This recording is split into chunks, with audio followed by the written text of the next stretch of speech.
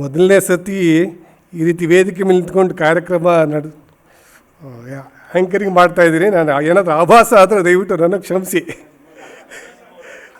ಕರೆಕ್ಟಾಗಿ 6:30 ಕಾರ್ಯಕ್ರಮ ಪ್ರಾರಂಭ ಮಾಡ್ತಾಯಿದ್ದೀವಿ. ಎಲ್ಲರಿಗೂ ನಿಮ್ಗೆ 6 ಗಂಟೆಗೆ ಅಂತ ಕರೆದಿದ್ವಿ. ಮುಖ್ಯವಾಗಿ ಕರೆದಿದ್ದು ಕಾರ್ಯಕ್ರಮಕ್ಕಿಂತ ಮುಂಚೆ ಎಲ್ಲರೂ ಒಟ್ಟಿಗೆ ಸೇರಬೇಕು, ಹಳೆ ಕಾರ್ಯಕರ್ತರು ವಿದ್ಯಾರ್ಥಿ ಪರಿಷತ್ನವರೆಲ್ಲ ಒಂದು ಕಡೆ ಸೇರಿದಂಗೆ ಆಗತ್ತೆ ಅನ್ನೋದು ಈ ಕಾರ್ಯಕ್ರಮದ ಅದೊಂದು ಭಾಳ ಮುಖ್ಯವಾದ ಕಾರ್ಯಕ್ರಮ. ಆದ್ದರಿಂದ ಅದಕ್ಕೆ 5:30ಗೆ 6 ಗಂಟೆಗೆ ಎಲ್ಲರೂ 5:30 ತುಂಬ ಜನ ಬಂದಿದ್ದಾರೆ, 6 ಗಂಟೆಗೆ ಬಂದಿದ್ದಾರೆ. ಕರೆಕ್ಟ್ 6:30 ಕಾರ್ಯಕ್ರಮ ಪ್ರಾರಂಭ ಮಾಡ್ತಾ ಇದ್ದೀವಿ. ಆದಮೇಲೆ MK ಶ್ರೀಧರ್ ಅವರಿಗೆ ಪದ್ಮಶ್ರೀ ಪ್ರಶಸ್ತಿ ಬಂದಿರೋ ಹಿನ್ನೆಲೆ ಒಳಗೆ ಇದೊಂದು ಸಣ್ಣ ಅಭಿನಂದನಾ ಕಾರ್ಯಕ್ರಮವನ್ನು ಯಾರ್ಯಾರು ವಿದ್ಯಾರ್ಥಿ ಪರಿಷತ್ತಲ್ಲಿ MK ಶ್ರೀಧರ್ ಜೊತೆಗೆ ಕಾರ್ಯನಿರ್ವಹಿಸಿದ್ವಿ ನಾವೆಲ್ಲರೂ ಸೇರಿಕೊಂಡು MK ಶ್ರೀಧರ್ಗೆ ಒಂದು ಅಭಿನಂದನಾ ಕಾರ್ಯಕ್ರಮ ಮಾಡಬೇಕು ಅಂತ ಇವತ್ತು ಎಲ್ಲರೂ ಸೇರಿದ್ವಿ. ಜನವರಿ 25ನೇ ತಾರೀಕು ಅನ್ಸುತ್ತೆ ಮೋಸ್ಟ್ಲಿ MK ಶ್ರೀಧರ್ ಅವರಿಗೆ ಪದ್ಮಶ್ರೀ ಪ್ರಶಸ್ತಿ ಬಂದಿದೆ ಅಂತ ಪೇಪರ್ನಲ್ಲಿ ಹಿಂದಿನ ದಿವಸ ಟಿ ವಿನಲ್ಲಿ ಬಂತು, ಮರುದಿವಸ ಪೇಪರ್ನಲ್ಲಿ ಬಂದ ತಕ್ಷಣ ಇಲ್ಲಿರೋರು ಮತ್ತು ಸಾವಿರಾರು ಜನ ಹೊರಗಡೆ ಅವರಿಗೆ ಎಲ್ಲರಿಗೂ ತನಗೇ ಆ ಪ್ರಶಸ್ತಿ ಬಂದಿದೆ ಅಂತ ಸಂತೋಷಪಟ್ಟಿರೋರು ನಾವೆಲ್ಲರೂ ಸಹಿತ ನಮ್ಮ MK ಶ್ರೀಧರ್ಗೆ ಪದ್ಮಶ್ರೀ ಪ್ರಶಸ್ತಿ ಬಂದಿದೆ ಅಂತ ಕುಣಿದಾಡಿದ್ದಾರೆ. ನಾನು ಸಾಕಷ್ಟು ವಾಟ್ಸಪ್ ಗ್ರೂಪಲ್ಲಿದ್ದೀನಿ. ಮರುದಿವಸ ಯಾವ ವಾಟ್ಸಪ್ ಗ್ರೂಪಲ್ಲಿ ನೋಡಿದರೂ ಸಹಿತ ನಮ್ಮ MK ಶ್ರೀಧರ್ಗೆ ಪದ್ಮಶ್ರೀ ಪ್ರಶಸ್ತಿ ಬಂದಿದೆ, ಅಭಿನಂದನೆಗಳು, ನಮ್ಮ MK ಶ್ರೀಧರ್ ಪದ್ಮಶ್ರೀ ಪ್ರಶಸ್ತಿ ಬಂದಿದೆ, ಅಭಿನಂದನೆ ಅಂತೇಳಿ ಎಲ್ಲ ವಾಟ್ಸಪ್ ಗ್ರೂಪ್ಗಳಲ್ಲೂ ಸಹಿತ ಸೋಷಿಯಲ್ ಮೀಡಿಯಾ ಭಾಷೆ ನನಗೆ ಗೊತ್ತಿಲ್ಲ, ಟ್ರೆಂಡಿಂಗ್ ಅಂತ ಕರೀತಾರೆ. ಅವತ್ತಿನ ಇಡೀ ದಿವಸದ ಸೋಷಿಯಲ್ ಮೀಡಿಯಾ ಟ್ರೆಂಡಿಂಗಲ್ಲಿ MK ಶ್ರೀಧರ್ ಪದ್ಮಶ್ರೀ ಪ್ರಶಸ್ತಿ ಮತ್ತು ಅಭಿನಂದನೆ ಇದೇ ಅವತ್ತು ಸೋಷಿಯಲ್ ಮೀಡಿಯಾದಲ್ಲಿ ಓಡ್ತಾ ಇತ್ತು, MK ಶ್ರೀಧರ್ ಅಭಿನಂದನೆ ಅಂತೇಳಿ. ಅದು ಆದ ತಕ್ಷಣವೇ ಭಾಳ ಜನ ಕೇಳಲಿಕ್ಕೆ ಸ್ಟಾರ್ಟ್ ಮಾಡಿದರು, MK ಶ್ರೀಧರ್ಗೆ ಪ್ರಶಸ್ತಿ ಬಂದಿದೆ, ಆಯ್ತಪ್ಪ ಪ್ರಶಸ್ತಿ ಬಂದಿದೆ, ಆ ಪ್ರಶಸ್ತಿ ಸಿಗತ್ತೆ, ಆ ಕಾರ್ಯಕ್ರಮ ಯಾವಾಗ ಮಾಡ್ತೀಯ ನೀನು ಅಂತ ಕೇಳಲಿಕ್ಕೆ ಸ್ಟಾರ್ಟ್ ಮಾಡಿದರು. ಇಲ್ಲಪ್ಪ ಫಸ್ಟ್ ಅವ್ರಿಗೆ ಪ್ರಶಸ್ತಿ ಪ್ರದಾನ ಆಗಲಿ, ಪ್ರದಾನ ಆದಮೇಲೆ ಕಾರ್ಯಕ್ರಮ ಮಾಡೋಣ ಅಂತ ಕಾಯ್ತಾ ಇದ್ವಿ. ಪ್ರಶಸ್ತಿ ಪ್ರದಾನ ಆದಮೇಲೆ ದತ್ತ ಅವರ ಒಂದು ಸಮಯ ತಗೊಂಡು ಇವತ್ತು ಆ ಕಾರ್ಯಕ್ರಮ ಪ್ರಾರಂಭ ಮಾಡ್ತಾಯಿದ್ದೀವಿ. ಈ ಕಾರ್ಯಕ್ರಮನ ನಮ್ಮ ವಿದ್ಯಾರ್ಥಿ ಪರಿಷತ್ತಿನ ಹಳೆ ಕಾರ್ಯಕರ್ತೆ ಸುಜಾತ ದೇವಸೂರ್ ಅವರ ಗೀತೆಯಿಂದ ಪ್ರಾರಂಭ ಮಾಡೋಣಂತೆ. ಓ ನನ್ನ ಚೇತನ ಆಗು ನೀ ಅನಿಕೇತನ, ಓ ನನ್ನ ಚೇತನ ಆಗು ನೀ ಅನಿಕೇತನ, ಅಪರೂಪಗಳನ್ನು ದಾಟಿ ನಾಮಕೋಟಿಗಳನ್ನು ಮೀಟಿ, ಅಪರೂಪಗಳನ್ನು ದಾಟಿ ನಾಮಕೋಟಿಗಳನ್ನು ಮೀಟಿ, ಎದೆಯ ಬಿರಿಯೇ ಭಾವದೀಟಿ, ಎದೆಯ ಬಿರಿಯೇ ಭಾವದೀಟಿ, ಓ ನನ್ನ ಚೇತನ ಆಗು ನೀ ಅನಿಕೇತನ,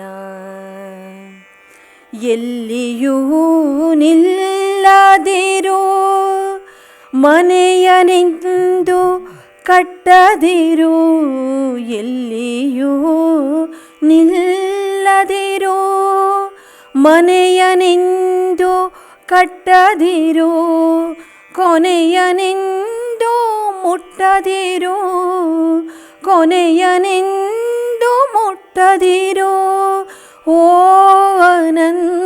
ಅನಂತವಾಗಿರು, ಓ ನನ್ನ ಚೇತನ ಆಗು ನೀ ಅನಿಕೇತನ, ಅನಂತ ತಾನನಂತವಾಗಿ ಆಗುತ್ತಿಹನೆ ನಿತ್ಯ ಯೋಗಿ, ಅನಂತ ತಾನನಂತವಾಗಿ ಆಗುತ್ತಿಹನೆ ನಿತ್ಯ ಯೋಗಿ, ಅನಂತ ನೀ ಅನಂತವಾಗು, ಅನಂತ ನೀ ಅನಂತವಾಗು, ಆಗು ಆಗು ಆಗುವ, ಓ ನನ್ನ ಚೇತನ ಆಗು ನೀ ಅನಿಕೇತನ.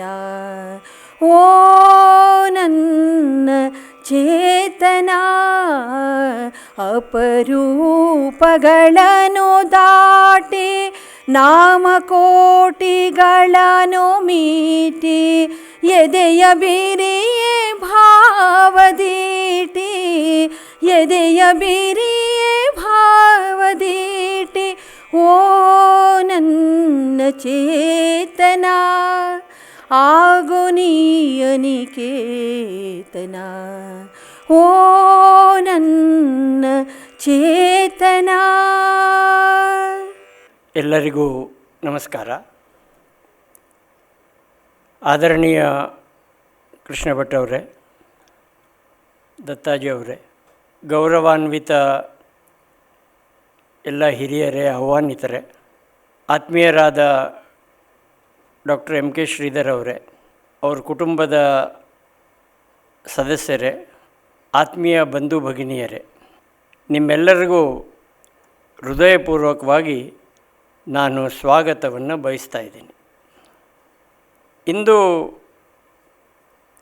ಎಂ ಕೆ ಶ್ರೀಧರ್ ಅವರ ಮಿತ್ರ ಬಳಗ ಆತ್ಮೀಯವಾಗಿ, ಅನೌಪಚಾರಿಕವಾಗಿ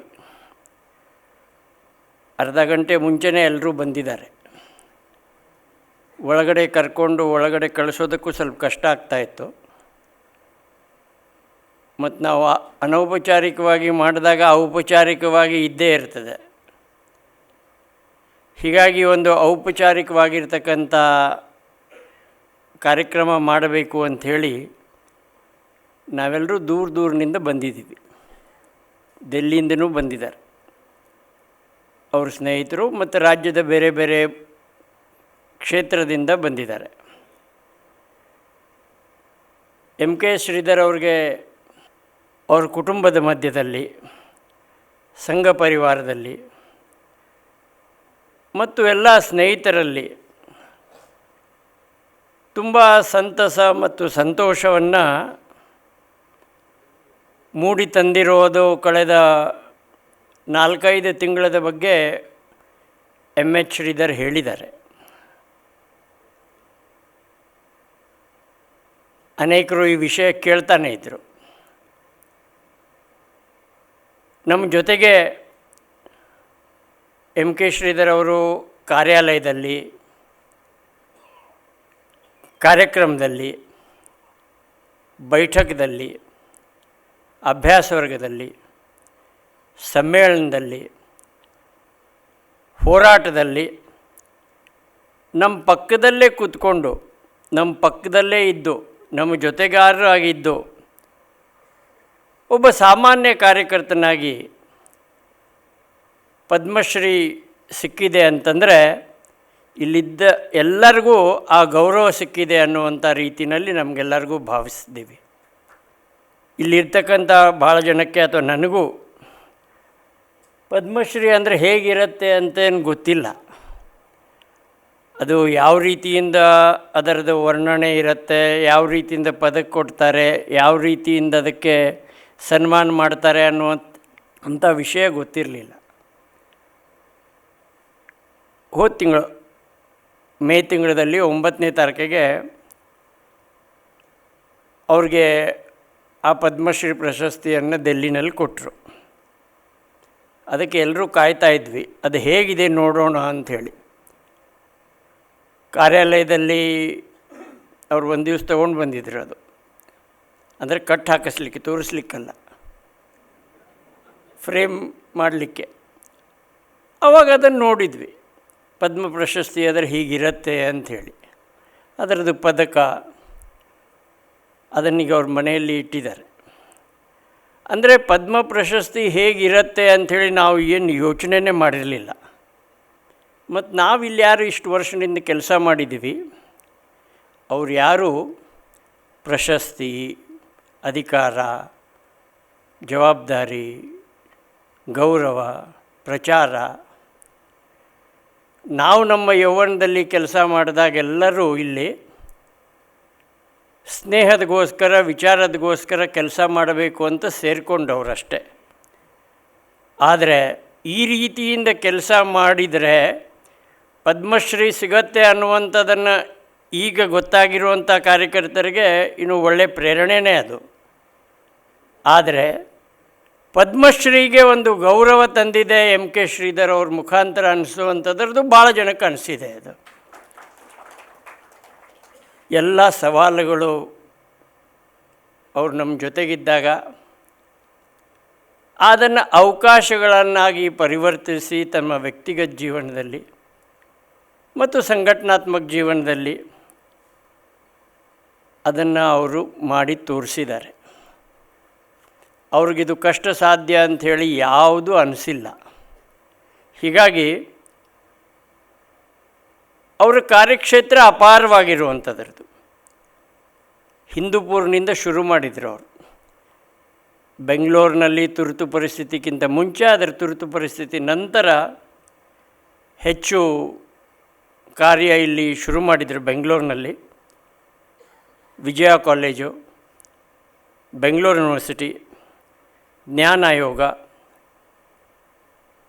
ರಾಷ್ಟ್ರೀಯ ಶಿಕ್ಷಣ ಪದ್ಧತಿ ಬಗ್ಗೆ ಆಗಿರ್ತಕ್ಕಂಥ ನ್ಯಾಷನಲ್ ಎಜುಕೇಷನ್ ಪಾಲಿಸಿ, UGC, ಸೆಸ್, ನ್ಯಾಕ್ ಸಂಘದ ಚಾಲಕರಾಗಿ, ಚಾಣಕ್ಯ ವಿಶ್ವವಿದ್ಯಾಲಯದ ಈಗ ಪ್ರಸ್ತುತ ಚಾನ್ಸ್ಲರ್ ಆಗಿ ಎಲ್ಲ ಹಂತದಲ್ಲಿ ಅವರು ಕಾರ್ಯ ಮಾಡಿದ್ದಾರೆ. ಇದನ್ನು ಅವರು 9ನೇ ತಾರೀಕಿಗೆ ಪ್ರಶಸ್ತಿ ತೆಗೆದುಕೊಳ್ಳುವಾಗ ಈ ಪ್ರಶಸ್ತಿಯನ್ನು ಅವರು ಸಂಘ ಮತ್ತು ವಿದ್ಯಾರ್ಥಿ ಪರಿಷತ್ಗೆ ಸಮರ್ಪಿಸಿದ್ದಾರೆ ಅನ್ನುವಂಥದ್ರದ್ದು ಅವ್ರು ತೆಗೆದುಕೊಳ್ಳೋಕ್ಕಿಂತ ಮುಂಚೆ ಅದನ್ನು ಹೇಳಿರೋದು ನಮಗೆಲ್ಲರಿಗೂ ಗೊತ್ತಿದೆ. ಇವತ್ತು ಅವ್ರ ಜೊತೆಗೆ ಪ್ರತ್ಯಕ್ಷವಾಗಿ, ಸಾಮಾನ್ಯವಾಗಿ ವಂದನಾರ್ಪಣೆಯಲ್ಲಿ ಶಬ್ದ ಉಪಯೋಗಿಸ್ತೀವಿ ನಾವು, ಪ್ರತ್ಯಕ್ಷವಾಗಿ ಅಪ್ರತ್ಯಕ್ಷವಾಗಿ ಯಾರು ಕೆಲಸ ಮಾಡಿದ್ದಾರೆ ಅವರೆಲ್ರಿಗೂ ಧನ್ಯವಾದ ಅಂತ. ಆದರೆ ಇವತ್ತು ಕರೆದಿರೋದು ಪ್ರತ್ಯಕ್ಷವಾಗಿ ಅವ್ರ ಜೊತೆಗೆ ಯಾರು ಕೆಲಸ ಮಾಡಿದ್ದಾರೆ, ಅವ್ರ ಜೊತೆಗೆ ವಿದ್ಯಾರ್ಥಿ ಪರಿಷತ್ನಲ್ಲಿ ಕೆಲಸ ಮಾಡಿರತಕ್ಕಂಥವರು, ವಿದ್ಯಾರ್ಥಿ ಪರಿಷತ್ತಿನ ಸಂಘಟನೆಯಿಂದ ಅವ್ರು ಹೇಗೆ ಬೆಳೆದರು, ಅವರ ಬೆಳವಣಿಗೆಯಿಂದ ಸಂಘಟನೆ ಹೇಗೆ ಬೆಳೆಸಿದರು, ಕಾರ್ಯಕರ್ತರನ್ನ ಹೇಗೆ ಬೆಳೆಸಿದರು ಅನ್ನುವಂಥದ್ದನ್ನು ನಾವೆಲ್ಲರೂ ಕೂಡ ಇಲ್ಲಿರ್ತಕ್ಕಂಥವ್ರು ಅದನ್ನು ಅನುಭವಿಸಿದ್ದೀವಿ, ಅದನ್ನು ನಮ್ಮ ಜೀವನದಲ್ಲಿ ನಾವು ನೋಡಿದ್ದೀವಿ. ಹೀಗಾಗಿ ಈ ಕಾರ್ಯಕ್ರಮ ವಿದ್ಯಾರ್ಥಿ ಪರಿಷತ್ತಿಂದಲ್ಲ, ವಿದ್ಯಾರ್ಥಿ ಪರಿಷತ್ತಿನ ಕಾರ್ಯಕರ್ತರ ಮಿತ್ರರು ಜೋಡಿಸಿರತಕ್ಕಂಥ ಕಾರ್ಯಕ್ರಮ. ಈ ಕಾರ್ಯಕ್ರಮದಲ್ಲಿ ಎಮ್ ಕೆ ಶ್ರೀಧರ್ ಜೊತೆಗೆ ಹೆಗಲು ಹೆಜ್ಜೆ ಹೆಜ್ಜೆನೂ ಹಾಕಿದ್ದೀವಿ. ಅವ್ರ ಜೊತೆಗೆ ಹೋರಾಟದಲ್ಲೂ ಭಾಗವಹಿಸಿದ್ದೀವಿ, ಅವ್ರ ಜೊತೆಗೆ ಅಭ್ಯಾಸ ವರ್ಗದಲ್ಲಿ ಸಮ್ಮೇಳನದಲ್ಲೂ ಭಾಗವಹಿಸಿದ್ದೀವಿ. ಈ ಎಲ್ಲ ಕಾರ್ಯಕ್ರಮ ಅವರು ಸಿಕ್ಕಿರ್ತಕ್ಕಂಥ ಪ್ರಶಸ್ತಿಗೆ ನಮ್ಮೆಲ್ಲರ ಆತ್ಮೀಯ ಗೌರವ ಸಮರ್ಪಿಸಲಿಕ್ಕೆ ನಾವೆಲ್ಲರೂ ಒಟ್ಟಿಗೆ ಸೇರಿದ್ದೀವಿ. ನಮಸ್ಕಾರ, ಧನ್ಯವಾದ. ಎಲ್ರಿಗೂ ನಮಸ್ಕಾರ. ಇವತ್ತಿನ ದಿವಸ ಬಹಳ ಹಿರಿಯರು ವಿದ್ಯಾರ್ಥಿ ಪರಿಷತ್ನಲ್ಲಿ ಇದ್ದವರೆಲ್ಲ ಇವತ್ತಿನ ದಿವಸ ಇಲ್ಲಿ ಸೇರಿದ್ದೀರಾ. ಮತ್ತು ಪ್ರೊಫೆಸರ್ ಕೃಷ್ಣ ಭಟ್ ಅವರಿದ್ದಾರೆ, ನಮಸ್ಕಾರ ಸರ್. ಮತ್ತು ದತ್ತಾಜಿಯವರಿದ್ದಾರೆ. ಮತ್ತು ಎಲ್ಲದಕ್ಕೂ ಮುಂಚೆ ಗುರುಗಳಿಗೆ ನಮಸ್ಕರಿಸುತ್ತಾ ನಾನೊಂದೆರಡು ಮಾತನಾಡ್ತೀನಿ ಅಂತ ಅಂದ್ಕೊಂಡಿದ್ದೀನಿ. ವಿದ್ಯಾರ್ಥಿ ಪರಿಷತ್ ಒಂದು ವ್ಯಕ್ತಿ ನಿರ್ಮಾಣದ ಸಂಘಟನೆ. ನಾವೆಲ್ಲ ವಿಜಯ ಕಾಲೇಜಿನಲ್ಲಿ ಓದಬೇಕಾದ್ರೆ ಅರ್ಧ ಜನ ವಿಜಯ ಕಾಲೇಜಿನ ವಿದ್ಯಾರ್ಥಿಗಳು ನಾವೆಲ್ಲ ವಿದ್ಯಾರ್ಥಿ ಪರಿಷತ್ ಸೇರಿಕೊಂಡ್ವಿ. ಇದಕ್ಕೆ ಕಾರಣ ಏನು ಅಂತ ಹೇಳಿದ್ರೆ ಪ್ರೊಫೆಸರ್ ಎಮ್ ಕೆ ಶ್ರೀಧರ್ ಅವರು ನಮ್ಮಲ್ಲಿ ಎರಡು ರೀತಿಯಾದಂಥ ಇದಿರುತ್ತೆ, ಮ್ಯಾನೇಜ್ಮೆಂಟಲ್ಲಿ ನಾವು ಹೇಳ್ತೀವಿ, circle of influence and circle of control ಅಂತ ಹೇಳಿ. ಸರ್ಕಲ್ ಆಫ್ ಕಂಟ್ರೋಲ್ ಅಂದರೆ ಎಲ್ಲರೂ ನಿಯಂತ್ರಣ ಮಾಡೋದು, ಎಲ್ಲ ಈ ಕಾರ್ಯಕ್ರಮ ನಡೀತಿದೆ ನೀವೆಲ್ಲ ಬರಬೇಕು ಅಂತ ಹೇಳುವಂಥದ್ದು ಬೇರೆ. ಅದೇ ಸರ್ಕಲ್ ಆಫ್ ಇನ್ಫ್ಲೂಯೆನ್ಸ್ ಅಂತ ಹೇಳಿದ್ರೆ ಒಬ್ಬ ನಮ್ಮ ಜೊತೆ ಇರೋವಂಥ ವ್ಯಕ್ತಿನ ಅರ್ಥ ಮಾಡಿಕೊಂಡು, ಅವರ ಮನಸ್ಸನ್ನ ಅರ್ಥ ಮಾಡಿಕೊಂಡು, ಅವ್ರ ಸಾಮರ್ಥ್ಯನ ತಿಳ್ಕೊಂಡು ಅಂಥವ್ರನ್ನ ತೊಡಗಿಸ್ಕೊಳ್ಳೋ ಅಂಥದ್ದು ಇದೆಯಲ್ಲ, ಅದು ತುಂಬ ವಿಶಿಷ್ಟ ಅನಿಸುತ್ತೆ. ಸೊ ಇದನ್ನೇ ನಾವು ನೋಡಿರೋದು ಎಮ್ ಕೆ ಶ್ರೀಧರಲ್ಲಿ. ಅವರು ಆಗಿನ ಕಾಲದಲ್ಲಿ ಯಾವತ್ತೂ ಈ ಸೋಷಿಯಲ್ ಮೀಡಿಯಾ ಇರಲಿಲ್ಲ, ವಾಟ್ಸಪ್ ಇರಲಿಲ್ಲ, ಫೇಸ್ಬುಕ್ ಇರಲಿಲ್ಲ, ಯಾವುದೂ ಇರಲಿಲ್ಲ. ಅಂಥದ್ರಲ್ಲಿ ಪ್ರತಿಯೊಬ್ಬರ ಮನಸ್ಸನ್ನು ಮುಟ್ಟಿದ್ರು, ಪ್ರತಿಯೊಬ್ಬರನ್ನು ಚಳುವಳಿಗಳಲ್ಲಾಗಲಿ ಅಥವಾ ಚಿಂತನೆಯಲ್ಲಾಗಲಿ ತೊಡಗಿಸ್ಕೊಳ್ಳೋ ಅಂಥ ಒಂದು ಕೆಲಸ ಮಾಡ್ಕೊಂಡು ಬಂದಿರೋರು. ಆವತ್ತಿಂದ ಯಾಕೆ ನಾನು ಇಲ್ಲಿ ನಿಂತಿದ್ದೀನಿ ಅಂತ ನಿಮಗೆಲ್ಲ ಅನಿಸ್ಬೋದು. ಯಾಕೆಂದರೆ ತುಂಬ ಹಿರಿಯರೆಲ್ಲ ಇಲ್ಲಿದ್ದೀರಾ. ಹೂವಿನ ಜೊತೆಗೆ ನಾರು ದೇವ್ರ ಪಾದ ಸೇರ್ತು ಅಂತಾರಲ್ಲ, ಆ ರೀತಿ MKS ಅವ್ರ ಜೊತೆಗೆ 42 ವರ್ಷಗಳಿಂದ ಒಬ್ಬ ವಿದ್ಯಾರ್ಥಿನಿಯಾಗಿ ಅವರ ಜೊತೆ ಅವರೇನು ಕೆಲಸ ಮಾಡ್ತಿದ್ರು ಒಂದು ಸಣ್ಣದಾಗಿ ನಾನು ಅಳಿಲ್ ಸೇವೆ ಮಾಡಿಕೊಂಡು, ಮತ್ತು ಅವ್ರ ಹತ್ರನೇ PhD ಮಾಡಿ, ಅದಾದ ನಂತರ ಅವರು ಯಾವ ಕೆಲಸ ತಗೊಂಡ್ರು, ರಾಷ್ಟ್ರೀಯ ಶಿಕ್ಷಣ ನೀತಿದಿರಬಹುದು ಅಥವಾ ಸೆಸ್ ಇರಬಹುದು, ಆ ಎಲ್ಲ ಕಾರ್ಯದಲ್ಲೂ ಕೂಡ ನನ್ನದೇ ಆದ ಒಂದು ಅಲ್ಪ ಸ್ವಲ್ಪ ಕೆಲಸವನ್ನು ಮಾಡ್ಕೊಳ್ತಾ ಬಂದಿದ್ದೀನಿ. ಈ ವ್ಯಕ್ತಿ ನಿರ್ಮಾಣ ಹೇಗೆ ಅಂತ ಹೇಳಿದ್ರೆ, ಹಿಂದೆ ಒಂದು ಗುರಿ, ಮುಂದೆ ಒಂದು ಗುರು. ನಮ್ಮದು ರಾಷ್ಟ್ರ ನಿರ್ಮಾಣ ನಮ್ಮ ಗುರಿಯಾಗಿದ್ದರೂ ಕೂಡ ಆ ರಾಷ್ಟ್ರ ನಿರ್ಮಾಣಕ್ಕಾಗಿ ಬರುವ ವ್ಯಕ್ತಿಗಳಿಗೆ ನಾವು ಯಾವ ರೀತಿ ಅವರನ್ನು ತೊಡಗಿಸ್ಕೋಬೇಕು, ಅವರ ಆಶೋತ್ತರಗಳೇನು, ಅವರ ಆಸ್ಪಿರೇಷನ್ಸ್ ಏನು, ಅವ್ರ ಜೀವನ ಹೇಗೆ ನಡೆಸ್ಕೊಂಬಂದಿದ್ದಾರೆ, ಅವ್ರ ಮನೆಯಲ್ಲಿ ಎಷ್ಟು ಜನ ಮಂದಿ ಇದ್ದಾರೆ, ಅವ್ರ ಬಗ್ಗೆ ವಿಚಾರಿಸ್ಕೊಳ್ಳುವಂಥದ್ದು, ಆ ಪ್ರತಿ ವ್ಯಕ್ತಿ ಜೊತೆ ಮಿಡಿಯೋ ಅಂಥ ಒಂದು ಹೃದಯ ಅಂದರೆ MKS ಅವ್ರದ್ದು. ಸೊ ಇದನ್ನು ನಾನು ಪ್ರತ್ಯಕ್ಷವಾಗಿ ಹಲವಾರು ವರ್ಷಗಳಿಂದ ನಾನು ನೋಡ್ತಾ ಬಂದಿದ್ದೀನಿ. ಯಾಕೆಂದರೆ ಹೂ ಈಸ್ ಎ ಮಾಸ್ಟರ್ ಅಂತ ಹೇಳಿದಾಗ, A master is not one who has many disciples, A master is one who creates masters ಅಂತ. ಸೊ ಅವರ ಶಕ್ತಿನ ನಾನು ಹೇಳೋದಕ್ಕೆ ಅವ್ರಿಗೆ ಹೆಚ್ಚು ಜನ ಶಿಷ್ಯಂದ್ರಿದ್ದಾರೆ ಅಂತ ನಾನು ಹೇಳಲಾರೆ. ಅವರು ಹೆಚ್ಚು ಜನನ ಮಾಸ್ಟರ್ಸ್ ಆಗಿ ತಯಾರು ಮಾಡಿದ್ದಾರೆ.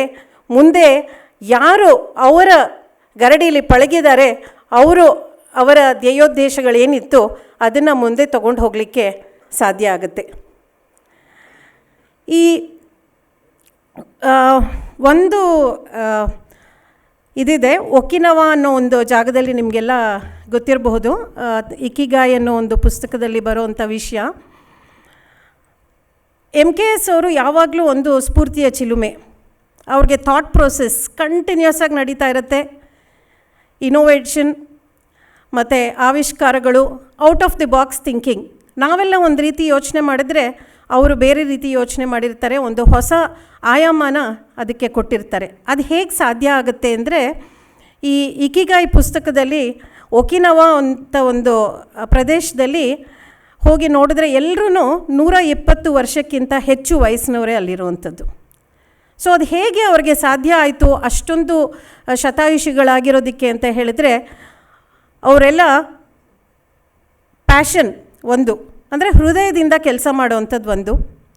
ಇನ್ನೊಂದು, ತಾವು ಏನೇ ಕೆಲಸದಲ್ಲಿ ತೊಡಗಿಸ್ಕೊಂಡಿದ್ರು ಕೂಡ ಅವರು ಪ್ರೆಸೆಂಟಲ್ಲಿರೋವಂಥದ್ದು, ಹಿಂದೆ ಇರೋದಿಲ್ಲ ಅಥವಾ ಮುಂದಿನ ಬಗ್ಗೆ ಯೋಚನೆ ಮಾಡೋದಿಲ್ಲ. ಯಾವಾಗಲೂ ಹಿಯರ್ ಆ್ಯಂಡ್ ನೌ ಅಂದರೆ ಬೀಯಿಂಗ್ ಇನ್ ಪ್ರೆಸೆಂಟ್.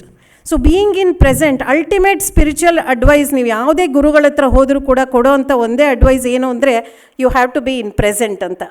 ಸೊ ನಾನು ಇಷ್ಟು ವರ್ಷ ಸರ್ ಜೊತೆ ಇಂಟ್ರ್ಯಾಕ್ಟ್ ಮಾಡ್ತಾ ನನಗೆ ಒಂದೇ ಒಂದು ಗೋಚರ ಆಗಿದ್ದೇನು ಅಂತ ಹೇಳಿದ್ರೆ, ಸರ್ ಯಾವಾಗಲೂ ಆ ಮೊಮೆಂಟಲ್ಲಿರ್ತಾರೆ. ಸೊ ಯಾವುದೋ ಹಿಂದಿಂದು ಕ್ಯಾರಿ ಫಾರ್ವರ್ಡ್ ಮಾಡಿಕೊಂಡು ಅಥವಾ ಮುಂದೆ ಯಾವುದೋ ಚಿಂತೆ ಆಗಲಿ ಆ ಥರದ್ದೇನೂ ಇಲ್ಲ.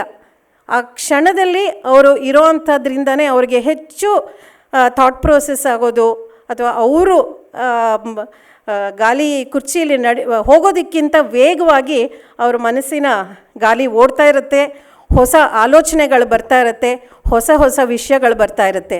ಸೊ ಇವತ್ತಿನ ದಿವಸ ರಾಷ್ಟ್ರೀಯ ಶಿಕ್ಷಣ ನೀತಿ ಇಷ್ಟೊಂದು ಪ್ರಬಲವಾಗಿ ಸಕ್ಸಸ್ಫುಲ್ಲಾಗಿ ಆಗಬೇಕು ಅಂತ ಹೇಳಿದ್ರೆ, ಶ್ರೀಧರ್ ಸರ್ ಅವರ ಕಾನ್ಸ್ಟೆಂಟ್ ಥಾಟ್ ಪ್ರೋಸೆಸ್ ಏನಿತ್ತು, ಅದರೊಳಗೆ ಏನು ತರಬೇಕು ಅಂತ ಅವರು ಯೋಚನೆ ಮಾಡ್ತಿದ್ರು, ಅದರಿಂದ ಇವತ್ತಿನ ದಿವಸ ಈ ನ್ಯಾಷನಲ್ ಎಜುಕೇಷನ್ ಪಾಲಿಸಿ ಇಷ್ಟು ಮಟ್ಟದಲ್ಲಿ ರೀಚ್ ಆಯಿತು ಅಂತ ಅನಿಸುತ್ತೆ, ಸಕ್ಸಸ್ಫುಲ್ ಆಯಿತು ಅಂತ ಅನಿಸುತ್ತೆ. ಮತ್ತು ನಾನು ಏನೇ ಮಾತಾಡಬೇಕಾದ್ರೂ ಕೂಡ ಅವ್ರನ್ನ ಒಂದು ಗುರುಸ್ಥಾನದಲ್ಲಿ ಇದ್ದೇ ನಾನು ಮಾತಾಡೋದು. ಒಂದು ಕತೆ ನನಗೆ ಹೇಳಬೇಕು ಅಂತ ಅನಿಸಿದೆ. ನಮ್ಮಲ್ಲಿ ಎಷ್ಟೋ ಜನ ಶಿಕ್ಷಕರಿದ್ದರು. ಡಾಕ್ಟರ್ ರಾಧಾಕೃಷ್ಣನ್ ಅವರು ನಮಗೆಲ್ಲ ಗೊತ್ತಿದೆ, ಅವರು ರಾಷ್ಟ್ರಾಧ್ಯಕ್ಷರಾಗಿದ್ದರು. ಅದಾದ ನಂತರ ಅಬ್ದುಲ್ ಕಲಾಂ ಅಂತ ಹಿರಿಯ ಚೇತನನ ನಾವು ನೋಡಿದ್ದೀವಿ. ನಾನು ಒಂದು ಕತೆ ಇವ್ರದ್ದು ರಾಧಾಕೃಷ್ಣನ್ ಅವ್ರದ್ದು ಓದಿದ್ದೆ. ಅವರು ಸ್ಟಾಲಿನ್ನ ನೋಡಬೇಕು ಅಂತ ಹೇಳಿಬಿಟ್ಟು ರಷ್ಯಾಗೆ ಹೋಗ್ತಾರೆ. ತುಂಬ ಅವರ ಎತ್ತರ ಅಷ್ಟೇನೂ ಇಲ್ಲ. ಮತ್ತು ಸ್ಟಾಲಿನ್ನು ಯಾರೋ ಭಾರತದಿಂದ ಅಧ್ಯಕ್ಷರು ಬರ್ತಾ ಇದ್ದಾರಂತೆ, ನನಗಿಂತ ಯಾರು ಈ ಜಗತ್ತಿನಲ್ಲಿ ದೊಡ್ಡವರಿದ್ದಾರೆ ಅನ್ನೋ ಒಂದು ಗರ್ವದಲ್ಲಿ ಸ್ಟಾಲಿನ್ ಇರ್ತಾನೆ. ಸೊ ಆವಾಗ ಇವರು ರಾಧಾಕೃಷ್ಣನ್ ಅವರು ಅವನಿರೋ ಸ್ಥಳಕ್ಕೆ ಅಂತ ಹೋಗ್ತಾರೆ. ಇವನು ಸ್ಟಾಲಿನ್ ಏನು ಮಾಡ್ತಾನೆ, ಒಂದು ದೊಡ್ಡ ಸಿಂಹಾಸನದ ಮೇಲೆ ಕೂತ್ಕೊಂಡು ಆಚೆ ಕಡೆ ಕಿಟಕಿ ನೋಡ್ತಾ ಮುಖ ಕೊಡೋದಿಲ್ಲ ಇವ್ರು ಬಂದಾಗ. ಆಗ ಇವರು ರಾಧಾಕೃಷ್ಣನ್ ಅವರು ಒಳಗೆ ಹೋದಾಗ ಇವರು ಹಿಂದೆಯಿಂದ ಹೋಗ್ಬಿಟ್ಟು ಅವ್ರ ಹೆಗಲ ಮೇಲೆ ಕೈ ಹಾಕ್ತಾರೆ. ಸೊ ಒಂದೇನು ಅಂದರೆ ರಾಧಾಕೃಷ್ಣನ್ ಮುಂದೆಯಿಂದ ಬರೋದಿಲ್ಲ ಅವ್ರನ್ನ ನೋಡಲಿಕ್ಕೆ, ಹಿಂದೆಯಿಂದ ಹೋಗ್ಬಿಟ್ಟು ಹೆಗಲ ಮೇಲೆ ಕೈ ಹಾಕ್ಬಿಟ್ಟು, ಹೇಗಿದೆಯಪ್ಪ, ನಿನ್ನ ಜೀವನ ಹೇಗೆ ನಡೀತಿದೆ, ಸಂತೋಷವಾಗಿದೆಯಾ ತಾನೇ ಅಂತ ಪ್ರಶ್ನೆ ಕೇಳ್ತಾರೆ. ಆವಾಗ ಅವನು ತಕ್ಷಣ ಅವನು ಗರ್ವ ಅಲ್ಲೇ ಕಮ್ಮಿಯಾಗಿ ಅಹಂಕಾರವೆಲ್ಲ ಮುರಿದು ಹೋಗಿ ಮತ್ತು ಅವನು ಬಂದು ಬಾಗ್ತಾನೆ. ಅವನು ಹೇಳ್ತಾನೆ, ನೀವು ಇಂಥ ದೊಡ್ಡ ವ್ಯಕ್ತಿ ಅಂತ ಅಂದ್ಕೊಂಡಿರಲಿಲ್ಲ ಅಂತ ಹೇಳ್ತಾನೆ. ಅಂದರೆ ವ್ಯಕ್ತಿತ್ವದಲ್ಲಿ ಹೇಗೆ ಅಂದರೆ ಲೈಕ್ ಒಬ್ಬ ಗುರುಗಳಾದವರು, ಒಬ್ಬ ಮೇಷ್ಟ್ರಾದವರು ಅವ್ರಿಗೆ ಎಲ್ಲರೂ ಒಂದು ರೀತಿ ವಿದ್ಯಾರ್ಥಿಗಳನ್ನ ಪ್ಯಾಂಪರ್ ಮಾಡಿ ಅವ್ರನ್ನ ನೋಡ್ಕೊಳ್ಳೋ ಅಂಥ ಒಂದು ರೀತಿ ಇದೆಯಲ್ಲ, ಅದು ತುಂಬ ವಿಶೇಷ ಅನಿಸುತ್ತೆ. ನಾನು ಯಾವಾಗಲೂ ನಮ್ಮ ಸರ್ನ ಇದೇ ಒಂದು ಸ್ಥಾನದಲ್ಲಿ ನೋಡ್ತಾ ಬಂದಿದ್ದೀನಿ. ಅವ್ರಿಗಿನ್ನೂ ಹೆಚ್ಚು ಪ್ರಶಸ್ತಿಗಳು ಬರಬೇಕು. ವಿಷ್ಣುಕಾಂತ್ ಸರ್ ಹೇಳ್ದಂಗೆ ಪದ್ಮಶ್ರೀಗೆ ಗೌರವ ತಂದಿದ್ದು MK ಶ್ರೀಧರ್ ಅವ್ರಿಗೆ ಪದ್ಮಶ್ರೀ ಪ್ರಶಸ್ತಿ ಬಂದಿದ್ದಕ್ಕೆ. ಮತ್ತು ನಮಗೆ ಬಂದಷ್ಟು ನಮಗೆ ಖುಷಿಯಾಗಿದೆ. ಅವ್ರಿಗೆ ಹೆಚ್ಚು ದೇವರು, ನಾನೇನು ಒಕಿನವಾನಲ್ಲಿ ಹೇಳಿದೆ 120 ವರ್ಷ ಬದುಕಿದ್ರು ಅಂತ, ಹಾಗೆ ದೇವರು ನಮ್ಮ ಸರ್ಗೆ ಹೆಚ್ಚು ಆಯುಸ್ ಕೊಟ್ಟು ಇನ್ನೂ ಹೆಚ್ಚು ಜನನ್ನ ಈ ರೀತಿಯಾದಂಥ ಒಂದು ವ್ಯಕ್ತಿ ನಿರ್ಮಾಣ ಕಾರ್ಯದಲ್ಲಿ ಅವರು ತೊಡಗಿಸ್ಕೊಂಡು ನಾವೆಲ್ಲನೂ ಅವ್ರ ದಾರಿನಲ್ಲಿ ಸಾಗೋಣ ಅಂತ ಹೇಳ್ತಾ ನಾನು 2 ಮಾತು ಮುಗಿಸ್ತೀನಿ. ನಮಸ್ಕಾರ. ಶ್ರೀಯುತ ಡಾಕ್ಟರ್ MK ಶ್ರೀಧರ್ ಅವರಿಗೆ ಮತ್ತು ಇವತ್ತಿನ ಈ ಕಾರ್ಯಕ್ರಮದಲ್ಲಿ ಭಾಗವಹಿಸುತ್ತಿರುವಂಥ ಎಲ್ಲರಿಗೂ ವಂದನೆಗಳನ್ನು ಸಲ್ಲಿಸಿ, ನಾನು 1993 ಏಪ್ರಿಲ್ ಮೇದಲ್ಲಿ ಬೆಂಗಳೂರಿಗೆ ಬಂದೆ. ವಿದ್ಯಾರ್ಥಿ ಪರಿಷತ್ತಿನ ಪೂರ್ಣಾವಧಿ ಕಾರ್ಯಕರ್ತನಾಗಬೇಕು ಅಂತ ಬಂದೆ. ಪ್ರೊಫೆಷ್ನರಿ ಪೀರಿಯಡ್ ಡಿಕ್ಲೇರ್ ಮಾಡಿದ್ರು ನನಗೆ, ಬೆಂಗಳೂರಿನಲ್ಲಿರಬೇಕು. ಯಾಕಂದರೆ ಆಡ್ ಟೈಮಿಗೆ ಬಂದುಬಿಟ್ಟಿದ್ದೆ ನಾನು, ಮಾರ್ಚ್ ಏಪ್ರಿಲ್. ಜೂನ್ದಲ್ಲಿ ಅಭ್ಯಾಸ ವರ್ಗ, ಹೀಗಾಗಿ ಅಭ್ಯಾಸ ವರ್ಗದ ತನಕ ಬೆಂಗಳೂರಿನಲ್ಲಿ ಓಡಾಡಲಿ ಅಂಥೇಳಿ ನನಗೆ ಬೆಂಗಳೂರಿನಲ್ಲಿ. ಸೊ ನಾ ಬೆಂಗಳೂರು ವಿಭಾಗ ಸಂಘಟನಾ ಕಾರ್ಯದರ್ಶಿ ರಘುನಂದನ್ ಅವರು, ನಾವೆಲ್ಲ ಕಾಟನ್ ಪೇಟ್ ಕಾರ್ಯಾಲಯದಲ್ಲಿ ಕಡ್ಡಿ ಪೆಟ್ಟಿಗೆ ಒಳಗೆ 50 ಕಡ್ಡಿಗಳನ್ನು ಕೂಡಿಸಿ ಪ್ಯಾಕ್ ಮಾಡಿರ್ತಾರಲ್ಲ ಅಂಥ ಕಾರ್ಯಾಲಯದಲ್ಲಿ ನಾವೆಲ್ಲ ಕಾರ್ಯಕ್ರಮಗಳನ್ನು ಮಾಡ್ತಿದ್ವಿ. ಅಲ್ಲೇ ಇರುವಂಥದ್ದು. ಆ ಸಮಯದಲ್ಲಿ ಏನಾದರೂ ಬೈಠಕ್ನಲ್ಲಿ ನಿರ್ಧಾರ ಮಾಡಬೇಕಂತ ಅಂದ್ಕೊಳ್ಳಿ ಒಂದು ಸಲ MKS ಅವ್ರನ್ನ ಕೇಳಬೇಕು ಅಂತ. ನಾನು MKS ಅವ್ರನ್ನ ನೋಡಿದ್ದಿಲ್ಲ. 2-3 ಸಲ ಇವು ಬೈಠಕ್ನಲ್ಲಿ MKSನ ಕೇಳಬೇಕು ಅನ್ನೋರು. ನಾನು ಯಾರು MKS ಅಂತ ಇವ್ರು ಕೇಳ್ತಾರಲ್ಲ, ಯಾರು ಅವ್ರನ್ನ ನೋಡ್ಬೇಕನ್ನುವಂಥದ್ದು ಕ್ಯೂರಿಯಾಸಿಟಿ ನನಗೂ ಶುರು ಆಯ್ತು. ಆಮೇಲೆ ಒಂದು ಸಲ ರಘುನಂದನ್ ಕೇಳಿದೆ, ಆಗಲೆಲ್ಲ MKS ಇರ್ತಾರೆ, ಯಾರು ಅವ್ರನ್ನ ತೋರಿಸ್ರಿ ಒಂದು ಸಲ ಅಂತ. ಸೊ ಹಿಂಗಾಗಿ ಫಸ್ಟ್ ಟೈಮ್ ನಾನು ಜಯನಗರದ ಅವ್ರ ಮನೆಗೆ ಹೋದೆ ಈ ರಘುನಂದನ್ ಜೊತೆಗೆ. ಸದಾಶಿವ ಮೋಂತಿ ಮಾರುವಾಗ ಕಾರ್ಯಾಲಯ ಕಾರ್ಯದರ್ಶಿ ಇದ್ರು. ಸೊ ಅವ್ರಿಗೆ ಗಾಡಿ ಹೊಡಿಲಿಕ್ಕೆ ಬರ್ತಿದ್ದಿಲ್ಲ. ಸೊ ನನಗೆ ಗಾಡಿ ಹೊಡಿಲಿಕ್ಕೆ ಬರ್ತಿತ್ತು, ನನಗೆ ಕಾಲು ಹತ್ತಿದ್ದಿಲ್ಲ, ಲ್ಯಾಂಬ್ರಾಟ ಗಾಡಿ. ಆಮೇಲೆ ಸದಾಶಿವನಿಗೆ ಕೆಲಸ ಆಗ್ಬೇಕಂತ ತಿಳ್ಕೊಂಡು ನನ್ನ ಹಿಂದೆ, ಯಾಕೆಂದ್ರೆ ಕಾರ್ಯಾಲಯ ಕಾರ್ಯದರ್ಶಿಗೆ ಅವ್ರ ಪವರ್ ಇತ್ತಲ್ಲ, ನನ್ನ ಹತ್ರ ಲೈಸೆನ್ಸ್ ಇತ್ತು. ಹೀಗಾಗಿ ನಾನು ಇವ್ರನ್ನ ಕರ್ಕೊಂಡು ಒಂದ್ಸಲ MKS ಅವ್ರ ಮನೆಗೆ ಹೋದೆ. ನನಗೆ ಮೊದಲೇ ಹೇಳ್ಬೇಕಂತ ಹೇಳ್ತಿದ್ದೆ, ಎಲ್ಲಿ ನಿಲ್ಲಿಸ್ಬೇಕಂತ ಮೊದಲು ಹೇಳಿದರೆ ನನಗೆ ಒಂದು ಸ್ವಲ್ಪ ಎತ್ತಿರುವಂಥ ಕಲ್ಲು ಹತ್ರ ಹೋಗಿ ನಾ ಗಾಡಿ ನಿಲ್ಲಿಸ್ಬೇಕು. ನೀವು ಸಡನ್ನಾಗಿ ನಿಲ್ಲಿಸಿದ್ರೆ ಆಗ್ತಿದ್ದಿಲ್ಲ. ಸೊ ಹೀಗಾಗಿ ಸುಮಾರು ಇಡೀ ಬೆಂಗಳೂರು ಫುಟ್ಪಾತ್ನಲ್ಲಿ ಸತಕ್ಕೆ ನಾ ಗಾಡಿ ಹೊಡೆದಿದ್ದೇನೆ. ಈಗಿನಷ್ಟು ಟ್ರಾಫಿಕ್ ಇದ್ದಿದ್ದಿಲ್ಲ ಅಂದ್ರೂ.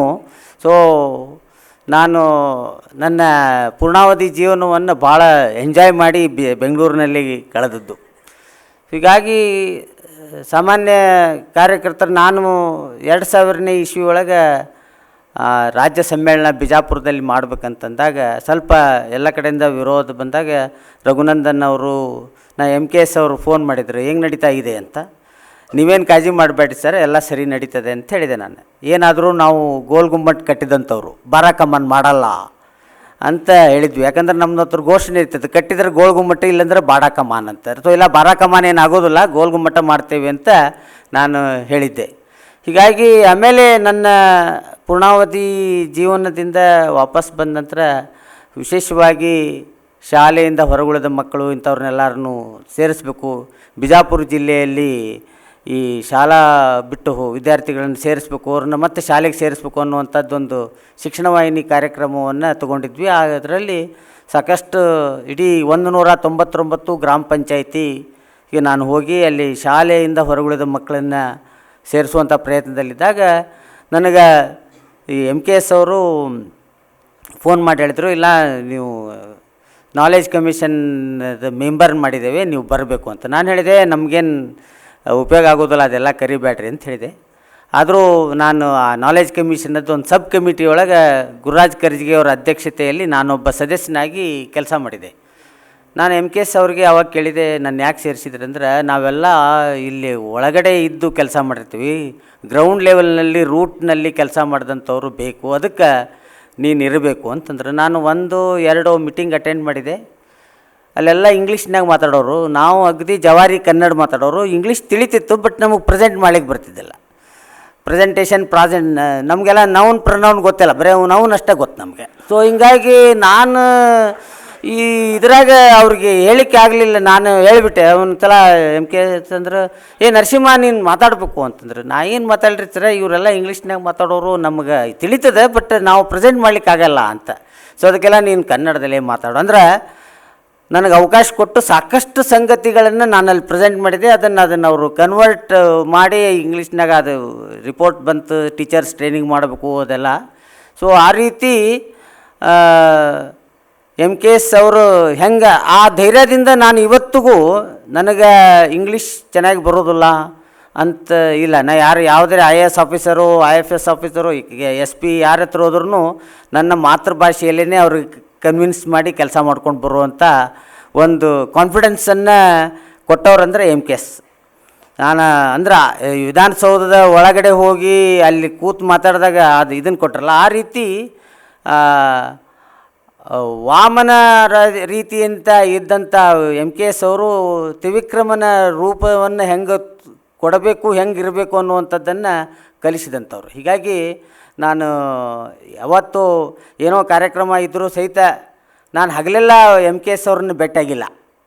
ಹೆಂಗೆ ಅನೇಕರು ಇಲ್ಲಿ ಬೆಂಗಳೂರಿನಾಗಿದ್ದವರು ವಾರದಾಗೊಮ್ಮೆ 15 ದಿನಕ್ಕೊಮ್ಮೆ ಅವ್ರನ್ನ ಭೇಟಿ ಆಗ್ತಿದ್ರು. ನಾವು ಯಾವಾಗೋ ಭೇಟಿ ಆದ್ರೂ ಅದೇ ಏನು ರಾಯಚೂರು ಆರಾಮನ, ಏನು ನರಸಿಂಹ ಆರಾಮ ಅಂತ ಅವ್ರದ್ದು ಹಾವಭಾವದಲ್ಲಿ ನಾವು ಕೇಳೋದು.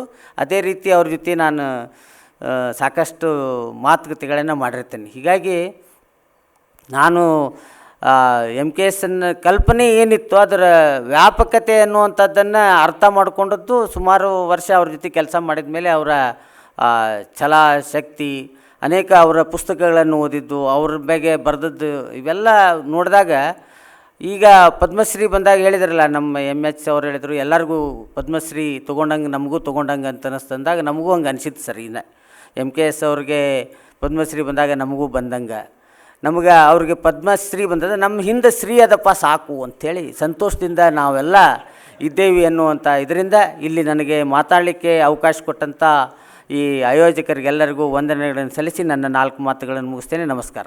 ಎಲ್ಲರಿಗೂ ನಮಸ್ಕಾರ. ಮೊದಲು ಪ್ರೊಫೆಸರ್ ಶ್ರೀ ಕೃಷ್ಣ ಭಟ್ಜಿ, ದತ್ತಾತ್ರೇಯ ಹೊಸಬಾಳಿಜಿ, ಹಾಗೆ ಇವತ್ತಿನ ಉತ್ಸವ ಮೂರ್ತಿ ಡಾಕ್ಟರ್ MK ಶ್ರೀಧರ್ಜಿ, ಈ ಕಾರ್ಯಕ್ರಮವನ್ನು ಮಾಡಬೇಕಂತ ಶ್ರೀ MP ಕುಮಾರ್ ಅವರು, ವಿಷ್ಣುಕಾಂತ್ ಚಟ್ಪಲ್ಲಿ ಅವರು, ಅವರು MH ಶ್ರೀಧರ್ ಅವರು ಸೇರಿ ಈ ಕಾರ್ಯಕ್ರಮವನ್ನು ಇಲ್ಲಿ ಆಯೋಜನೆ ಮಾಡಿ ನನಗೆ ದಿಲ್ಲಿನಿಂದ ಬರಬೇಕು ಅಂತ ಹೇಳಿದರು. ನಾನಂದೆ ಶ್ರೀ MK ಶ್ರೀಧರ್ ಜೊತೆಗೆ ನಮ್ಮ ಸಂಬಂಧ ತುಂಬ ಹಳೆಯದು.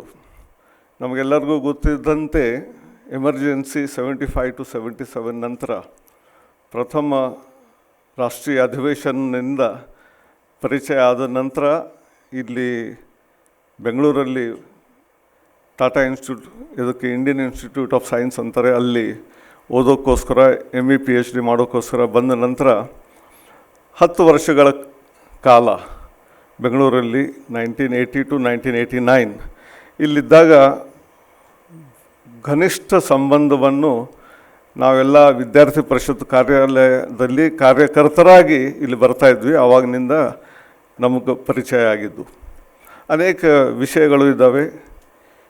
ಇವಾಗ ನರಸಿಂಹ ರಾಯಚೂರವರು ವಿನೋದಪೂರ್ವಕವಾಗಿ ಬೇರೆ ಬೇರೆ ಕಥೆಯನ್ನು ಹೇಳಿದ್ದಾರೆ. ನಾನು ಕಾರ್ಯಾಲಯ ಮಂತ್ರಿ ಆದ ನಂತರ ಟಾಟಾ ಇನ್ಸ್ಟಿಟ್ಯೂಟ್ನಿಂದ ನಿತ್ಯವಾಗಿ ಸೈಕಲ್ನಿಂದ, ಅವರು ಸ್ಕೂಟರ್ನಿಲ್ಲ ಹೋಗ್ತಾಯಿದ್ರು, ನಾವು ಸೈಕಲ್ನಿಂದ ನಾನು ಶ್ಯಾಮ್ ಸುಂದರ್ ಕಾರ್ಯಾಲಯಕ್ಕೆ ಬರ್ತಾಯಿದ್ವಿ ಪ್ರತಿನಿತ್ಯ ಸಾಯಂಕಾಲ 4-5 ಗಂಟೆಗೆ. ಆಮೇಲೆ 9 ಗಂಟೆವರೆಗೆ ಇರ್ತಿದ್ವಿ. ಅದರ ನಂತರ ಮೆಸ್ ಬಂದಾಗತ್ತೆ ಅಂಥೇಳಿ ಹೋಗ್ತಾಯಿದ್ವಿ, ಇಲ್ದಿದ್ರೆ ಇಲ್ಲೇ ಇದ್ದು ಬಿಡ್ತಿದ್ವಿ. ಅದೊಂಥರ ವಿದ್ಯಾರ್ಥಿ ಪರಿಷತ್ ಕಾರ್ಯಾಲಯ KK ಲೇನ್ ಕಾಟನ್ ಪೇಟ್ ಅಂದರೆ ಸೆಕೆಂಡ್ ಹೋಮ್ ಅಂತಾರೆ, ಆ ಥರ ಇತ್ತು. ಅನೇಕ ಕಾರ್ಯಕ್ರಮಗಳು, ಬೈಠಕಗಳು, ನಾವು ಎಲ್ಲರಿಗೂ ಗೊತ್ತಿದೆ planning in advance, planning in detail, ಅದು ಮಾಡೋಕ್ಕೋಸ್ಕರ ಶ್ರೀ MK ಶ್ರೀಧರ್ ಅವರು ಮುಂಚಿನಿಂದ ಯೋಚನೆ ಮಾಡಿ ಅದನ್ನು ಪ್ರತಿ ಕಾರ್ಯಕ್ರಮ ಮತ್ತು ಅಭ್ಯಾಸ ವರ್ಗ ಆಗಲಿ, ಸಮ್ಮೇಳನ ಆಗಲಿ ಅಥವಾ ಯಾವುದೇ ಚಳುವಳಿ ಇರಲಿ, ಅದರಲ್ಲಿ ಯಾವ ಥರದಿಂದ ಮಾಡಬೇಕು ಅದಕ್ಕೆ ಒಂದು ಪ್ರೇರಣಾದಾಯಿ ವ್ಯಕ್ತಿತ್ವ. ಅವರೆಲ್ಲ ಅದನ್ನು ನಮಗೆ ಮಾಡಿಸ್ತಾಯಿದ್ರು. ಹಿರಿಯರು ವಿಜಯ ಕಾಲೇಜಿನಲ್ಲಿ ಪ್ರೊಫೆಸರ್ ಆಗಿರೋದ್ರಿಂದ ನಾವು ಇನ್ನೂ ಸ್ಟೂಡೆಂಟ್ ಇದ್ವಿ, ಅವರು ಆಲ್ರೆಡಿ ಪ್ರೊಫೆಸರ್ ಇದ್ದರು. ಹೀಗಾಗಿ ನಮ್ಮ ಗುರುಗಳು ಕೂಡ ಅವರು. ಅದರ ನಂತರ 10 ವರ್ಷದ ನಂತರ ಅವ್ರ ಜೊತೆ ಇರೋ ಸಂಬಂಧ ಸ್ವಲ್ಪ ಕಡಿಮೆ ಆಯಿತು. ಯಾಕಂದರೆ ನಾನು ನಾರ್ತ್ ಈಸ್ಟ್ ಹೋಗೋದ್ರಿಂದ ಅಲ್ಲಿ ಒಂದು 20 ವರ್ಷ ಕಾಲ ಇರೋದ್ರಿಂದ ಬೆಂಗಳೂರಿಗೆ ಬರೋದು ಸ್ವಲ್ಪ ಕಡಿಮೆ ಆಗಿತ್ತು.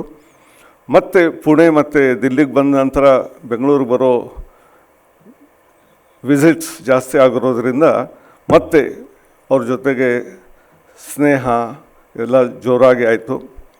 ಎಲ್ಲರೂ ಹೇಳಿದಂತೆ ಅವ್ರಿಗೆ ಪದ್ಮಶ್ರೀ ಸಿಕ್ಕಿದೆ ಅಂದರೆ ಎಲ್ಲ ವಿದ್ಯಾರ್ಥಿ ಪರಿಷತ್ ಕಾರ್ಯಕರ್ತರಿಗೂ ಕೂಡ ಸಿಕ್ಕಿದೆ ಅಂತಲೇ ಆಗಿದೆ. ಆ 9ನೇ ಮೇ ಹಿಂದಿನ ತಿಂಗಳಲ್ಲಿ ಈ ಕಾರ್ಯಕ್ರಮ ರಾಷ್ಟ್ರಪತಿ ಭವನ್ನಲ್ಲಿತ್ತು. ನಾನು ದಿಲ್ಲಿನಲ್ಲಿರೋದ್ರಿಂದ ನಾನು ಕೂಡ ಅಲ್ಲಿ ಬರಬೇಕು ಅಂಥೇಳಿ ಇಚ್ಛೆ ಪಡೆದಿದ್ದೆ. ಆದರೆ ಪ್ರತಿ ವ್ಯಕ್ತಿಯ ಫ್ಯಾಮಿಲಿನಿಂದ ಒಬ್ಬರಿಗೆ ಕೊಡ್ತಾರೆ ಅಂತ ಹೇಳಿದರು. ಈಗ ಸ್ವಲ್ಪ ದುಃಖ ಆಗಿತ್ತು. ಆದರೆ ಮಿನಿಸ್ಟ್ರಿನಿಂದ ಒಂದು ಪತ್ರವನ್ನು ಬರೆಸಿ ಅಲ್ಲಿ ಹೋಗಿ ಅವರನ್ನು ಪ್ರಶಸ್ತಿ ತಗೊಳ್ಳುವಾಗ ನೋಡುವಂಥ ಒಂದು ಸೌಭಾಗ್ಯ ನನಗೆ ಸಿಕ್ಕಿದೆ ಅಂಥೇಳಿ ಅತ್ಯಂತ ಆನಂದವಾಗಿದೆ. ಮತ್ತೊಂದಂದರೆ ನನ್ನ ಆನಂದಕ್ಕಿಂತ ಜಾಸ್ತಿ ಅಂದರೆ ಅವರ ಅಣ್ಣ, ಅವರು ಫ್ಯಾಮಿಲಿ ಮೆಂಬರ್ಸ್ನೂ ಇದ್ದರು. ಅದರ ಮಹತ್ವದ ಅಂತಂದರೆ ಇನ್ನೊಬ್ಬರು ಯಾರು ಅವ್ರ ಜೊತೆಗೆ 4 ದಶಕಗಳಿಂದ ಜೊತೆಗೆ ಇರುವಂಥ ನರಸಿಂಹ, ಅವನ ಮುಖದಲ್ಲಿ ಬಂದಿರುವಂಥ ಒಂದು ಕಳೆ, ಅವನ ಕಣ್ಣಲ್ಲಿ ಸ್ಪಾರ್ಕ್ ನೋಡಿದ ನಂತರ ಇದು ನಿಜವಾಗಿ ಕಂಪ್ಯಾನಿಯನ್ಶಿಪ್ ಅಂತಾರಲ್ಲ, ಇಡೀ ಜೀವನ ಅವ್ರ ಜೊತೆಗೆ ಕೊಟ್ಟಿರುವಂಥ ಅವ್ರದ್ದು ಕೂಡ ಇಲ್ಲಿ ಜ್ಞಾಪಕ ಆಗ್ತಾಯಿದೆ. ಆಮೇಲೆ ಕಾರ್ಯಾಲಯದಿಂದ ನಾವು ಬೈಠಕ್ ಆದ ನಂತರ ಚಾಯ್ ಕಾಫಿ ಕುಡಿಯೋಕ್ಕೋಸ್ಕರ ಇಡ್ಲಿ, ದೋಸೆ, ಕೆಲವೊಂದು ಸರಿ ಮೈಸೂರು ಪಾಕು, ಹತ್ತಿರ ಇರುವಂಥ ಒಳ್ಳೆ ಯಾವ ರೆಸ್ಟೋರೆಂಟ್ ಇದ್ದಾವೆ ಅದನ್ನೆಲ್ಲ ಹುಡುಕಿ ಕೊಟ್ಟು ಅಲ್ಲೆಲ್ಲ ಹೋಗ್ತಿದ್ವಿ. ಬೈಠಕ್ ಆದ ನಂತರ ಇವಾಗ ವಾಪಸ್ ಹೋಗಬೇಕು ಅಂಥೇಳಿ ಇರುವಾಗ ಕೆಳಗಡೆ ಬಂದ ತಕ್ಷಣ ಇವಾಗ ಹೋಗ್ತೇವೆ ಅಂತಿದ್ವಿ. ಆದರೆ ಮುಂದೆ ಅರ್ಧ ಗಂಟೆ 1 ಗಂಟೆ ರಸ್ತೆಯಲ್ಲಿ ಕೂಡ ಮಾತುಕತೆ ನಡೀತಾ ಇತ್ತು, ಕಾರ್ಯಕ್ರಮ ಹೇಗೆ ಮಾಡಬೇಕು ಅದಕ್ಕೋಸ್ಕರ. ನನಗೆ ನೆನಪಿದೆ, ನಾವು ಕ್ಯಾಪಿಟೇಷನ್ ಫೀ ವಿರುದ್ಧವಾಗಿ ಚಳುವಳಿ ಮಾಡ್ತಾಯಿದ್ವಿ. ಆವಾಗ ವಿಧಾನಸೌಧ ಹತ್ತಿರ 144 ಸೆಕ್ಷನ್ ಇತ್ತು. ನಮಗೆ ಅರೆಸ್ಟ್ ಮಾಡಲಾಯಿತು. ಅನ್ಫಾರ್ಚುನೇಟ್ಲಿ ಅದು ಶುಕ್ರವಾರ ಇರೋದ್ರಿಂದ ಆವಾಗ ಮೊಬೈಲ್ ಫೋನ್ ಇರಲಿಲ್ಲ, ಬೇರೆಯವ್ರಿಗೆ ತಿಳಿಸೋಕ್ಕೆ ಸಾಧ್ಯವಿರಲಿಲ್ಲ. ಹೀಗಾಗಿ ಮುಂದಿನ 3 ದಿವಸ ನಾವು ಒಂದು 14 ಜನ ಬೆಂಗಳೂರು ಸೆಂಟ್ರಲ್ ಜೈಲಿನಲ್ಲಿ ಅವರ ಹಾಸ್ಪಿಟಾಲಿಟಿ ತೊಗೊಂಡು ಹೊರಗಡೆ ಬಂದ್ವಿ. ಯಾಕಂದರೆ ಸೋಮವಾರ ಬೇಲ್ ಸಿಕ್ತು, ಅವಾಗ ಹೊರಗಡೆ ಬಂದ್ವಿ. ಆಮೇಲೆ ಇನ್ನೊಂದು ಸ್ಟೋರಿ ಇದೆ, ಅದು ಈ ಸಂಬಂಧಕ್ಕಿಲ್ಲ. ಒಂದು ರಾಜಸ್ಥಾನಿ ರೆಸ್ಟೋರೆಂಟ್ನಲ್ಲಿ ಊಟಕ್ಕೆ ಹೋದಾಗ ಅದನ್ನು ಹೇಳಬೇಕಾಗಿದೆ. ಅವರು ಫುಲ್ ಮೀಲ್ ಎಲ್ಲಿ ಸಿಗುತ್ತೆ ನೋಡೋಣ, ಯಾಕಂದರೆ 3 ದಿವಸ ಸರಿಯಾಗಿ ಊಟ ಆಗಿಲ್ಲ ಅಂಥೇಳಿ ಹೋದ್ವಿ. ಆ ರಾಜಸ್ಥಾನಿ ಒಂದು ಥಾಲಿ ಸಿಸ್ಟಮ್ ಇಲ್ಲ, ಇಲ್ಲಿ ಫುಲ್ ಮೀಲ್ ಸಿಗುತ್ತೆ ಅಂತ. ಅದೇನೋ 5 ರೂಪಾಯಿ 6 ರೂಪಾಯಿನೇ ಇತ್ತು. ನಾನು MS ಶ್ರೀಧರ್ ಒಟ್ಟಿಗೆ ಸೇರಿ ಊಟ ಸ್ಟಾರ್ಟ್ ಆಯಿತು. 1 ಚಪಾತಿ, 2ನೇ ಚಪಾತಿ, 3ನೇ ಚಪಾತಿ, ಇಬ್ಬರು 40 ಚಪಾತಿಗಳನ್ನು ತಿಂದುಬಿಟ್ವಿ. ಅದರ ನಂತರ ಅವನು ನೋಡ್ತಾ ಇದ್ದ, ಏನಪ್ಪ ಇದು ಅಂಥೇಳಿ. ಆಮೇಲೆ ಬಂದ್ವಿ. ಕಾರ್ಯಾಲಯದಲ್ಲಿ ಬಂದ ನಂತರ ನಾಗೇಶ ಇದ್ದ ಅಲ್ಲಿ. ನಾಗೇಶ್ನವ್ರು ಹೇಳಿದ್ರು, ಈ ಥರ ಒಂದು ರೆಸ್ಟೋರೆಂಟ್ ಇದೆ, ನಾನು ಬರ್ತೇನೆ, ನಾಳೆ ಹೋಗೋಣ ಮತ್ತೆ ಅಂಥೇಳಿ. ನೆಕ್ಸ್ಟ್ ಡೇ ಮತ್ತೆ ಹೋದ್ವಿ ನಾವು ಅಲ್ಲಿ ಹೋದಾಗ ಆ ಕೌಂಟರ್ನಲ್ಲಿ ಕೂತು ಅವನು ಟೋಕನ್ ಕೊಡೋಕ್ಕೆ ತಯಾರಿಲ್ಲ. ಫುಲ್ ಮೀಲ್ ಸ್ಟಾಪ್ ಆಗಿಬಿಟ್ಲೆ ಅಂತ. ಇವಾಗ ಓನ್ಲಿ ಲಿಮಿಟೆಡ್ ಮೀಲ್. ನಾವು ಯಾಕಪ್ಪ? ಅಲ್ರಪ್ಪ, ನೀವಿಬ್ಬರು ತೆಳ್ಳಗೆ, ನಾವಿಬ್ಬರು ತುಂಬ ತೆಳ್ಳಗಿದ್ವಿ. ನೀವೇ 40 ತಿಂದರೆ ನಾಗೇಶ 100 ತಿಂದ್ಬಿಡ್ಬೋದು, ಭೀಮಾ ಅಂತೇಳಿ. ಹೀಗಾಗಿ ಇದೆಲ್ಲ ಬಂದ್ ಮಾಡಿದ್ವಿ. ನಾವು ಹೇಳಿದ್ವಿ, ನಾವು ಕೂಡ ನಿನ್ನೆ ಜೈಲಿನಿಂದ ಬಂದಿರೋದ್ರಿಂದ ಹಸಿವೆ ಜಾಸ್ತಿ ಇತ್ತು, ತಿಂದಿದ್ದೇವೆ. ನಾವು ಕೂಡ ಒಂದು 5-6 ಚಪಾತಿ ಮಾತ್ರ ತಿಂತೀವಿ, ನಾಗೇಶ 2 ಕೂಡ ತಿನ್ನೋದಿಲ್ಲವ ಅಂತ ಹೇಳಿದಂತ. ಆಮೇಲೆ ಅವ್ರು ಟೋಕನ್ ಕೊಟ್ಟರು. ಈ ಥರ ಎಲ್ಲ ಮಜವಾಗಿ ಅನೇಕ ವಸ್ತುಗಳನ್ನು ಎಂಜಾಯ್ ಮಾಡ್ತಾ ನಾವು ಮುಂದೆ ಬರೆದ್ವಿ. ಆಮೇಲೆ ರಾಷ್ಟ್ರೀಯ ಶಿಕ್ಷಣ ನೀತಿಗೋಸ್ಕರ ಶ್ರೀಧರ್ ಅವ್ರ ಹೆಸರು ಆ ಕಮಿಟಿನಲ್ಲಿ ಡಾಕ್ಟರ್ ಕಸ್ತೂರಿ ರಂಗನ್ ಜೊತೆಗೆ ಏನು ಕೆಲಸ ಮಾಡಿದ್ದಾರೆ, ಅದೊಂದು ಅದ್ಭುತ ವಿದ್ಯಾರ್ಥಿ ಪರಿಷದ 40 ವರ್ಷದ ಅನುಭವಗಳನ್ನು ಅದರಲ್ಲಿ ಅವರು ತಂದಿದ್ದಾರೆ.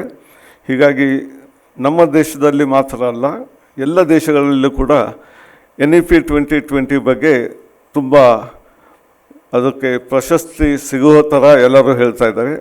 ಅದಕ್ಕೋಸ್ಕರ ಶ್ರೀಧರ್ ಅವ್ರಿಗೆ ಯಾವ ಥರ ಈ ಪದ್ಮಶ್ರೀ ಸಿಕ್ಕಿದೆ, ಅದಕ್ಕೆ ನಾವೆಲ್ಲರೂ ಅವ್ರಿಗೆ ಅಭಿವಾದನೆ ಮಾಡ್ತಾ, ನಾನು ಫ್ಲೈಟ್ನಿಂದ ಬರುವಾಗ ಯೋಚನೆ ಮಾಡ್ತಿದ್ದೆ, ಒಂದು ಶಾರ್ಟ್ ಪೋಯಮ್ ನನ್ನ ಎಕ್ಸ್ಪೀರಿಯನ್ಸಸ್ ಅವ್ರ ಬಗ್ಗೆ ಬರಬೇಕು ಅಂತ. ಇದು ರಾಯಚೂರು ಅವರೇ ಇಂಗ್ಲೀಷ್ನಲ್ಲಿದೆ. ಆದರೆ ನಮ್ಮ AICTEನಿಂದ ಒಂದು AI ಬೇಸ್ಡ್ ಟ್ರಾನ್ಸ್ಲೇಷನ್ ಟೂಲ್ ಅನುವಾದಿನಿ ಅಂತ ಮಾಡಿದ್ದೇವೆ. ಇದನ್ನು ಶೇರ್ ಮಾಡಿದರೆ ಭಾರತದ 18 ಭಾಷೆಗಳಲ್ಲಿ ನಾವು ಅದನ್ನು ಓದಬಹುದು ಅಂಥೇಳಿ ಹೇಳ್ತಾ ನಾನು ಇಂಗ್ಲೀಷ್ನಲ್ಲೇ ಇದನ್ನು ಓದ್ತೇನೆ. Despite adversity, he stands tall. MKS is IKS and a beacon for all of us. Polio may have taken its toll, but his indomitable spirit shines bright, being a courageous soul. Through challenges and struggles, with determination he fought, with unwavering strength he sought. His achievements speak volumes, loud and clear, a well-deserved Padma Award to our near and dear. When the name of MKS was announced in RB, that is Rashtrapati Bhavan, with a dazzle, I saw in the eyes of Narasimha a grand sparkle. For his contributions, his dedication and inspiration to a nation, MK Sridhar, a true hero in every way, teaching us never give up, come what may. His story of resilience and grace, forever etched in time and space, may his light continue to shine, a symbol of home, a sign. For in his journey we find the power of the human mind. In today's world, a rare man, he symbolizes 7 colors, Vibgyor or a rainbow, V for vibrancy, values and vigor. I for ideal, intelligent, impactful and inspirational. B for bold and balanced approach with Bharatiya values. Our email ID ನಲ್ಲೂ ಕೂಡ ಭಾರತವಾಸಿ ಇದೆ, email ID ನಲ್ಲಿ. G for gentle, generous, gracious, always genuine, good gestures. Y for human service to education, young at heart and even ever youthful. O outstanding, open-minded and optimistic. R for radiant, reflective, rational thinker. Together, 7 colors form a pure white, reminding us of emotive clarion call of nation first. Finally, MK stands for motivational, kind and supportive person.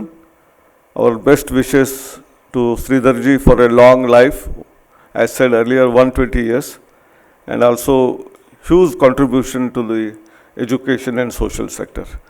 ಅವರೆಲ್ಲ ಕುಟುಂಬದ ವ್ಯಕ್ತಿಗಳಿಗೆ ಅವರಿಗೆ ಪೂರ್ಣವಾಗಿ freedom ಕೊಟ್ಟು ವಿದ್ಯಾರ್ಥಿ ಪರಿಷತ್ ಜೊತೆಗೆ ಸೇರಿ ಇದರಲ್ಲೆಲ್ಲ ಕಾರ್ಯ ಮಾಡೋಕ್ಕೋಸ್ಕರ ಏನು ಮಾಡಿದ್ದಾರೆ, ಅದಕ್ಕೆ ಅವರು ಕೂಡ ನಮನಕ್ಕೆ ಪಾತ್ರ ಮತ್ತು ನರಸಿಂಹಗೂ ಕೂಡ ನಮನಕ್ಕೆ ಪಾತ್ರ ಅಂತ ಹೇಳ್ತಾ ನನ್ನ 4 ಮಾತುಗಳನ್ನು ಇಲ್ಲಿ ಮುಗಿಸ್ತೇನೆ. ನಮಸ್ಕಾರ. ಜೈ ಹಿಂದ್, ಜೈ ಭಾರತ್. ಎಲ್ರಿಗೂ ನಮಸ್ಕಾರ. ಈಗ ಎಚ್ ಶ್ರೀಧರ್ ಹೇಳಿದಷ್ಟು ಎಲ್ಲ ಹಂಚ್ಕೊಳ್ಳೋಕ್ಕೆ ಹೋದರೆ ಭಾಳ ಉದ್ದ ಇದೆ, ಅಷ್ಟೇನು ಅವಕಾಶ ಇಲ್ಲ. ಆದರೆ ಅವನು ಹೇಳಿದ ಪ್ರಕಾರ ನಾನು ಕೆ ಶ್ರೀಧರ್ನ ಮೊದಲು ನೋಡಿದ್ದು ಅವರು ಬಹುಶಃ 76ನೇ ಇಸ್ವಿಲಿರಬೇಕು. ಆವಾಗ ಕಾರ್ಯಾಲಯಕ್ಕೆ ಗಾಲಿ ಕುರ್ಚಿಯಲ್ಲಿ ಅವ್ರು ಬಂದರು. ಮೊದಲ ಸಲ ಅವ್ರನ್ನ ನಾನು ಭೇಟಿ ಮಾಡಿದ್ದೆ. ಆವಾಗ ಅವರು ಅಷ್ಟೊತ್ತಿಗಾಗಲೇ ಹಿಂದೂಪುರದಲ್ಲಿ ಸಾಕಷ್ಟು ಸಮಯದಿಂದ ವಿದ್ಯಾರ್ಥಿ ಪರಿಷತ್ತಲ್ಲಿ ಕೆಲಸ ಮಾಡಿದ್ರು ಅಂತೆಲ್ಲ ಹೇಳಿದ್ರು ಅವ್ರನ್ನ. ಬಟ್ ಅವ್ರು ನೋಡಿದಾಗ ನನಗೆ ಸ್ವಲ್ಪ ವಿಶೇಷ ಅಂತ ಅನ್ನಿಸ್ತು. ಆದರೆ ಆಮೇಲೆ ಅವ್ರಿಗೆ ಅಲ್ಲಿ ಅವರು ಸತ್ಯಾಗ್ರಹ ಮಾಡಿ ಜೈಲಿಗೆ ಹೋಗಿದ್ದರು ತುರ್ತು ಪರಿಸ್ಥಿತಿಯಲ್ಲಿ ಅಂತ ಹೇಳಿದರು. ಅದನ್ನು ಕೇಳಿದಾಗ ನಾನು ನಿಜಕ್ಕೂ ಆಶ್ಚರ್ಯನೇ ಆಯಿತು. ಇವ್ರು ಗಾಲಿ ಕುರ್ಚಿಯವರು ಅದು ಹೆಂಗೆ ಜೈಲಿಗೆ ಹೋಗಿದ್ರು ಅಂತ. ಆ ರೀತಿ ಕೆ ಶ್ರೀಧರ್ ಬಗ್ಗೆ ಆಶ್ಚರ್ಯ ಪಡೋಕ್ಕೆ ಆವತ್ತು ಶುರು ಮಾಡಿದ್ದು. ಈಗಲೂ ನನಗೆ ಆಗಾಗ ಕೆ ಶ್ರೀಧರ್ ಕಂಡ್ರೆ ಆಶ್ಚರ್ಯವೇ ಆಗುತ್ತೆ. ಯಾಕೆಂದರೆ ಅವ್ರ ವ್ಯಕ್ತಿತ್ವದಲ್ಲಿ ಆ ಥರದ್ದೊಂದು ವಿಶೇಷತೆ ಇದೆ. ಈಗ ಮಾತಾಡುವಾಗ ಮಾನಸ ಹೇಳಿದರು, ಹೇಗೆ ಅವರು ಸ್ವಲ್ಪ ವಿಶೇಷವಾಗಿ ಯೋಚನೆ ಮಾಡಬಲ್ಲರು ಮತ್ತು ಸದಾ ಒಂದು ಹೊಸತನದ ಕಡೆಗೆ ಅವ್ರ ಮನಸ್ಸು ಹೇಗೆ ತುಡಿತಾ ಇರುತ್ತೆ ಅಂತ.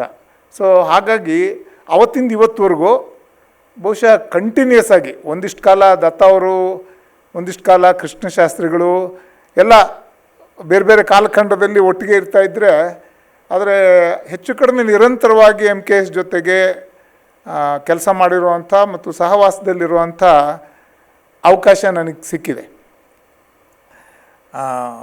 ABVPನಲ್ಲಿ ನಂಬರ್ 9 KK ಲೇನಿನ ಅನುಭವಗಳು ಭಾಳ ತುಂಬ ಇದೆ. ಅದರಲ್ಲಿ ಕೆಲವು ಝಲಕುಗಳು ಈಗಾಗಲೇ ಕೆಲವರು ಹೇಳಿದ್ದಾರೆ, ಅಂಥದ್ದು ತುಂಬ ಇದೆ. ಆದರೆ ಅವರು ಒಂದು ನನಗೆ ವಿಶೇಷ ಅಂತ ಅವ್ರ ಬಗ್ಗೆ ಕಾಣಿಸ್ಕೊಳ್ತಾ ಇದ್ದಿದ್ದು, ಅವರ ಎಲ್ಲ ಇತಿಮಿತಿಗಳನ್ನು ದಾಟಿ, ದೈಹಿಕ ಇತಿಮಿತಿಗಳನ್ನು ದಾಟಿ ಅವ್ರು ಹೇಗೆ ಸದಾ ಕ್ರಿಯಾಶೀಲರಾಗಿರ್ತಾಯಿದ್ರು ಅಂತ. ಸದಾ ಕ್ರಿಯಾಶೀಲರಾಗಿರ್ತಾಯಿದ್ರು ಮತ್ತು ಹೊಸದ್ರ ಕಡೆಗೆ ತಿಳ್ಕೊಳ್ಳೋದ್ರ ಕಡೆಗೆ, ಹೊಸ ವ್ಯಕ್ತಿಗಳನ್ನು ಸಂಪರ್ಕ ಮಾಡೋದ್ರ ಕಡೆಗೆ, ನೆಟ್ವರ್ಕ್ ಮಾಡೋದ್ರ ಕಡೆಗೆ, ಏನು ಲೋಕಸಂಗ್ರಹ ಅಂತ ಸಂಘದಲ್ಲಿ ಹೇಳ್ತಾರೆ, ಅದಕ್ಕೆ MKS ಅವರು ಒಂದು ಬಹಳ ದೊಡ್ಡ ಉದಾಹರಣೆ. ಈಗಲೂ ಚಾಣಕ್ಯ ವಿಶ್ವವಿದ್ಯಾನಿಲಯದ ಬಗ್ಗೆ ಅನೇಕ ವಿಷಯ ಚರ್ಚೆ ಮಾಡ್ತಿರುವಾಗ ಯಾರ್ದಾರು ಹೆಸರು ಬಂದರೆ ಅದು ಕೆ ಶ್ರೀಧರ್ಗೆ ಗೊತ್ತಿರುತ್ತೆ. ನಾನು ಅದಕ್ಕೆ ಅವ್ರಿಗೆ ತಮಾಷೆ ಮಾಡ್ತಾ ಇರ್ತೀನಿ, ಅವ್ರು ಎಲ್ಲ ಇಟ್ಕೊಂಡಿರ್ತಾರೆ, ಹೇಳೋದೇ ಇಲ್ಲ ನಮಗೆ ಅಂತ. ಅಂದರೆ ಅವರ ನೆನಪಿನ ಬುಟ್ಟಿಯಲ್ಲಿ ಎಷ್ಟು ಜನರ ಜೊತೆಗೆ ಸಹವಾಸ ಇದೆ, ಅವರೆಲ್ಲರ ಜೊತೆಗೂ ಇವ್ರಿಗೆ ಅದೊಂದು ಛಾಪನ್ನು ಅವ್ರ ಮೇಲೆ ಮೂಡಿಸಿರ್ತಾರೆ. ಆದರೆ ಕೆ ಶ್ರೀಧರ್ ಫೋನ್ ಮಾಡಿ ಅವ್ರಿಗೆ ಹೇಳಿದ್ರೆ ಅವ್ರು ಏನಾದ್ರು ಒಂದಿಷ್ಟು ಮಾಡ್ತಾರೆ. ಆ ರೀತಿಯ ವೈಯಕ್ತಿಕ ಸಂಬಂಧಗಳನ್ನು ಕಂಟಿನ್ಯೂಸ್ ಆಗಿ ಅನೇಕ ವ್ಯಕ್ತಿಗಳ ಜೊತೆಗೆ ಮಾಡ್ಕೊಂಡು ಬಂದಿದ್ದಾರೆ. ಆಮೇಲೆ ಅವರು ಈಗ ಐ ಥಿಂಕ್ ಅನಿಲ್ ಸಹಸ್ರಬುದ್ಧೆ ಓದಿದ ಪದ್ಯದಲ್ಲಿರೋ ಹಾಗೆ ಅವರಿಗೆ ಒಂದು ಅದಮ್ಯವಾದ ಚೈತನ್ಯ, ಉತ್ಸಾಹ ಸದಾ ಇರುತ್ತೆ. ಅವರು ಒಂದಲ್ಲ ಎರಡಲ್ಲ ಅನೇಕ ವಿಷಯಗಳಲ್ಲಿ ನಾವು ಹಾಗೆ ಅದನ್ನು ನೋಡ್ತೀವಿ. ಅವರು ಮೊದಲು ವಿಜಯ ಕಾಲೇಜಿನಲ್ಲಿ ಮೇಸ್ಟ್ರಾಗಿ ಸೇರಿಕೊಂಡಾಗ ಅವರಿಗೆ ಬೋರ್ಡಲ್ಲಿ ಬರೆಯೋಕ್ಕಾಗ್ತಿರ್ಲಿಲ್ಲ. ಅಂದರೆ ಬೋರ್ಡಲ್ಲಿ ಬರೆಯೋಕ್ಕಾಗದೇ ಪಾಠ ಮಾಡೋದಿದೆಯಲ್ಲ, ಅದು ಕೂಡ ಒಂದು ಸವಾಲೇ. ಆ ಸವಾಲನ್ನು ಅವರು ಎಷ್ಟು ಚೆನ್ನಾಗಿ ಅವಾಗ, ನನಗೆ ಅದ್ರ ಹೆಸರು ಮರ್ತೋಗಿದೆ, ಇದ್ರ ಪೇಪರಲ್ಲಿ ಬರೆದು ಓವರ್ ಹೆಡ್ ಪ್ರೊಜೆಕ್ಟರ್ ಮೇಲೆ ಇಟ್ಟು ಅದನ್ನು ಅವರು ಪ್ರೊಜೆಕ್ಟ್ ಮಾಡಿ ಪಾಠ ಮಾಡ್ತಾಯಿದ್ರು OHPನಲ್ಲಿ. ಅದಕ್ಕೆ ಆ ಟ್ರಾನ್ಸ್ಪರೆಂಟ್ ಶೀಟ್ ಮೇಲೆ ಬರೆದು, ಹಾಗೆ ಅವರು ತಮ್ಮ ಮಿತಿಗಳನ್ನು ಮೀರೋದಕ್ಕೆ ಹೊಸ ಹೊಸ ವಿಧಾನಗಳನ್ನು ಕಂಡುಕೊಂಡು ಬೋರ್ಡ್ ಮೇಲೆ ಬರೆಯೋಕ್ಕಾಗದೆ ಒಬ್ಬ ಮೇಸ್ಟ್ರಾಗಿ, ಶಿಕ್ಷಕರಾಗಿ, ಲೆಕ್ಚರರ್ ಆಗಿ ವಿಜಯ ಕಾಲೇಜಿನಲ್ಲಿ ಸೇರಿಕೊಂಡವರು ಆಮೇಲೆ ಕಂಟಿನ್ಯೂಸ್ ಆಗಿ ಕೆಲಸ ಮಾಡಿ ABVPದು ಭಾಗ ಬಿಟ್ಬಿಡಿ, ಇನ್ನೊಂದು ಭಾಗದಲ್ಲಿ ತೊಗೊಂಡ್ರು ಅವರು PhD ಮಾಡಿ ಬೆಂಗಳೂರು ಯೂನಿವರ್ಸಿಟಿಗೆ ಹೋಗಿ ಪ್ರೊಫೆಸರ್ ಆಗಿ, ಆಮೇಲೆ ಜ್ಞಾನ ಆಯೋಗದ ಕಾರ್ಯದರ್ಶಿಯಾಗಿ, ಆಮೇಲೆ NEPನಲ್ಲಿ ಕೆಲಸ ಮಾಡಿ ಹಲವು 10 ಸಂಸ್ಥೆಗಳಲ್ಲಿ, ಈಗ ಎಜುಕೇಷನ್ನಲ್ಲೇ ತೊಗೊಂಡ್ರೆ ಅವರು ಈಗಾಗಲೇ ಹೇಳಿದಾಗೆ ಅವರು NEP ಅಲ್ಲದೇ NAC ಇರ್ಬೋದು, UGC ಇರಬಹುದು, ಮತ್ತು ಕೆಲವು ಸೆಂಟ್ರಲ್ ಯೂನಿವರ್ಸಿಟಿಗಳ ಬೋರ್ಡಲ್ಲಿರ್ಬೋದು, ಹಾಗೆ ಅನೇಕ ಕೆಲಸಗಳನ್ನು ಅದು ಒಂದು ದಿಕ್ಕಿನಲ್ಲೇ ಅವರು ಶಿಕ್ಷಣದ ದಿಕ್ಕಿನಲ್ಲಿ ಮಾಡ್ತಾನೇ ಹೋದರು. ABVPನಲ್ಲಿನೂ ಕೂಡ ಅವರು ರಾಜ್ಯ ಮಟ್ಟದಲ್ಲಿ, ದೇಶದ ಮಟ್ಟದಲ್ಲಿ ರಾಷ್ಟ್ರೀಯ ಉಪಾಧ್ಯಕ್ಷರಾಗಿ ಎಲ್ಲ ಕೆಲಸ ಮಾಡಿದ್ರು. ಇಷ್ಟು ಸಾಲದು ಅಂತ ಅನೇಕ ಸೇವಾ ಸಂಸ್ಥೆಗಳ ಜೊತೆಗೂ ಕೆಲಸ ಮಾಡಿದ್ದಾರೆ. ರೆಡ್ ಕ್ರಾಸಿಂದ ಹಿಡಿದು ಅವ್ರಿಗೆ ಅದಕ್ಕೆ ನಾವು ಅವ್ರಿಗೆ ಯಾವಾಗಲೂ ತಮಾಷೆ ಮಾಡ್ತಾಯಿರ್ತೀವಿ, ನೀವು ಎಲ್ಲೆಲ್ಲಿದ್ದೀರಾ ಅಂತ ಒಂದು ಸಲ ಹೇಳಿಬಿಡ್ರಿ ಅಂತ. ಅವ್ರಿಗೂ ಗೊತ್ತಿರೋಲ್ಲ, ಕೆಲವರು ಅವ್ರ ಹೆಸರನ್ನೂ ಹಾಕ್ಕೊಂಬಿಟ್ಟಿರ್ತಾರೆ. ಆಮೇಲೆ ಹೌದು ಅವತ್ತು ಒಂದು ದಿವಸ ಫೋನ್ ಮಾಡಿದ್ರು ಅಂತ ಹೇಳ್ತಾರೆ. ಏನು ರೀ ಅಲ್ಲೂ ಇದ್ದೀರಾ ಬೋರ್ಡಲ್ಲಿ ಅಂದರೆ, ಅಡ್ವೈಸರಿ ಬೋರ್ಡಲ್ಲಿ ಹೌದೌದು ಒಂದು ದಿವಸ ಹೇಳಿದರು ಅಂತ ಹೇಳ್ತಾರೆ. ಹಾಗೆ ಅವರು ಅನೇಕ ಸಂಸ್ಥೆಗಳ ಜೊತೆಗೆ ಸೇರಿಕೊಂಡಿದ್ದಾರೆ. ಆದರೆ ಈಗ ಸಂಸ್ಥೆಗಳಲ್ಲಿ ಯಾವುದಾದ್ರೂ ಒಂದು ಜವಾಬ್ದಾರಿ ತಗೊಳ್ಳೋದು ಅಥವಾ ಸೇರಿಕೊಳ್ಳೋದು ಇದು ಒಂದು ವಿಷಯ. ಆದರೆ ಆ ಒಂದು ಪ್ರತಿಯೊಂದು ಮೀಟಿಂಗಿಗೆ ಹೋಗುವಾಗ ಕೂಡ ಅದಕ್ಕೆ ಅವರು ಒಂದಿಷ್ಟು ಪ್ರಿಪ್ರೇಷನ್ ಮಾಡೋರು, ಅದ್ರ ಬಗ್ಗೆ ಒಂದಿಷ್ಟು ತಿಳ್ಕೊಳ್ಳೋರು. ಅಂದರೆ ಅಲ್ಲಿ ಕೂಡ ತಾನು ಏನಾದರೂ ಒಂದು ಕಾಂಟ್ರಿಬ್ಯೂಟ್ ಮಾಡಬೇಕು, ಅಲ್ಲಿ ಒಂದು ಬದಲಾವಣೆಗೆ ಅಥವಾ ಅಲ್ಲಿಯ ಆ ಸಂಸ್ಥೆಯ ಉದ್ದೇಶಕ್ಕೆ ತಕ್ಕಂತೆ ಏನಾದರೂ ಆಗಬೇಕು ಅನ್ನುವ ಅವರ ಕಮಿಟ್ಮೆಂಟ್ ಇದೆಯಲ್ಲ, ಆ ಕಮಿಟ್ಮೆಂಟಿಂದ ಅವರು ಸದಾ ಕಾಲ ಯೋಚನೆ ಮಾಡ್ತಾಯಿದ್ರು, ಕೆಲಸ ಮಾಡ್ತಾಯಿದ್ರು. ಅದಕ್ಕೆ ಈಗ ಅವರು ಹೇಳಿದಂಗೆ ಅವ್ರ ಮನಸ್ಸಿನ ಶಕ್ತಿ ಇದೆಯಲ್ಲ, ಅದು ಭಾಳ ಅಗಾಧವಾಗಿದೆ. ಇಷ್ಟೆಲ್ಲ ಕೆಲಸ ಮಾಡ್ತಾಯಿದ್ರು, ಅವರಲ್ಲಿರುವಂಥ ಒಂದು ಮಾನವೀಯ ಗುಣಗಳಿದೆಯಲ್ಲ, ಅದು ಭಾಳ ವಿಶೇಷ. ಅವರಿಷ್ಟು ಜನರ ಹತ್ರ ಮಾತಾಡ್ತಾಯಿದ್ದು, ಎಲ್ಲ ಮಾಡ್ತಾಯಿದ್ರು, ಕೆಲಸ ಮಾಡಿಸ್ತಾಯಿದ್ರು, ಅವ್ರು ಯಾರ ಮನಸ್ಸಿಗಾದರೂ ನೋವಾದರೆ ಅಥವಾ ನೋವಾಗಿದೆ ಅಂತ ಇವ್ರಿಗೆ ಅನಿಸಿದರೆ ಗಟ್ಟಿಯಾಗಿ ಹೇಳಿದೆ, ಅವ್ರಿಗೆ ಇಷ್ಟ ಇಲ್ಲದೆ ಇರೋದು ಹೇಳಿದೆ ಅಂತ ಏನಾದ್ರು ಅನಿಸ್ಬಿಟ್ರೆ ಅಷ್ಟೇ, ಅವತ್ತು ರಾತ್ರಿ ಅವ್ರು ನಿದ್ದೆ ಮಾಡಲ್ಲ. ಮಾರನೇ ದಿನ ಬೆಳಿಗ್ಗೆ ಅವ್ರಿಗೆ ಫೋನ್ ಮಾಡ್ತಾರೆ. ಫೋನ್ ಮಾಡಿ ಅವರಿಗೆ ಸಮಾಧಾನ ಮಾಡುವಂಥ ಅಷ್ಟು ಸೂಕ್ಷ್ಮವಾದಂಥ ಒಂದು ಕಂಪ್ಯಾಷನ್ ಇರೋವಂಥ, ಎಮೋಷ್ನಲ್ ಆಗಿರುವಂಥ ಒಂದು ಮನಸ್ಸು ಅವರಿಗಿದೆ. ಆ ರೀತಿಯ ಒಂದು ಮನಸ್ಸಿನ ಹಿನ್ನೆಲೆಯಲ್ಲಿ ಇದ್ದೂ ಅಷ್ಟು ಸೂಕ್ಷ್ಮತೆಗಳ ಮಧ್ಯದಲ್ಲೂ ಇಷ್ಟೊಂದು ಬೇರೆ ಬೇರೆ ಜವಾಬ್ದಾರಿಗಳನ್ನು ಇಡೀ ಜೀವನದ ಉದ್ದಕ್ಕೂ ಅವರು ನಿರ್ವಹಿಸ್ಕೊಂಡು ಬಂದಿದ್ದಾರೆ. ಈಗ ಅವರು ಸೆಸ್ಸಲ್ಲಿರ್ಬೋದು ಅಥವಾ ಚಾಣಕ್ಯ ಯೂನಿವರ್ಸಿಟಿಯಲ್ಲಿರ್ಬೋದು ಅಥವಾ MS ಶ್ರೀಧರ್ ಹೇಳ್ದಂಗೆ 80s ಮಾಡಿದಂಥ PDP ಕಾರ್ಯಕ್ರಮ ಇರಬಹುದು, ಅದೆಲ್ಲದಕ್ಕೂ ಒಂದು ಹೊಸದನ್ನು ಸೇರಿಸೋದಕ್ಕೆ, ಮಾಡೋದಕ್ಕೆ, ಅದನ್ನು ಕಲಿಯುವಂಥ ಮತ್ತು ಅದಕ್ಕಾಗಿ ಅಗತ್ಯವಾಗಿರೋ ಶ್ರಮ ಹಾಕುವಂಥ, ಅದಕ್ಕೆ ಬೇಕಾದ ಜನರನ್ನು ಜೋಡಿಸುವಂಥ ಒಂದು ಭಾಳ ವಿಶೇಷವಾದ ಶಕ್ತಿ ಶ್ರೀಧರ್ಗಿದೆ. ಒಂದು ಇಡೀ ಜೀವನ ಅಂದರೆ ಈಗ ಅವರು ಇಡೀ ಜೀವನ ವಿದ್ಯಾರ್ಥಿ ಪರಿಷತ್ತಿನ ಜೊತೆಗೆ ಕಂಟಿನ್ಯೂಸ್ ಆಗಿ ತಳುಕು ಹಾಕ್ಕೊಂಡಿದೆ. ಇಡೀ ಜೀವನ ಹೀಗೊಂದು ಸಂಘಟನೆ ಜೊತೆಗೆ ಒಂದು ವಿಚಾರದ ಜೊತೆಗೆ ವಿಚಾರದ ಬದ್ಧತೆಯೊಡನೆ ಸದಾ ಕಾರ್ಯಶೀಲರಾಗಿ ಚಟುವಟಿಕೆಗಳನ್ನು ನಡೆಸ್ಕೊಂಡು ಬಂದಂಥ ಎಂ ಕೆ ಶ್ರೀಧರ್ಗೆ ಪದ್ಮ ಪ್ರಶಸ್ತಿ ಬಂದಿರೋದು ಅತ್ಯಂತ ಸ್ವಾಭಾವಿಕವಾಗಿದೆ. ಈ ಪದ್ಮ ಪ್ರಶಸ್ತಿ ಬಗ್ಗೆ ಈಗಾಗಲೇ ಅನೇಕರು ಹೇಳಿದ್ದಾರೆ. ಅಂದರೆ ಈ ಪ್ರಶಸ್ತಿಗೆ ಅದು ಒಂದು ಗೌರವ ತರೋ ರೀತಿಯಲ್ಲಿ ಎಂ ಕೆ ಎಸ್ ಅವರ ಒಂದು ಇಡೀ ಜೀವನದ ಒಂದು ಸಾಧನೆಯ ಮಾರ್ಗ ಏನಿದೆ, ಆ ಮಾರ್ಗ ನಿಜಕ್ಕೂ ಅನುಕರಣೀಯವಾದದ್ದು.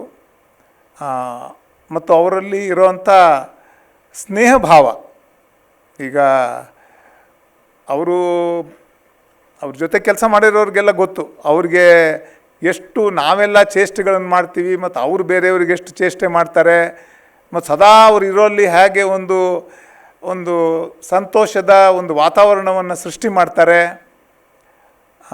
ಅದು ಒಂದು ಹೊಸ ಸಿನಿಮಾ ನೋಡೋದಿರ್ಬೋದು, ಅಥವಾ ಇವ್ರು ಹೇಳ್ದಾಗೆ ಒಂದು ಒಳ್ಳೊಳ್ಳೆ ರೆಸ್ಟೋರೆಂಟ್ಗಳಲ್ಲಿ ಹೋಗಿ ತಿಂಡಿ ತಿನ್ನೋದಿರಬಹುದು. ಯಾವುದನ್ನು ಸಂಪೂರ್ಣವಾಗಿ ಅನುಭವಿಸ್ತಾ ಒಂದು ಉತ್ಸಾಹದಿಂದ, ಸಂತೋಷದಿಂದ, ಒಂದು ಸ್ನೇಹದ ವಾತಾವರಣದ ಜೊತೆಗೆ ಇದನ್ನು ಬೆಳೆಸ್ಕೊಂಡು ಬಂದಿದ್ದಾರೆ. ಸೊ ಇಂತಹ ಒಬ್ಬ ಸಾಧಕ ನಮ್ಮ ಮಧ್ಯದಲ್ಲೇ ಇದ್ದು ಅನೇಕ ಪ್ರಶಸ್ತಿಗಳನ್ನು ತಗೊಂಡು, ಆದರೆ ಕಂಟಿನ್ಯೂಸ್ ಆಗಿ ಕಲಿತಾ ಹೊಸದನ್ನು ಮಾಡ್ತಾ ಮುಂದೆ ಬರ್ತಾ ಇರುವಂಥ ಎಂ ಕೆ ಶ್ರೀಧರ್ ಅವರಿಗೆ ಇನ್ನೂ ಹೆಚ್ಚಿನ ಕಾಲ ಆರೋಗ್ಯದಿಂದ, ಸಂತೋಷದಿಂದ ಈ ಸೇವಾ ಚಟುವಟಿಕೆಗಳನ್ನು ಮುಂದುವರಿಸೋ ಶಕ್ತಿಯನ್ನು ಭಗವಂತ ಕೊಡಲಿ ಅಂತ ಹೇಳ್ತಾ ನನ್ನೆರಡು ಮಾತು ಮುಗಿಸ್ತೀನಿ. ಎಲ್ರಿಗೂ ನಮಸ್ಕಾರ. ನಾನು ನಂದು ಒಂದು ಸಣ್ಣ ನೆನಪನ್ನು ಹಂಚ್ಕೊಂಡು ಆಮೇಲೆ ಈ ಕವನ ಓದ್ತೀನಿ. ಜ್ಞಾನಾಯೋಗದ ಕಾರ್ಯದರ್ಶಿಯಾಗಿದ್ದಾಗ ಕಣಜ ಎನ್ನುವಂತಹ ಒಂದು ಮುಕ್ತ ಜ್ಞಾನ ಪೋರ್ಟಲಿನ ಕಲ್ಪನೆಯನ್ನು ರೂಪಿಸಿ ಅದನ್ನು ಬೆಳೆಸಿದಂತಹ, ಇವತ್ತು ಕೂಡ ಕಣಜ ಯೋಜನೆ ಇಡೀ ಭಾರತಕ್ಕೆ ಮಾದರಿಯಾಗಿ ನಡೀತಾ ಇರೋದನ್ನು ನೀವೆಲ್ಲ ನೋಡಿರ್ಬೋದು. ನಾನು ಕೂಡ ಕಣಜ ಯೋಜನೆಯಲ್ಲಿ ಕೆಲಸ ಮಾಡಿದ್ದೆ. ಹಾಗೆ ಎಂ ಕೆ ಶ್ರೀಧರ್ ಅವರ ಒಂದು ಜನಕೇಂದ್ರಿತ ಯೋಜನೆಯ ಬಗ್ಗೆ ನಾನು ನಿಮ್ಮ ಗಮನ ಸೆಳೀತಾ ಇದ್ದೇನೆ ಅಷ್ಟೇ. ಈ ಕವನವನ್ನು ಶ್ರೀ ದತ್ತಾಜಿಯವರು ಎಂ ಕೆ ಶ್ರೀಧರ್ ಅವರಿಗೆ ಡಾಕ್ಟರೇಟ್ ಬಂದಾಗ ಬರೆದಿದ್ದು. ಅದೇ ಸಂದರ್ಭದಲ್ಲಿ ನಾನು ಎಂ ಕೆ ಶ್ರೀಧರ್ ಅವರ ಬಗ್ಗೆ ಒಂದು ಫೀಚರ್ ಲೇಖನವನ್ನು ಬರೆದು ಅದು ಕರ್ಮವೀರದಲ್ಲಿ ಆಗ ಪ್ರಕಟ ಆಗಿತ್ತು, ಸುಮಾರು 6 ಪುಟಗಳ ಲೇಖನ. ಆದರೆ ದುರದೃಷ್ಟವಶಾತ್ ಅವತ್ತು ಈ ಕವನ ಪುಟ ಮಿತಿಯಿಂದಾಗಿ ಅದು ಪ್ರಕಟ ಆಗಿರಲಿಲ್ಲ. ದತ್ತಾಜಿಯವರ ಕವನ ಇನ್ನೊಂದು ಏನಾಯಿತು ಅಂತಂದರೆ, ಅದರ ಒಂದು ಫೋಟೋ ಕಾಪಿ ನನ್ನ ಹತ್ರ ಇತ್ತು. ಅದರಲ್ಲಿ ಕೊನೆ ಚರಣದ 3ನೇ ಸಾಲು ಮಿಸ್ ಆಗಿತ್ತು. ಅದು ಮೊನ್ನೆ ದತ್ತಾಜಿ ಧಾರವಾಡಕ್ಕೆ ಬಂದಾಗಲೂ ಮತ್ತೆ ಕೇಳಿದರು, ಇದು ಎಲ್ಲಿದೆ 3ನೇ ಸಾಲು ಹುಡುಕ್ಬೇಕಲ್ಲ ಅಂತ. ನನ್ನ ಹತ್ರ ಮೂಲ ಪ್ರತಿ ಇಲ್ಲ, ಕರ್ಮವೀರದಲ್ಲೇ ಹುಡುಕ್ಬೇಕಷ್ಟೇ, ಅವರು ಎಲ್ಲಿಟ್ಟಿರ್ತಾರೆ ಗೊತ್ತಿಲ್ಲ, ಹಸ್ತಪ್ರತಿ ಎಲ್ಲಿರುತ್ತೆ ಅಂತ. ಈಗ ಅವರು ಅದನ್ನು 3ನೇ ಸಾಲನ್ನು ಕೂಡ ಒಂದು ಪಜಲ್ ರೀತಿಯಲ್ಲಿ ಅದನ್ನು ಜೋಡಿಸಿ ಕೊಟ್ಟಿದ್ದಾರೆ. ಕವನ ಪೂರ್ಣ ಆಗಿದೆ, ಅದನ್ನು ನಾನಿಲ್ಲಿ ಓದ್ತೀನಿ. ಅಭಿನಂದನೆ ಗೆಳೆಯ. ಇದು ದತ್ತಾಜಿ ಅವರು ಎಂ ಕೆ ಶ್ರೀಧರ್ ಅವರಿಗೆ ಹೇಳಿದಾಗೆ ನೀವು ಓದ್ಕೋಬೇಕು. ನಾನು ಹಾಗೆ ಹೂವಿನ ಜೊತೆಗೆ ನಾರಿನ ಥರ ಓದ್ತಿದ್ದೇನೆ ಅಷ್ಟೇ. ಅಭಿನಂದನೆ ಗೆಳೆಯ, ನಿಮಗೆ ಅಭಿನಂದನೆ. ಮನವಿಂದು ತುಂಬಿಹುದು ಆನಂದದಿಂದ. ಜ್ಞಾನದೆತ್ತರವ ಹತ್ತಿ ನಿಂತಿಹಿರಿ ನೀವು, ಹರ್ಷವೆಮೆಗಿತ್ತಿಹಿರಿ ನಿಮ್ಮ ಸ್ನೇಹ ಚಂದ. ಊನ ದೇಹದ ನೀವು ಬಾಳೆಲ್ಲ ನರಳಿದಿರಿ, ದೈವಲೀಲೆಯದು ನಿಮಗೆ ಸವಾಲು. ವಿಧಿಯಾಟವನ್ನೇ ತುಳಿದು ಮೇಲೇರಿ ಹಾರಿದಿರಿ, ಸಂಕಲ್ಪವಿರೇ ಬೇಕೇ ಬೇರೆ ಕಾಲು. ಈ ಶೀರ್ಷಿಕೆಯಲ್ಲೇ ಈ ಲೇಖನ ಕರ್ಮವೀರದಲ್ಲಿ ಪ್ರಕಟ ಆಗಿತ್ತು. ಸಂಕಲ್ಪವಿರೇ ಬೇಕೇ ಬೇರೆ ಕಾಲು. ಮನವಿರುವ ಕಡೆಯಲ್ಲಿ ಮಾರ್ಗವಷ್ಟೇ ಅಲ್ಲ, ನಡಿಗೆಯೂ ಸಾಧ್ಯ ತಲೆಯನೆತ್ತಿ. ನಿಜಸತ್ವವಿರುವಲ್ಲಿ ಸಾಧನವೇ ಬೇಕಿಲ್ಲ, ಕ್ರಿಯಾಸಿದ್ಧಿಯದು ಕಟ್ಟಿಟ್ಟ ಬುತ್ತಿ. ಮನಮುದುಡಿ ಅಳುತ ಕುಳಿತ ಚೇತನವಲ್ಲ, ತಾನೆದ್ದು ಹೆರವರನ್ನು ಎಬ್ಬಿಸಿದೆ ನೋಡಿ. ದೇಹಕ್ಕಿಂತಲೂ ಧ್ಯೇಯ ಮೇಲೆಂಬ ಆದರ್ಶ, ಇದೇ ನಮ್ಮ ಶ್ರೀಧರರ ವ್ಯಕ್ತಿತ್ವ ಮೋಡಿ. ರಾಮ ಸೇವೆಯೇ ಬಾಳಲಿಲ್ಲ ಎಂಬ ಆದರ್ಶ, ಹನುಮ ಭಕ್ತಿಯ ನರಸಿಂಹನೇನಿಲ್ಲಿ. ಗಾಲಿ ಕುರ್ಚಿಯ ಜೊತೆಗೆ ಇನ್ನೊಬ್ಬ ಸಂಗಾತಿ, ನಿಮ್ಮ ಧ್ಯೇಯ ವೃಕ್ಷಕ್ಕೆ ಹಬ್ಬಿರುವ ಬಳ್ಳಿ. ಇದು ಕೊನೆಯ ಚರಣ, ದತ್ತಾಜಿಯವರು ಈಗ ಬರೆದಿರುವಂಥದ್ದು. ನಿಮ್ಮ ವ್ಯಕ್ತಿತ್ವ ಸೀಮೆ ಸದಾ ವಿಸ್ತರಿಸುತ್ತಿರಲು ಮೇಲೇರುತ್ತಿಹಿರಿ ನೀವು ನಿಮಗಿಲ್ಲ ಗಡಿಯು. ಕೆಳಗೊಂದು ಏಣಿ ಬಿಡಿ ನಾವೇರಿ ಬರಲು ಅರ್ಪಿತವು ನಿಮಗಿಂದು ಈ ಸ್ನೇಹ ನುಡಿಯು. ನಮಸ್ಕಾರ. ಇವತ್ತಿನ ಕಾರ್ಯಕ್ರಮದ ಕೇಂದ್ರ ಬಿಂದು ಸ್ನೇಹಿತರಾದ MK ಶ್ರೀಧರ್ ಅವರಿಗೆ ಅಭಿನಂದನೆಗಳು. ಅವರ ಜೊತೆಯಲ್ಲಿ ಸಂತೋಷವನ್ನು ಹಂಚಿಕೊಳ್ಳೋದಕ್ಕೋಸ್ಕರ ಬಂದಿರತಕ್ಕಂಥ ಎಲ್ಲ ಹಿರಿಯರಿಗೂ ಕಿರಿಯರಿಗೂ ಮಿತ್ರವೃಂದಕ್ಕೂ ಕೂಡ ನನ್ನ ವಂದನೆಗಳು.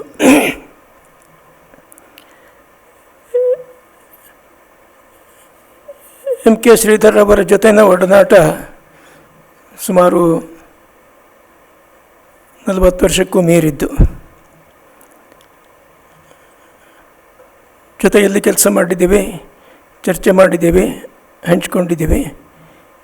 ಅದರಲ್ಲಿ ಏನನ್ನು ಎಷ್ಟನ್ನು ಹೇಳಬೇಕು ಅಂತನ್ನುವಂಥದ್ದು ನನಗೂ ಇವಾಗ ತಿಳಿತಾ ಇಲ್ಲ. ಮತ್ತು ಸ್ವಲ್ಪ ವಯಸ್ಸಿನ ಕಾರಣದಿಂದ ನೆನಪಿನ ಶಕ್ತಿ ಕಡಿಮೆಯಾಗಿ ಮರವಿನ ಶಕ್ತಿ ಜಾಸ್ತಿ ಆಗಿಬಿಟ್ಟಿದೆ. ಹಾಗಾಗಿ ಏನು ಹೇಳಬೇಕು ಅಂತನ್ನುವಂಥದ್ರ ಬಗ್ಗೆನೂ ಕೂಡ ಸ್ವಲ್ಪ ನಾನು ಚಿಂತನೆ ಮಾಡಬೇಕಾಗಿದೆ. MK ಶ್ರೀಧರ್ ಅವರನ್ನು ಮೊಟ್ಟ ಮೊದಲಿಗೆ ನೋಡಿದ್ದು ಅವರು ಬೆಂಗಳೂರಿಗೆ ಹೊಸದಾಗಿ ಬಂದ ಸಂದರ್ಭದಲ್ಲಿ ಹಿಂದೂಪುರದಿಂದ ಇಲ್ಲಿಗೆ ಬಂದು ಬಹುಶಃ MCOMಗೆ ಸೇರಕ್ಕೆ ಬಂದಿದ್ದರು ಅಂತ ಕಾಣುತ್ತೆ ಅವಾಗ.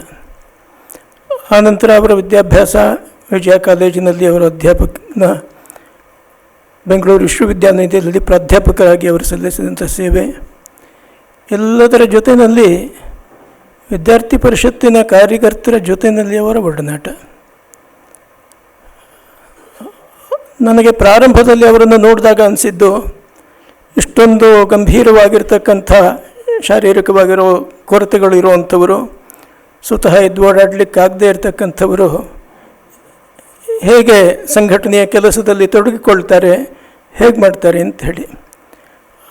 ಆದರೆ ಬರ್ತಾ ಬರ್ತಾ ಅವರೆಲ್ಲ ಕಾರ್ಯಕರ್ತರ ನಡುವೆ ಬರೆದಂಥ ರೀತಿ, ಅವರಿಗೆ ಸ್ಫೂರ್ತಿಯನ್ನು ತುಂಬುತ್ತಾ ಇದ್ದಂಥ ರೀತಿಯನ್ನು ನೋಡಿದಾಗ ಅವರ ಶರೀರವನ್ನು ಮೀರಿರ್ತಕ್ಕಂಥ ಒಂದು ಶಕ್ತಿ ಇದೆ ಅಂತನ್ನುವಂಥದ್ದನ್ನು ನಾನು ಕಣ್ಣಾರೆ ಕಂಡೆ. ಸಂಸ್ಕೃತದ ಮಾತೊಂದಿದೆ, ಕ್ರಿಯಾಸಿದ್ಧಿ ಸತ್ವೇ ಭವತಿ ಮಹತಾಂ ನೋಪಕರಣೆ ಅಂತ. ಮಹಾಪುರುಷರಲ್ಲಿ ಅವರ ಕಾರ್ಯಶಕ್ತಿ ಸಾಮರ್ಥ್ಯ ಅದು ಯಾವುದೇ ಉಪಕರಣವನ್ನು ಅವಲಂಬಿಸಿರೋಲ್ಲ, ಹೊರಗಿನ ಇನ್ಸ್ಟ್ರೂಮೆಂಟನ್ನು ಅವಲಂಬಿಸಿರೋಲ್ಲ. ಅದರಲ್ಲಿ ಅವರದ್ದೇ ಆಗಿರ್ತಕ್ಕಂಥ ಅಂತಃಶಕ್ತಿ ಇರುತ್ತೆ ಅಂಥೇಳಿ. ವಿದ್ಯಾರ್ಥಿ ಪರಿಷತ್ತಿನ ಕಾರ್ಯಕ್ರಮಗಳು ಬೇರೆ ಬೇರೆ ನಡೆದಾಗ ಅದರ ಕೊನೆಯಲ್ಲಿ ಎಲ್ಲ ಕಾರ್ಯಕರ್ತರು ಜೊತೆಯಲ್ಲಿ ಕೂಡ್ತಾ ಇದ್ದರು.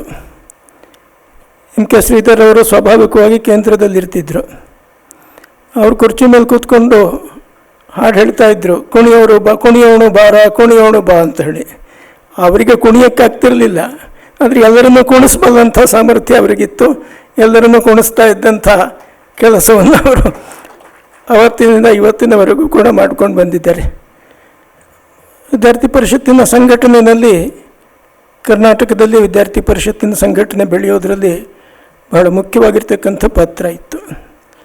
ಮಾತ್ರ ಅಲ್ಲ, ಈಗಾಗಲೇ ನನಗಿಂತ ಮುಂಚೆ ಮಾತನಾಡಿದ ಅನೇಕ ಸ್ನೇಹಿತರು ಹೇಳಿದಾಗೆ ವಿದ್ಯಾರ್ಥಿ ಪರಿಷತ್ತಿನ ಕಾರ್ಯಕ್ಕೆ ಹೊಸ ಹೊಸ ಆಯಾಮಗಳನ್ನು ಜೋಡಣೆ ಮಾಡೋದರಲ್ಲಿ ಅವರದ್ದು ವಿಶೇಷವಾಗಿರ್ತಕ್ಕಂಥ ಒಂದು ಕೊಡುಗೆ. ಅದು ಬೇರೆ ಬೇರೆ ಪ್ರಕಲ್ಪಗಳು, ಬೇರೆ ಬೇರೆ ಕಾರ್ಯಕ್ರಮಗಳು, ಯೋಜನೆಗಳು ಇತ್ಯಾದಿ ಇದರಲ್ಲಿ ಮೌಲಿಕವಾಗಿರುವಂಥ ಚಿಂತನೆಯನ್ನು ಮಾಡುವಂಥ, ಕೇವಲ ನಡೆದ ಹಾದಿಯಲ್ಲಿ ನಡೆಯತಕ್ಕಂಥದ್ದು ಮಾತ್ರ ಅಲ್ಲ, ಹೊಸದನ್ನು ರೂಪಿಸಬೇಕು, ಹೊಸ ವಿಧಾನವನ್ನು ನಾವು ಕಂಡುಕೊಳ್ಬೇಕು ಅಂತನ್ನುವಂಥ ಈ ಹೊಸತಿನ ಹುಡುಕಾಟ MK ಶ್ರೀಧರ್ ಅವರಲ್ಲಿ ನಿರಂತರವಾಗಿ ನಾವು ಕಾಣ್ತಾ ಇದ್ದಂಥ ಸಂಗತಿ. ಒಂದು ಹೊಸ ದಿಕ್ಕನ್ನು ಪ್ರತಿಯೊಂದು ಕಾರ್ಯಕ್ರಮದಲ್ಲಿ, ಪ್ರತಿಯೊಂದು ವಿಷಯದಲ್ಲೂ ಕೂಡ ಅವರು ಜೋಡಿಸ್ತಕ್ಕಂಥ ಸಾಮರ್ಥ್ಯ ಅವರಿಗಿತ್ತು. ಅನೇಕ ಜವಾಬ್ದಾರಿಗಳು ಬಂದವು. ಸಂಘಟನೆಯಲ್ಲಿ ಅವರು ಸ್ವತಃ ಅವರ ಓಡಾಟದ ಮೇಲೆ ಇದ್ದಂಥ ಎಷ್ಟೇ ಮಿತಿಗಳಿದ್ರೂ ಕೂಡ ಸ್ಫೂರ್ತಿಯ ಚಿಲುಮೆ ಅವರು. ಈ ಪ್ರತಿಯೊಬ್ಬ ಕಾರ್ಯಕರ್ತರಲ್ಲೂ ಉತ್ಸಾಹವನ್ನು ತುಂಬತಕ್ಕಂಥ ಒಂದು ಸಾಮರ್ಥ್ಯ, ಚೈತನ್ಯ, ಶಕ್ತಿ ಅವರಲ್ಲಿ ಹುದುಗಿತ್ತು. ವ್ಯಕ್ತಿಗತವಾಗಿ ಎಲ್ಲರನ್ನೂ ಮಾತನಾಡಿಸ್ತಾ ಇದ್ದರು. ಬಹುಶಃ ವಿದ್ಯಾರ್ಥಿ ಪರಿಷತ್ತಿನ ಸಂಘಟನೆಯಲ್ಲಿ ಎಷ್ಟು ಜನ ಕಾರ್ಯಕರ್ತರ ಜೊತೆಯಲ್ಲಿ ಅವರಿಗೆ ವ್ಯಕ್ತಿಗತ ಸಂಬಂಧ ಇದೆ, ಒಡನಾಟ ಇದೆ, ಬಹುಶಃ ಆ ಥರ ಇರ್ತಕ್ಕಂಥವರು ಬಹಳ ಕಡಿಮೆ ಅಂತ ಹೇಳಬೇಕು. ಕೆಲವರನ್ನು ಹೊರತುಪಡಿಸಿ ಈ ರೀತಿಯ ವಿಶೇಷವಾಗಿರ್ತಕ್ಕಂಥ ಒಂದು ಸಾಮರ್ಥ್ಯವನ್ನು ಹೊಂದಿದಂಥ, ಈ ಮುಂಚೆ ಎಲ್ಲ ಈ ರೀತಿಯ ಶರೀರದಲ್ಲಿ ಏನಾದ್ರೂ ನ್ಯೂನತೆ ಇದ್ದಂಥವ್ರಿಗೆ ಅವರನ್ನು ಹ್ಯಾಂಡಿಕ್ಯಾಪ್ಡ್ ಅಂತ ಹೇಳಿ ಅಥವಾ ಅಂಗವಿಕಲರು ಅಂತ ಹೇಳಿ ಕರೀತಾ ಇದ್ದರು. ಅದು ಬರ್ತಾ ಬರ್ತಾ ಆ ಶಬ್ದವನ್ನು ಬದಲಾವಣೆ ಮಾಡಿ ಇವಾಗ ವಿಶೇಷ ಚೇತನರು ಅಂಥ ಶಬ್ದವನ್ನು ಈಚೆಗೆ ಬಳಸೋದಕ್ಕೆ ಪ್ರಾರಂಭ ಮಾಡಿದ್ದಾರೆ. ಬಹುಶಃ ಈ ವಿಶೇಷ ಚೇತನರು ಅನ್ನೋ ಶಬ್ದ ಬರೋದಕ್ಕೆ ಎಂ.ಕೆ. ಶ್ರೀಧರ್ ಅವರೇ ಮುಖ್ಯ ಕಾರಣ ಇರಬಹುದು ಅಂತ ಹೇಳಿ ನಾನು ಭಾವಿಸ್ತೇನೆ. ಆ ರೀತಿಯ ವಿಶೇಷ ಚೇತನದ ಒಂದು ಸಾಮರ್ಥ್ಯವನ್ನು ಹೊಂದಿ ಸಂಘಟನೆಯನ್ನು ಮುನ್ನಡೆಸೋದ್ರಲ್ಲಿ ಬಹಳ ಪ್ರಮುಖವಾಗಿರ್ತಕ್ಕಂಥ ಪಾತ್ರವನ್ನು ವಹಿಸಿದರು.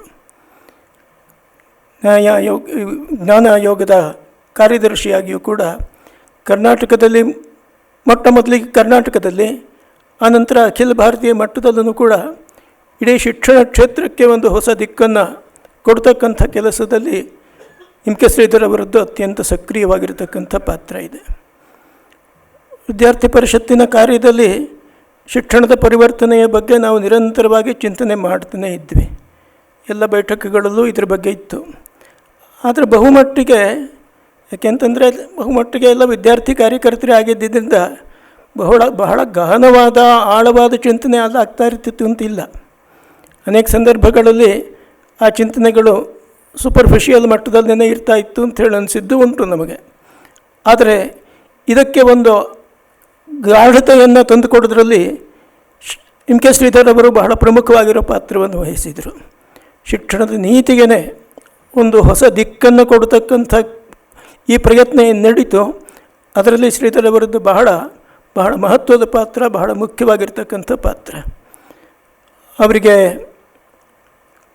ಕರ್ನಾಟಕ ಪ್ರಾಂತದಲ್ಲಿ ಈ ರೀತಿಯ ಇಲ್ಲಿನ ಒಂದು ಜ್ಞಾನ ಆಯೋಗದ ಜೊತೆಯಲ್ಲಿ ಕೆಲಸ ಮಾಡಿದ್ರ ನಂತರ ಅಖಿಲ ಭಾರತೀಯ ಮಟ್ಟದಲ್ಲೂ ಕೂಡ ಕೆಲಸ ಮಾಡತಕ್ಕಂಥ ಒಂದು ಸಂದರ್ಭ ಬಂತು. ಎಂ.ಕೆ. ಶ್ರೀಧರ್ ಅವರಿಗೆ ಈ ಒಂದು ಪ್ರಶಸ್ತಿ ಬರೋದರ ಹಿಂದೆ ಆ ಜ್ಞಾನ ಆಯೋಗದ ಮುಖ್ಯಸ್ಥರಾಗಿದ್ದಂಥ ಕಸ್ತೂರಿ ರಂಗನ್ ಅವರ ಒಂದು ಆಶೀರ್ವಾದವೂ ಕೂಡ ಇತ್ತು. ಅಂದರೆ ಎಂ.ಕೆ. ಶ್ರೀಧರ್ ಅವರ ಕಾರ್ಯದಿಂದ ಕಸ್ತೂರಿ ರಂಗನ್ರವರು ಎಷ್ಟು ಪ್ರಭಾವಿತರಾಗಿದ್ದರು, ಎಷ್ಟು ಮೆಚ್ಚಿಕೊಂಡಿದ್ರು ಅನ್ನುವಂಥದ್ದನ್ನು ಅವರು ತಮ್ಮ ಶಬ್ದಗಳಲ್ಲೂ ಕೂಡ ವ್ಯಕ್ತಪಡಿಸಿದ್ರು. ಹೀಗೆ ತಾವು ಎಲ್ಲೆಲ್ಲಿ ಹೆಜ್ಜೆ ಇಟ್ಟರು, ಎಲ್ಲೆಲ್ಲಿ ಕೆಲಸ ಮಾಡಿದರು, ಅಲ್ಲೆಲ್ಲೂ ಕೂಡ ತಮ್ಮ ಹೆಜ್ಜೆ ಗುರುತುಗಳನ್ನು ಸ್ಥಾಪಿಸ್ತಿರ್ತಕ್ಕಂಥ, ತಾವು ಒಂದು ಮಹತ್ವದ ಕಾರ್ಯವನ್ನು ಮಾಡಬಲ್ಲನು, ಪ್ರತಿಯೊಂದು ವಿಷಯದಲ್ಲೂ ಕೂಡ ಒಂದು ಹೊಸ ಚಿಂತನೆ, ಹೊಸ ದಿಕ್ಕನ್ನು ತೋರಿಸಬಹುದು ಅಂತನ್ನುವಂಥದ್ದನ್ನು ಎಂ.ಕೆ. ಶ್ರೀಧರ್ ಅವರು ತೋರಿಸಿಕೊಟ್ಟಿದ್ದಾರೆ. ಬಹುಶಃ ಅನೇಕರು ಕೈಕಾಲುಗಳು ಬಹಳ ಸರಿಯಾಗಿ ಇರತಕ್ಕಂಥ ಸರಿಸ್ಥಿತಿನಲ್ಲಿ ಆರೋಗ್ಯಯುತವಾದ ದೃಢವಾದ ಶರೀರವನ್ನು ಹೊಂದಿರತಕ್ಕಂಥವರು ಮಾಡಲಿಕ್ಕೆ ಸಾಧ್ಯವಾಗದೇ ಇರತಕ್ಕಂಥ ಕೆಲಸವನ್ನು ಇವರು ಶಾರೀರಿಕವಾಗಿರ್ತಕ್ಕಂಥ ಎಲ್ಲ ನ್ಯೂನತೆಗಳ ನಡುವೆಯೂ ಕೂಡ ಮಾಡಿರ್ತಕ್ಕಂಥದ್ದು ಯಾರಿಗಾದ್ರೂ ಒಂದು ರೀತಿಯಲ್ಲಿ ಆಶ್ಚರ್ಯವನ್ನು, ದಿಗ್ಭ್ರಮೆಯನ್ನು ಉಂಟು ಮಾಡುತ್ತೆ. ಆ ರೀತಿ ತಮ್ಮ ನ್ಯೂನತೆಗಳನ್ನು ಎಂದೂ ಬೆಳಕಿಗೆ ಬಾರದೇ ಇರೋ ರೀತಿಯಲ್ಲಿ, ಸಾಮಾನ್ಯವಾಗಿ ಈ ರೀತಿಯ ನ್ಯೂನತೆಗಳಿದ್ದಂಥವರು ತಮ್ಮ ಕೊರತೆಯನ್ನು ಎಲ್ಲರ ಎದುರುಗಡೆ ಪ್ರದರ್ಶನ ಮಾಡುವಂಥದ್ದು, ಅದರಿಂದಾಗಿ ಜನರ ಅನುಕಂಪವನ್ನು ಪಡೀತಕ್ಕಂಥ ಪ್ರಯತ್ನ ಮಾಡೋದು, ಇದನ್ನು ಸರ್ವಸಾಮಾನ್ಯವಾಗಿ ಕಾಣ್ತೀವಿ. ಆದರೆ ಎಂ.ಕೆ.ಎಸ್. ಅವರು ಯಾರ ಅನುಕಂಪವನ್ನು ಬಯಸಲಿಲ್ಲ.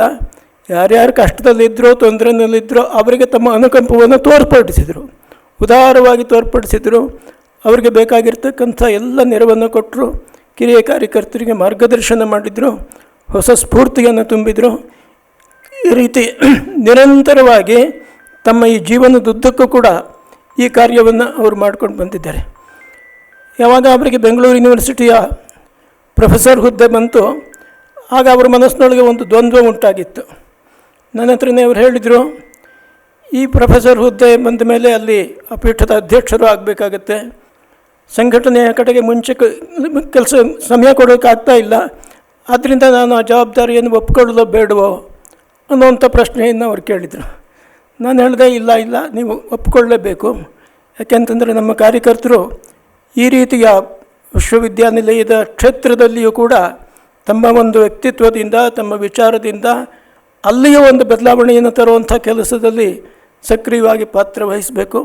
ಆದ್ದರಿಂದ ಸಂಘಟನೆಯ ಕೆಲಸಕ್ಕೆ ನೀವು ಅಲ್ಲಿ ಮಾಡ್ತಾ ಇರ್ತಕ್ಕಂಥದ್ದನ್ನು ಸಂಘಟನೆಯ ಕೆಲಸ ಅಂತಲೇ ತಿಳ್ಕೊಳ್ಳಿ. ನೀವು ಅಲ್ಲಿ ನೀವೇನೊಂದು ಉತ್ತಮವಾಗಿರ್ತಕ್ಕಂಥ ಆದರ್ಶವನ್ನು ಸ್ಥಾಪನೆ ಮಾಡ್ತೀರಿ, ಅದು ಸಂಘಟನೆಗೆ ಬಲವನ್ನು ತುಂಬತಕ್ಕಂಥ ಕೆಲಸ ಆಗುತ್ತೆ ಅಂತ ಹೇಳಿದ ಮೇಲೆ ಅವರು ಆ ಪ್ರೊಫೆಸರ್ ಹುದ್ದೆಯನ್ನು ಅಲ್ಲಿ ಪೂರ್ತಿ ಮನಸ್ಸಿನಿಂದ ಒಪ್ಪಿಕೊಳ್ಳೋದಕ್ಕೆ ಮನಸ್ಸು ಮಾಡಿದರು. ಹೀಗೆ ಪ್ರತಿಯೊಂದು ಸಂದರ್ಭದಲ್ಲೂ ಕೂಡ ಸಂಘಟನೆಯ ಕೇಂದ್ರಿತವಾಗಿ, ಸಂಘಟನೆಯ ಹಿತದೃಷ್ಟಿಯಿಂದ ಉನ್ನತವಾಗಿರ್ತಕ್ಕಂಥ ಒಂದು ಆದರ್ಶವನ್ನು ಕಣ್ಣೆದುರುಗಡೆ ಇಟ್ಕೊಂಡು ತಮ್ಮ ಜೀವನವನ್ನು ಸಾಗಿಸ್ತಾ ಬಂದಿದ್ದಾರೆ. ಎಲ್ಲೆಲ್ಲಿ ಅವರು ತಮ್ಮ ಚಕ್ರವನ್ನು ಹರಿಸಿದ್ರು, ಎಲ್ಲೆಲ್ಲಿ ಹೆಜ್ಜೆ ಇಟ್ಟರು ಅಂತ ಹೇಳಕ್ಕೆ ಬರೋದೇ ಇಲ್ಲ. ಅವ್ರ ಕೆಳಗಡೆ ಹೆಜ್ಜೆ ಇಡ್ತಾನೆ ಇರಲಿಲ್ಲ. ಆದ್ದರಿಂದ ಎಲ್ಲೆಲ್ಲಿ ತಮ್ಮ ರಥದ ಚಕ್ರವನ್ನು ಹರಿಸಿದ್ರು ಅಲ್ಲೆಲ್ಲ ಕೂಡ ಒಂದು ಹೊಸ ಪರಿವರ್ತನೆಯ ಗಾಳಿ ಬೀಸೋ ರೀತಿಯಲ್ಲಿ ಮಾಡೋದರಲ್ಲಿ ಅವರು ಯಶಸ್ವಿಯಾಗಿದ್ದಾರೆ. ಈಗಾಗಲೇ ಅವರ ಸಹಕಾರಿಯಾಗಿ ಅವರ ಪ್ರತ್ಯಕ್ಷ ಅವರ ಎಲ್ಲ ಒಂದು ಚಲನೆಯ ಶಕ್ತಿಯಾಗಿ ಜೊತೆಗೆ ಸಹಕರಿಸಿದಂಥ ನರಸಿಂಹನ ಸೇವೆಯನ್ನು ಕೂಡ ಮುಂಚೆ ಮಾತನಾಡಿದಂಥವರೆಲ್ಲರೂ ಕೂಡ ಸ್ಮರಣೆ ಮಾಡಿಕೊಂಡಿದ್ದಾರೆ. ಈ ಏನು ಪದ್ಮಶ್ರೀ ಪ್ರಶಸ್ತಿ ಅವರಿಗೆ ಬಂದಿದೆ, ಆ ಶ್ರೀಕಾರದ ಕೆಳಗಿನ ರಾವತ್ತು ನರಸಿಂಹನಿಗೆ ಸೇರಬೇಕು ಅಂತ ಹೇಳಿ ನನಗೂ ಅನಿಸುತ್ತೆ. ಈ ರೀತಿಯ ಈ ಒಂದು ಯಶಸ್ಸಿನ ಒಂದು ಪ್ರಯಾಣದಲ್ಲಿ ಸಹಕರಿಸಿರ್ತಕ್ಕಂಥ ಅವನನ್ನು ನಾವು ಈ ಸಂದರ್ಭದಲ್ಲಿ ಸ್ಮರಣೆ ಮಾಡಿಕೊಳ್ಬೇಕು. ಎಲ್ಲ ಸ್ನೇಹಿತರು ಸೇರಿ ಇವತ್ತಿನ ದಿವಸ ಶ್ರೀಧರ್ ಅವರಿಗೆ ನಮ್ಮ ಅಭಿನಂದನೆಗಳನ್ನು ಸಲ್ಲಿಸೋದಕ್ಕೋಸ್ಕರವಾಗಿ ಸೇರಿದ್ದೀವಿ. ಅವರ ಕಾರ್ಯಕ್ಷೇತ್ರ ಇನ್ನೂ ಕೂಡ ವಿಶ್ವವಿದ್ಯಾನಿಲಯದಿಂದ ಅವರು ನಿವೃತ್ತರಾದ್ರೂ ಕೂಡ ಕಾರ್ಯಕ್ಷೇತ್ರ ವಿಸ್ತರಿಸಿದೆ.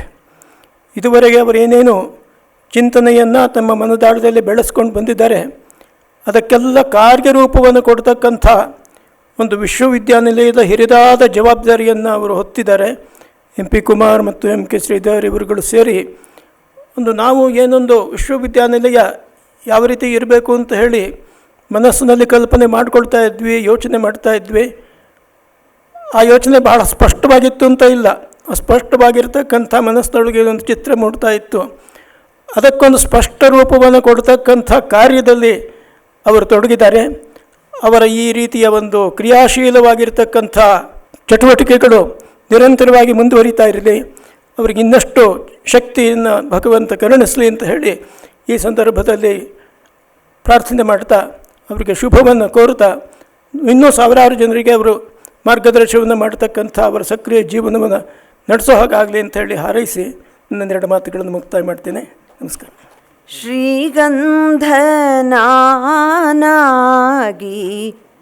ಹುಟ್ಟುತ್ತಿದ್ದರೆ ಆಗ ನಿನ್ನ ಪಾದಾರ್ಚನೆಗೆ ಸವೆಯುತ್ತಿದ್ದೆ. ಗಿಡದಲ್ಲಿ ಹೂವಾಗಿ ಹುಟ್ಟುತ್ತಿದ್ದರೆ ಆಗ ಪಾದಪೂಜೆಯ ಸಮಯ ಬಳಿ ಸೇರುತ್ತಿದ್ದೆ. ಶ್ರೀಗಂಧನಾಗಿ ಹುಟ್ಟುತ್ತಿದ್ದರೆ ಆಗ ನಿನ್ನ ಪಾದಾರ್ಚನೆಗೆ ಸವೆಯುತ್ತಿದ್ದೆ.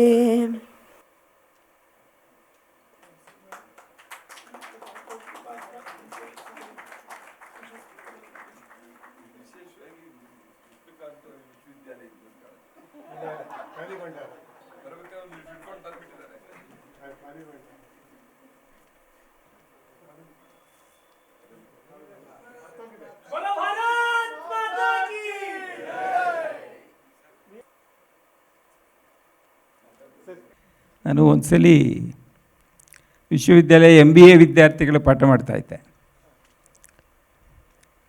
ಒಬ್ಬ ವಿದ್ಯಾರ್ಥಿ ಅದು ಈ ಸ್ಟೆಪ್ಸ್ ಇರೋವಂಥ ರೀತಿಯ ಕ್ಲಾಸ್ ರೂಮ್ ಪಾಠ ಮಾಡ್ತಾಯಿದ್ದೀನಿ. ಅವನು ನನ್ನೇ ನೋಡ್ತಾ ಇದ್ದಾನೆ. ನನ್ನ ಪಾಠಕ್ಕೆ ಏನು ಸ್ಪಂದನೇ ಇಲ್ಲ. ಆಮೇಲೆ ಅವನು ಕೇಳಿದೆ, ಏನಪ್ಪ ನೋಡ್ತಾ ಇದೀಯಾ ನೀನು ಅಂದರೆ, ಸರ್ ನಿಮ್ಮ ತಲೆ ಒಳಗೆ ಆ ಟ್ಯೂಬ್ಲೈಟ್ ಸಿಕ್ಕಾಪಟ್ಟೆ ಬೆಳಕು ಬರ್ತಾ ಇದೆ ಸರ್, ಅದನ್ನು ನೋಡ್ತಾ ಇದ್ದೀನಿ ಅಂತೇಳಿ. ಹೀಗಾಗಿ ಅವರು ಇಲ್ಲಿ ನಿಲ್ಲಿಸಿದಾಗ ನನಗದು ನೆನಪಾಯಿತು, ಮತ್ತು ನಮ್ಮದೊಂದು ಲೈಟ್ ಹೊಡೆಯುತ್ತೆ ಅನ್ನೋವಂಥದ್ದು ಗೊತ್ತಿರಲಿ ಅಂತ ಅಷ್ಟೇ. ನಾನು ಇತ್ತೀಚೆಗೆ ಶಿವಮೊಗ್ಗಕ್ಕೆ ಹೋಗಿದ್ದೆ. ಶಿವಮೊಗ್ಗಕ್ಕೆ ಹೋದಾಗ ಅಲ್ಲಿ ಒಂದು ಕಾರ್ಯಕ್ರಮಕ್ಕೋಸ್ಕರ ಕರೆದಿದ್ದರು, ಹೋದೆ. ಮೆಟ್ಲ ಮೇಲೆ ನಾನು ಎತ್ಕೊಂಡು ಹೋಗ್ತಾಯಿದ್ರು. ಹೋದ ಮೇಲೆ ಅಲ್ಲೆಲ್ಲ ಪೂರ್ಣಕುಂಭ ಸ್ವಾಗತ, ಹೂ ಹಾಕೋದು ಇದೆಲ್ಲ ಮಾಡ್ತಾಯಿದ್ರು. ನಾನು ಹಿಂಗೆ ಸ್ವಲ್ಪ ಬಲಗಡೆಗೆ ಹಿಂಗೆ ತಿರುಗಿ ನೋಡಿದೆ. ಎಲ್ಲ ವಿದ್ಯಾರ್ಥಿ ಪರಿಷತ್ತವರು ಯಾರ್ಯಾರು ನಮ್ಮ ಶಿವಮೊಗ್ಗ ಜಿಲ್ಲೆಯಲ್ಲಿ ನಮ್ಮ ಜೊತೆ ಎಲ್ಲ ಕೆಲಸ ಮಾಡ್ತಾಯಿದ್ರು ಅವರೆಲ್ಲರೂ ಕಾಣಿಸಿದ್ರು. ನನಗೆ ಒಮ್ಮೆ ತುಂಬ ದುಃಖ ಅಂತ ಅನಿಸ್ಬಿಡ್ತು. ದುಃಖ ಅಂದರೆ ಭಾವನೆಗಳು ಯಾಕೆ ಅಂತಂದರೆ, ನೋಡಿ ನಾನು ಅಲ್ಲಿರಬೇಕಾಗಿರೋನಲ್ವ, ನಾನು ಅಲ್ಲೇ ಇರೋದು. ಆದರೆ ಇವತ್ತೆಲ್ಲ ಅವರು ದೂರ ಆಗಿ, ಅಂದರೆ ಅವರು ಅಲ್ಲಿದ್ದುಕೊಂಡು ನಾನು ಇಲ್ಲಿದ್ದೀನಲ್ಲ ಅನ್ನೋವಂಥ ಒಂದು ಏನೋ ಒಂದು ದುಃಖ ಅಂತ ಅನ್ನಿಸ್ತು ನನಗೆ. ಅದೇ ರೀತಿಯಲ್ಲಿ ಇವತ್ತು ನನಗೆ ಹಂಗೆ ಅನ್ನಿಸ್ತಾ ಇದೆ. ಯಾಕೆಂದರೆ ನಮ್ಮಲ್ಲಿ ವಿಶೇಷವಾಗಿ ವಿದ್ಯಾರ್ಥಿ ಪರಿಷತ್ತು ಮತ್ತು ಸಂಘದಲ್ಲಿ ಕೆಲಸ ಮಾಡುವಾಗ ವ್ಯಕ್ತಿಗೆ ಪ್ರಾಧಾನ್ಯ ಅನ್ನುವಂಥದ್ದು ಇಲ್ಲವೇ ಇಲ್ಲ. ಹೀಗಾಗಿ ಆ ವಿಚಾರಕ್ಕೆ, ಸಂಘಟನೆಗೆ ಇದೇ ಇರೋದು. ಈಗ ನಾವು ಆರಂಭದಿಂದ, ನನಗಷ್ಟೇ ಅಲ್ಲ, ನಮ್ಮ ನರಸಿಂಹನಿಗೂ ಫೋಟೋ ತೆಗಿಬೇಕು ಅಂದರೆ ನಾನು ಓಡೋಗ್ತಾ ಇದ್ದ. ಅಂದರೆ ಫೋಟೋ ಅಂತಂದರೆ ನಮಗೆ ಇಬ್ಬರಿಗೂ ಆಗ್ತಾಯಿರಲಿಲ್ಲ.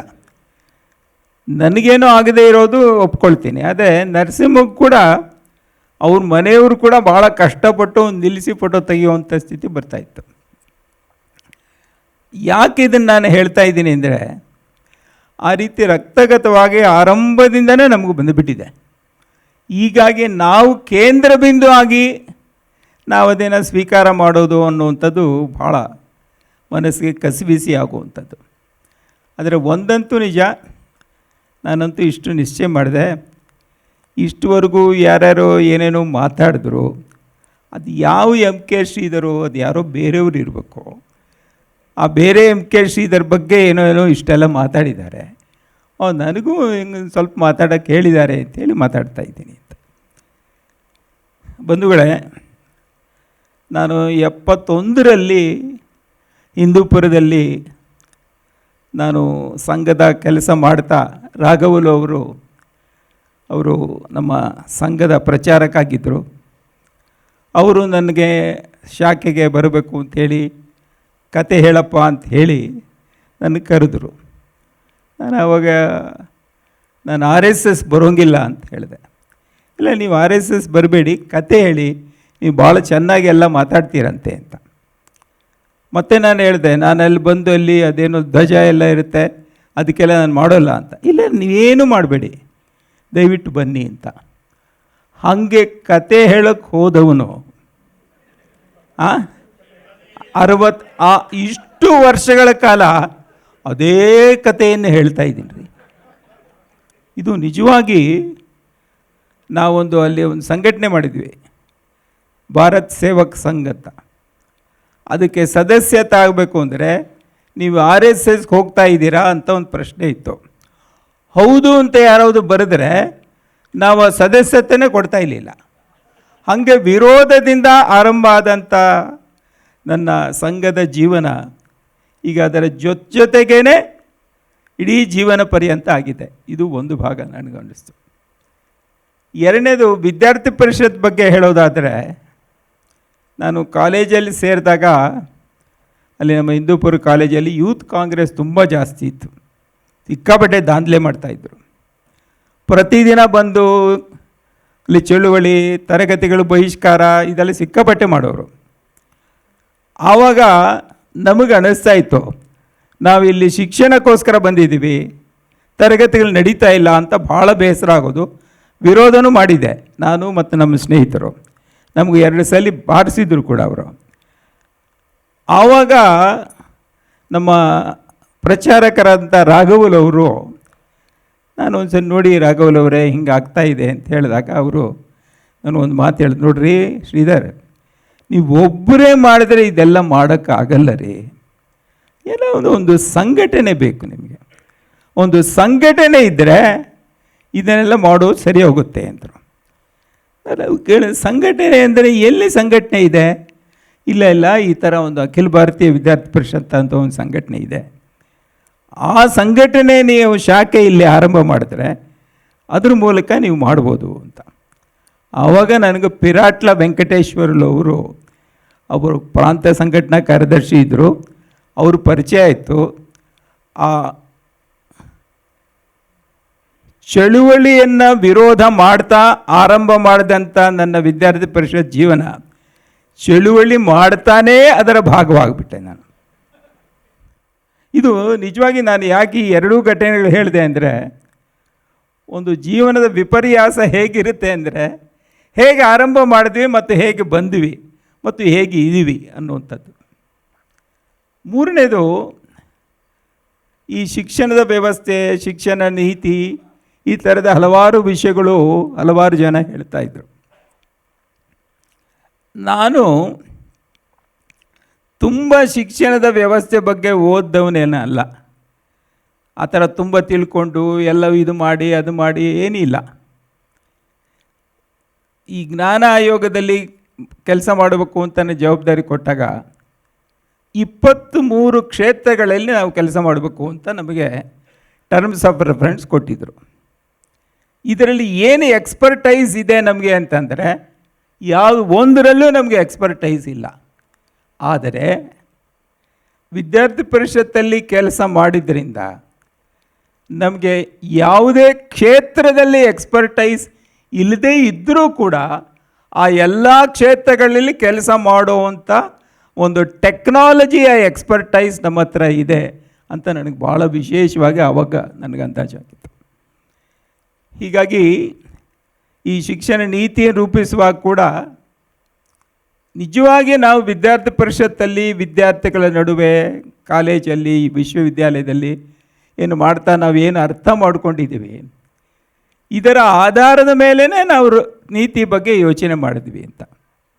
ಅಂದರೆ ನಾನು ಭಾಳ ನೇರವಾಗಿ ಒಂದು ಅಂಶವನ್ನು ಹೇಳಬೇಕು ಅಂತಂದರೆ, ಈ ಇಡೀ ಶಿಕ್ಷಣ ನೀತಿಗೆ ಆ ವಿಚಾರದ ಸಾರಕ್ಕೆ ನಿಜವಾದಂಥ ಒಂದು ನಾಂದಿ ಹಾಡಿದ್ದು ವಿದ್ಯಾರ್ಥಿ ಪರಿಷತ್ತಿನ ಕೆಲಸ. ಅದರಲ್ಲಿ ಕೆಲಸ ಮಾಡ್ತಾನೆ ನಮ್ಗೆ ಅಂದಾಜಾಗಿದ್ದು. ನಿಮಗೆ ಇವತ್ತಿಗೂ ಗ್ರಾಸ್ ರೂಟಲ್ಲಿ ಹೆಂಗಿರುತ್ತೆ, ಒಬ್ಬ ವಿದ್ಯಾರ್ಥಿ ಹೆಂಗೆ ಯೋಚನೆ ಮಾಡ್ತಾನೆ, ಅವನು ಹೆಂಗೆ ಬರ್ತಾನೆ, ಒಂದು ಮೇಷ್ಟ್ ಹೆಂಗೆ ಯೋಚನೆ ಮಾಡ್ತಾರೆ, ಇದು ನಮಗೆ ನಿರಂತರವಾಗಿ ಗೊತ್ತಾಗುತ್ತೆ. ಯಾಕೆಂದರೆ ವಿದ್ಯಾರ್ಥಿ ಪರಿಷತ್ತಲ್ಲಿ ಕೆಲಸ ಮಾಡ್ತಾ ಇರೋದ್ರಿಂದ. ಒಂದಂತೂ ನಿಜ ಬಂಧುಗಳೇ, ನಾನಿಲ್ಲಿ ಹೆಚ್ಚು ಹೊತ್ತು ಮಾತಾಡುವಂಥ ಸಾಹಸ ನಾನು ಮಾಡೋಕ್ಕೆ ಹೋಗಲ್ಲ. ಕುಮಾರ್ ಅವರು ಹೇಳಿದ್ರು ನಾನು ಭಾಳ ಭಾವುಕ ಜೀವಿ ಅಂತ. ಹೌದು, ನಾನು ಭಾಳ ಭಾವುಕ ಜೀವಿ. ಆದರೆ ಇತ್ತೀಚೆಗೆ ಕುಮಾರ್ ಜೊತೆ ಕೆಲಸ ಮಾಡ್ತಾ ಹೆಚ್ಚು ಭಾವುಕತೆಯನ್ನು ಬಿಟ್ಟು ಕೆಲಸ ಮಾಡಬೇಕು ಅನ್ನುವಂಥದ್ದು ಭಾವನೆಯೂ ನನಗೆ ಅರ್ಥ ಆಗಿದೆ ಅಂತ. ಅವರು ಭಾವುಕರಲ್ಲ, ನಾನು ಭಾಳ ಭಾವುಕ. ಹೀಗಾಗಿ ನನಗೆ ಒಂದಂತೂ ನನಗೆ ಭಾಳ ಸ್ಪಷ್ಟವಾಗಿ ನನಗೆ ಅನಿಸುತ್ತೆ, ಏನು ಅಂದರೆ ಈ ಎಲ್ಲ ಇಡೀ ಈ ಜೀವನದ ಪಯಣದಲ್ಲಿ ಏನೆಲ್ಲ ಮಾಡೋಕ್ಕೆ ಸಾಧ್ಯವಾಗಿದೆ ಅಂತ ನಿಮಗನ್ನಿಸುತ್ತೆ. ನನಗೇನು ಅನ್ನಿಸ್ತಾ ಇಲ್ಲ, ನಿಮಗೇನು ಅನಿಸುತ್ತೆ? ಇದಕ್ಕೆ ಭಾಳ ಮುಖ್ಯವಾದಂಥ ಬುನಾದಿ ವಿದ್ಯಾರ್ಥಿ ಪರಿಷತ್ತು ಮತ್ತು ಸಂಘ. ವಿದ್ಯಾರ್ಥಿ ಪರಿಷತ್ ಹೇಗೆ ಅಂದರೆ, ನಾನು 72ರಲ್ಲಿ ನೆಲ್ಲೂರಿಗೆ ಹೋಗಿದ್ದೆ ಒಂದು ಪ್ರಾಂತಾಭ್ಯಾಸ ವರ್ಗಕ್ಕೆ. ಹೋದಾಗ ಅಲ್ಲಿ ಒಂದು ಕಲ್ಯಾಣ ಮಂಟಪದಲ್ಲಿ ವರ್ಗ ನಡೀತಾ ಇತ್ತು. ನಾನು ಕೆಳಗೆ ಇದ್ದೆ, ನನಗೆ ಅಲ್ಲಿ ಕುರ್ಚಿಯಲ್ಲಿ ಕೂತಿದ್ದೆ. ಎಲ್ಲರೂ ಸೀಟಿ ಹಾಕಿದ ತಕ್ಷಣ ಎಲ್ಲರೂ ಒಳಗೆ ಮೇಲೆ ಹೋದರು. ನಾನು ಕೆಳಗೇ ಇದ್ದೆ, ನಾನು ಯಾರೂ ಇರಲಿಲ್ಲ. ಅವಾಗ ಯಾರೋ ಒಬ್ಬರು ಬಂದು ನಾನು ಇದ್ದಕ್ಕಿದ್ದಾಗೆ ನನ್ನ ಕುರ್ಚಿಯಲ್ಲಿ ಕೂತಿರೋವನ್ನ ಎತ್ಕೊಂಡು ಮೇಲಕ್ಕೆ ಹೋಗ್ಬಿಟ್ರು. ಆ ಎತ್ಕೊಂಡು ಹೋಗಿದ್ದು ಇನ್ನೂ ಕೆಳಗೆ ಬಿದ್ದಿಲ್ಲ ನಾನು. ಅವ್ರು ಯಾರು ಅಂದರೆ ಮದನ್ ದಾಸ್ಜಿ. ಅಂದರೆ ಆ ರೀತಿ ಎತ್ತರಕ್ಕೆ ಹೋಗೋಂಗೆ ವಿದ್ಯಾರ್ಥಿ ಪರಿಷತ್ ಮಾಡ್ತಾ ಬಂತು. ಹೀಗಾಗಿ ಎಷ್ಟು ಜನರ ಜೀವನದಲ್ಲಿ ಈ ರೀತಿಯ ಒಂದು ಅವಕಾಶಗಳು ಒಂದು ಸಂಘಟನೆಯ ಕೆಲಸ ಮಾಡ್ತಾ ಅಂಥವ್ರಿಗೆ ಸಿಗುತ್ತೆ, ದಯವಿಟ್ಟು ಯೋಚನೆ ಮಾಡಿ. 2019ರಲ್ಲಿ ನಾವು ಈ ನೀತಿಯನ್ನು ಸರ್ಕಾರಕ್ಕೆ ಕೊಡುವಂಥ ಸಂದರ್ಭ ಬಂದಾಗ ಅವತ್ತು ಪ್ರಮಾಣ ವಚನ ಸ್ವೀಕಾರ ಮಾಡಿದಂಥ ಮಾರನೇ ದಿವಸನೇ ನಾವು ಹೋಗಿ ಈ ನೀತಿಯನ್ನು ಅರ್ಪಣೆ ಮಾಡಿದ್ವಿ. ಅದಕ್ಕೆ ಮುಂಚೆ ಚೆನ್ನೈಯಲ್ಲಿ ರಾಷ್ಟ್ರೀಯ ಕಾರ್ಯಕಾರಿಣಿ ವಿದ್ಯಾರ್ಥಿ ಪರಿಷತ್ ನಡೀತಾ ಇತ್ತು. ನಮ್ಮನ್ನು ಕರೆದಿದ್ದರು. ಕರೆದಾಗ ಅಲ್ಲಿ ಇದೇ ಮಾತು ನಾನು ಹೇಳ್ದಂಗೆ ನನಗೆ ತುಂಬ ಚೆನ್ನಾಗಿ ನೆನಪಿದೆ. ನೋಡಿ, ನಾನು ವೇದಿಕೆ ಮೇಲೆ ಮಾತಾಡ್ತಾ ಇದ್ದೆ, ಎಲ್ಲ ಕಾರ್ಯಕರ್ತರು ಕೆಳಗೆ ಕೂತಿದ್ರು, ನಾನು ಅಲ್ಲಿ ಕೂರ್ತಾ ಇದ್ದೆ ನಿಮ್ಮ ಥರ. ಇವತ್ತು ಒಂದು ನೀತಿಯನ್ನು ರೂಪಿಸುವಂಥ ಒಂದು ಜವಾಬ್ದಾರಿ ನನಗೆ ಇವತ್ತು ಬಂದಿದೆ ಅಂದರೆ ಅಲ್ಲಿಂದ ಇಲ್ಲಿವರೆಗೆ ಕರ್ಕೊಂಡು ಬಂದಿದ್ದು ಯಾವುದು ಅಂದರೆ ಅದು ABVP ಅಂತ. ಹೀಗಾಗಿ ಪ್ರತಿಯೊಂದು ಹಂತದಲ್ಲೂ ವಿದ್ಯಾರ್ಥಿ ಪರಿಷತ್ ಈ ಥರದ ಅವಕಾಶ ಕೊಟ್ಟಿದೆ ಅಂದರೆ ಏನು? ಒಂದು ಜೀವನದ ದೃಷ್ಟಿ, ಒಂದು ಆದರ್ಶ ಮತ್ತು ಒಂದು ಮಹಾನ್ ಕಾರ್ಯಕರ್ತರ ಪಡೆ. ಎಲ್ಲಿ ಹೋದರೂ ನಮ್ಗೆ ಜನ ಇರ್ತಾರೆ, ಎಲ್ಲಿ ಹೋದ್ರೂ ಮಾತಾಡ್ಸೋರು ಇರ್ತಾರೆ, ನೀವು ಏನು ಬೇಕು ಅಂದ್ರೂ ನಮ್ಮ ಹತ್ರ ಇರ್ತಾರೆ. ಈ ರೀತಿಯ ಒಂದು ಭಾವನಾತ್ಮಕವಾದಂಥ ಒಂದು ಸಂಬಂಧದಿಂದನೇ ಇವತ್ತು ಮಾಡೋಕ್ಕೆ ಸಾಧ್ಯವಾಗಿದೆ. ಒಂದು ಹಂತದವರೆಗೂ ಇದು ನಡೀತಾ, ನಂತರ ಸಂಘದ ಕೆಲಸದಲ್ಲಿ ನಾನು ಹೆಚ್ಚೇನು ಇರ್ತಿರ್ಲಿಲ್ಲ. ಸಂಘ ಚಾಲಕ ಅಂತ ಹೇಳಿದ್ರು ಕೂಡ ನಾನೇನು ಸಂಘ ಚಾಲಕ ರೀತಿಯಲ್ಲಿ ಏನು ಕೆಲಸ ಮಾಡಿಲ್ಲ. ನಮ್ಮ ಗುರುಪ್ರಸಾದ್ ಅವರು ಇಲ್ಲಿ ಪ್ರಾಂತ ಪ್ರಚಾರಕರು ಇಲ್ಲೇ ಇದ್ದಾರೆ. ಅವರು ಅವತ್ತು ಸಂಘ ಚಾಲಕ ಅಂತ ಹೇಳಿ ಘೋಷಣೆ ಮಾಡಿದಾಗ ನಾನು ಮಾತಾಡ್ತಾ ಹೇಳಿದೆ, ನೋಡಿ ನಾವು ಸ್ವಲ್ಪ ABVP ಅವರು ಬೇರೆ ಟೈಪು. ಈ ಸಂಘ ಚಾಲಕು ಅಂತಂದರೆ ಹೆಚ್ಚು ಮಾತಾಡದೇ ಇರೋವಂಥವರು ಸಂಘ ಚಾಲಕು. ನಾವು ಸ್ವಲ್ಪ ಹೆಚ್ಚು ಮಾತಾಡ್ತೀವಿ, ಸ್ವಲ್ಪ ಸಂಘ ಚಾಲಕರ ಇದಕ್ಕೆ ಒಂಚೂರು ಏನಾವುದು ಅಪವಾದ ಆಗ್ಬೋದೇನೋ, ಹೀಗಾಗಿ ನಾನು ಮಾತಾಡೋದಿಲ್ಲ ಅನ್ನೋಂಗೆ. ಅಂದರೆ ನಾನು ಯಾಕೆ ಇದನ್ನು ಹೇಳ್ತಾ ಇದ್ದೀನಿ ಅಂದರೆ, ಆ ರೀತಿಯಲ್ಲಿ ತಗೊಂಡು ನಾವು ಮುಂದಕ್ಕೆ ಹೋಗ್ತಾ ಇದ್ವಿ. ಮತ್ತು ಈ ರೀತಿಯ ಈ ಪಯಣದಲ್ಲಿ ನನಗೆ ಎಲ್ಲ ರೀತಿಯ ಬೆಂಬಲವನ್ನು ಕೊಟ್ಟಿರುವಂಥ ನಮ್ಮ ತಂದೆ ಮತ್ತು ತಾಯಿ, ಅವ್ರನ್ನ ನಾನು ಈ ಸಂದರ್ಭದಲ್ಲಿ ನೆನೆಯಲೇಬೇಕು.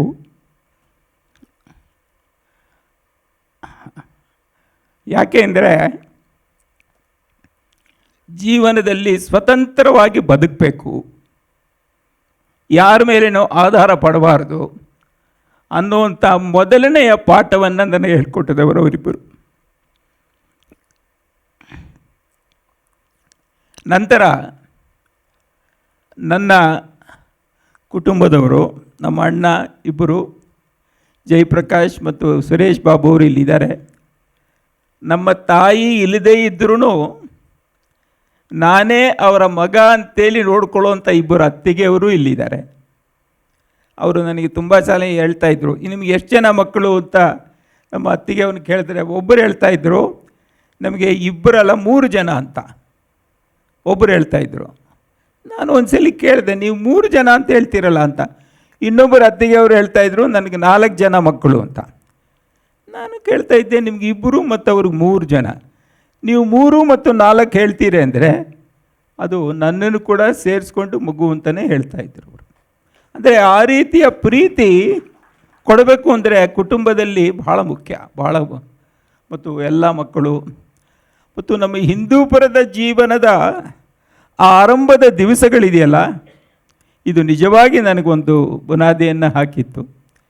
ಮತ್ತು ಅದು ಹಿಂದೂಪುರ ಜೀವನದಿಂದ ಹಿಡಿದು PhD ಸಬ್ಮಿಟ್ ಮಾಡುವಾಗಲೂ ಮೈಸೂರು ಯೂನಿವರ್ಸಿಟಿಗೆ ಅವತ್ತು ಜುಲೈ 1, 94 ನಾನು ಥೀಸಿಸ್ ಸಬ್ಮಿಟ್ ಮಾಡೋಕ್ಕೆ ಹೋದೆ ಅಲ್ಲಿ ಕ್ರಾಫರ್ಡ್ ಹಾಲ್ಗೆ. ಹೋದಾಗ ಅವನು ಕ್ಲರ್ಕು ಹೆದರ್ಕೊಂಡ್ಬಿಟ್ಟ. ಒಂದು 100 ಜನ ಹೋಗಿದ್ವಿ ನಾವು. ಥೀಸಿಸ್ ಸಬ್ಮಿಟ್ ಮಾಡ್ರಿ ಅಂದರೆ ನೀವು ನಾಮಿನೇಷನ್ ಫೈಲ್ ಮಾಡುವಂಗೆ ಬರ್ತಾ ಇದ್ದೀರಲ್ಲ ಅಂತ. ಅಂದರೆ ಆ ರೀತಿಯಲ್ಲಿ ಅಷ್ಟು ಪಡೆಯನ್ನು ಕಟ್ಕೊಂಡು ಮಂದಿಯನ್ನು ಕಟ್ಕೊಂಡು ನಾವು ಹೋಗೋದೆ. ಮತ್ತು ಹಿಂದೂಪುರದಲ್ಲೂ ಅಷ್ಟೇ, ನಮಗೆ ಸ್ಕೂಲಿಗೆ ಹೋಗಬೇಕು ಅಂದರೆ ನಾವು ಒಬ್ಬರೇ ಹೋಗ್ತಾನೇ ಇರಲಿಲ್ಲ. ಒಂದು 50 ಜನ ನಮ್ಮ ಮನೆ ಹತ್ರ ಬರೋರು. 50 ಜನ ಮೆರವಣಿಗೆಯಲ್ಲಿ ಪ್ರತಿದಿನ ತರಗತಿಗೆ ಹೋಗಿ 50 ಜನ ಮೆರವಣಿಗೆಯಲ್ಲಿ ಮನೆಗೆ ವಾಪಸ್ ಬರ್ತಾಯಿದ್ವಿ. ಹೀಗಾಗಿ ಯಾಕೋ ಒಂದು ಆ ಜೀವನದಲ್ಲಿ ಆ ರೀತಿಯ ಒಂದು ಸ್ನೇಹ, ಆ ಒಂದು ಒಡನಾಟ, ಆ ಒಂದು ಆತ್ಮೀಯತೆ ಇದಿದೆಯಲ್ಲ, ಇದರ ಮುಂದೆ ಇನ್ನು ಯಾವುದೂ ಇಲ್ಲ ಅಂತ ನನಗನ್ಸುತ್ತೆ. ಇವತ್ತಿಗೂ ಅಷ್ಟೇ ರೀ, ಯಾರು ಸಿಕ್ಕಿದ್ರೂ ಇಷ್ಟು ಪ್ರೀತಿಯಿಂದ ಮಾತಾಡ್ತಾರಲ್ಲ, ಇಷ್ಟೇ ಸಾಕು ಅನಿಸುತ್ತೆ. ಹೀಗಾಗಿ ಬಂಧುಗಳೇ, ತಾವೆಲ್ಲ ಕೂಡ ಸೇರಿ ನನಗೆ ಈ ಸಂದರ್ಭದಲ್ಲಿ ಒಂದು ಅಭಿನಂದನೆಯನ್ನು ಮಾಡುವಂಥ ಒಂದು ಮುಜುಗರದ ಕೆಲಸವನ್ನು, ನನಗಂತೂ ತುಂಬ ಮುಜುಗರ ಆಗ್ತಾಯಿತ್ತು. ಆದರೆ ಒಂದ್ಸಲಿ ನನಗೆ ಅನ್ನಿಸ್ತು, ಅವರು ಯಾರೋ ಒಬ್ಬರಿಗೆ ಮಾಡ್ತಾಯಿದ್ದಾರೆ, ನಾನು ಹೋಗ್ತೀನಿ ಅಷ್ಟೇ ಅಂತ. ಹೀಗಾಗಿ ನಾನು ಬಂದೆ, ನಿಮ್ಮ ಜೊತೆಯಲ್ಲಿ ನಾನೂ ಇದ್ದೀನಿ. ಆ MK ಶ್ರೀಧರ್ಗೆ ನೀವೇನು ಅಭಿನಂದನೆ ಹೇಳ್ತಾ ಇದ್ದೀರಿ, ಆ ಅಭಿನಂದನೆ ನಾನೂ ಹೇಳ್ತಾ ಇದ್ದೀನಿ. ಆ MK ಶ್ರೀಧರ್ಗೆ ಅಭಿನಂದನೆ ಅಂತ ಹೇಳ್ತಾ, ಮತ್ತು ಈ ಒಟ್ಟು ಪಯಣದಲ್ಲಿ ನನಗೆ ಜೊತೆಯಲ್ಲಿದ್ದು ಬೆನ್ನು ತೋರಿಸಿ, ಅಂದರೆ ಹಗಲು ಸೇರಿಸಿ ನನ್ನ ಜೊತೆ ಕೈ ಜೋಡಿಸಿ ಕೆಲಸ ಮಾಡುವಂಥ ಎಲ್ಲ ಕಾರ್ಯಕರ್ತರಿಗೆ, ಹಿರಿಯ ಕಿರಿಯ ಕಾರ್ಯಕರ್ತರಿಗೆ, ಮತ್ತು ಎಲ್ಲ ರೀತಿಯ ಸ್ಫೂರ್ತಿಯನ್ನು ತುಂಬಿದಂಥ ಉಳಿದ ಎಲ್ಲರಿಗೆ, ನರಸಿಂಹ ಕುಟುಂಬದವರಿಗೆ, ನಮ್ಮ ಕುಟುಂಬದವರಿಗೆ, ಮತ್ತು ಸಂಘ ಮತ್ತು ವಿದ್ಯಾರ್ಥಿ ಪರಿಷತ್ತಿನ ಪ್ರತಿಯೊಬ್ಬ ವ್ಯಕ್ತಿಗೆ ನಾನು ಆಭಾರಿಯಾಗಿದ್ದೀನಿ.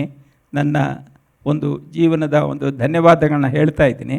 ಆ MK ಶ್ರೀಧರ್ಗೆ ನಿಮ್ಮೆಲ್ಲರ ಜೊತೆ ನಾನೂ ಸೇರಿ ಒಂದು ಅಭಿನಂದನೆಗಳು ಹೇಳ್ತಾ ಇದ್ದೀನಿ. ನಮಸ್ಕಾರ.